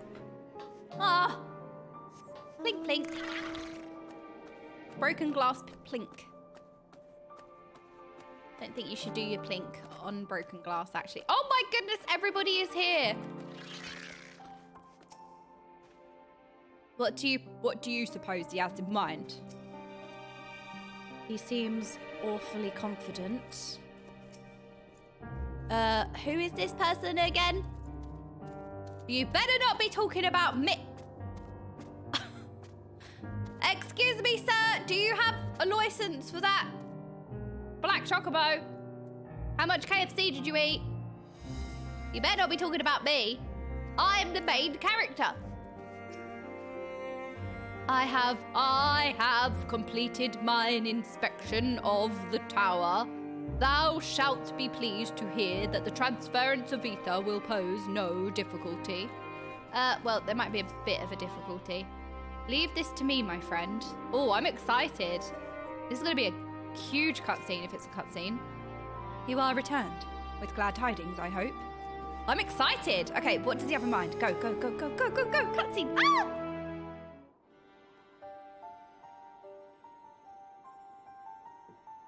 Welcome back, all of you. I pray there have been positive developments in your efforts to appeal to the Garlean community. Mayhap not yet, but there is a method by which I believe all stand to gain. As Satrap, I intend to propose a trade agreement between Radzat-Han and the people of Garlemald. Hello, do you want spicy curry? That'll keep them warm if they don't like fire. Wait, this is a big suggestion. Please continue. The people of this nation have lived through its collapse and more, yet they have chosen to remain, for it is their home. That they have been able to survive thus far is thanks to the Ilzabard contingent, or rather, in less flattering terms, they are entirely at your mercy. Despite your noble intentions, this one-sided relationship has fueled feelings of frustration and resentment. It is no surprise, then, that some Garleans are loath to engage with foreigners, for fear of indebting themselves further, or surrendering more of their already limited autonomy. That is why I wish to present them with an equitable arrangement, one that would restore them to a sense of agency after being forced to rely upon charity. This is a great suggestion. This is why he's in charge. Very smart.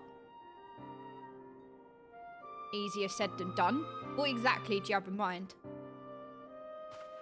Long have Garlemald and Radzat-Han abided by a treaty of non-interference. Freely have we traded with one another, but I wish but to continue in this tradition. We would provide your people with such supplies as you require, in return for which you would grant us leave to use the Tower of Burbil, as well as share your Magitech resources and expertise. As we become more reliant upon your technologies, we will of course require more ceruleum to fuel them. This you possess in abundance, and for you, it will be duly compensated. Radzahan's culture will be enriched by your Magitech wonders, and our ever-increasing demand for your wares will see Garlemald grow wealthy and prosperous. Wow, okay. Politics. Only when both sides keep the interests of the other in mind can an equitable relationship be forged. 'Tis a principle I once thought I understood, but have come to appreciate all the more in recent days, thanks to the sage counsel of a friend from beyond the rift. Oh, wait, we're learning from Zero! This is so wholesome! Not only is Zero learning, but we're learning from her too! I love this so much! Your Excellency, thank you for your careful consideration of Garlemald's future. Though I cannot speak for every Garlean, I myself see no reason to object to your proposal. Indeed, if Radzahan were to take the initiative, other nations may follow suit and seek to normalize trade relations with us. If you see the sense in my proposal, then I ask you to join me in negotiations at Tertium. Your support may be instrumental in winning over Lord Gaius and Metius, suffering from lack of Gaius. By all means, go with them. I have matters here well in hand. I have learned all that I may regarding the tower's operation, so I too shall hie me to Tertium. Yuri is so dramatic.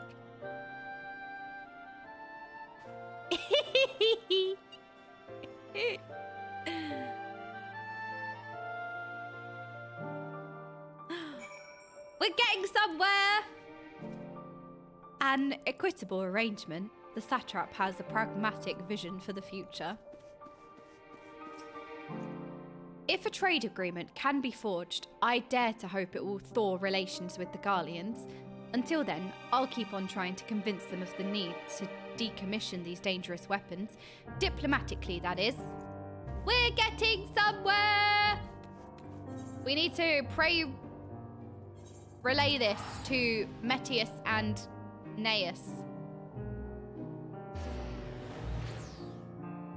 I'm doing better. I'm doing it. Oh no. Despair. Hello, Gaius.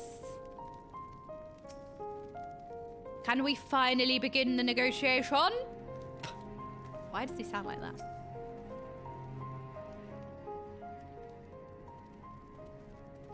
Hello, everyone. A crowd you may have brought, but numbers will not intimidate us. The Tower of Burbil is ours by rights, and nothing you do will convince us otherwise. So stubborn. Rest assured, it is not our intent to infringe upon the rights of the people of Garlemald. Let us instead discuss the future. As the satrap of Radzahan, I wish to establish a new trade agreement between our nations.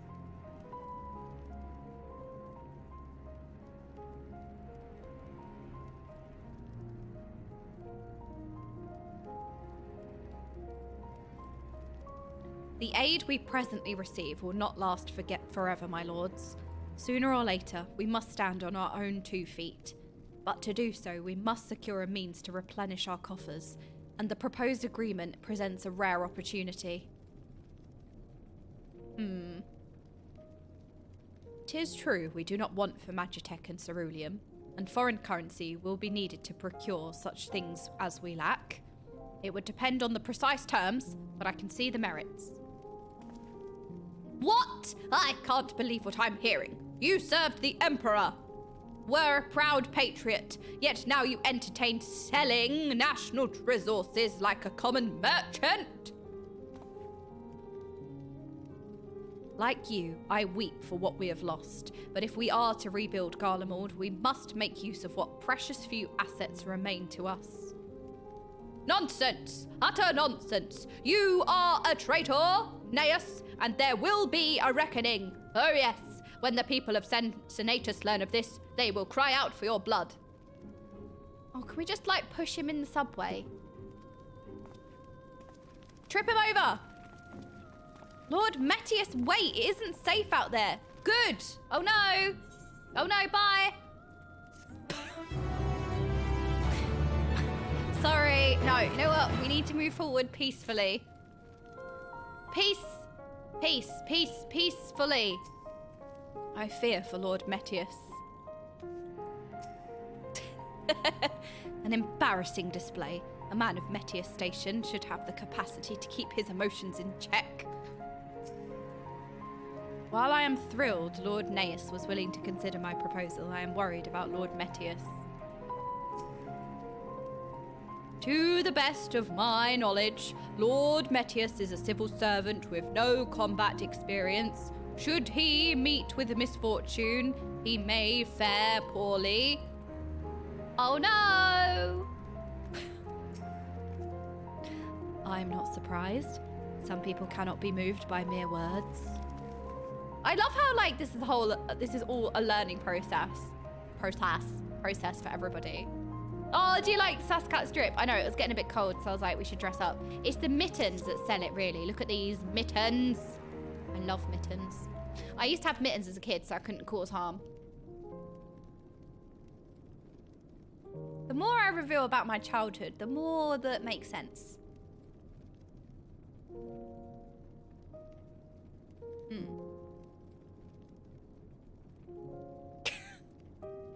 I was a mitten kid. I was a leash kid, a mitten kid, and I was also dropped several times as a baby.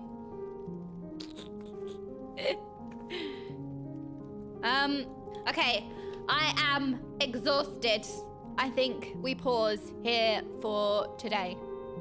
Till tomorrow. But we have a big day tomorrow. Tomorrow's gonna be like a big stream. Tomorrow we are starting Savage, which is exciting. We're gonna be doing Praetorium.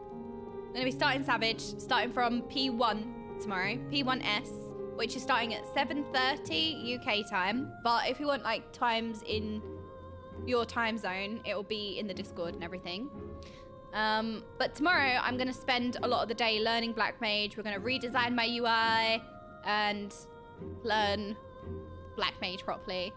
And maybe delve into Criterion and Variant dungeons tomorrow. So there's quite a lot on the agenda for tomorrow. Maybe we can do a bit of MSQ at the start and then move over, I'm not sure. But we'll see, we'll see. There's so much to do tomorrow, I'm so excited.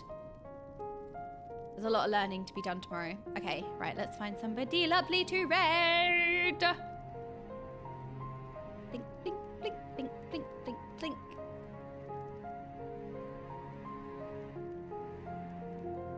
I love how Frosty's learning Black Mage at the moment.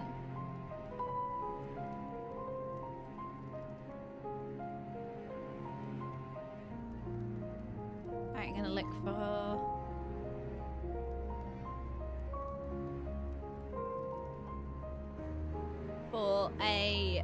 somebody we haven't raided before.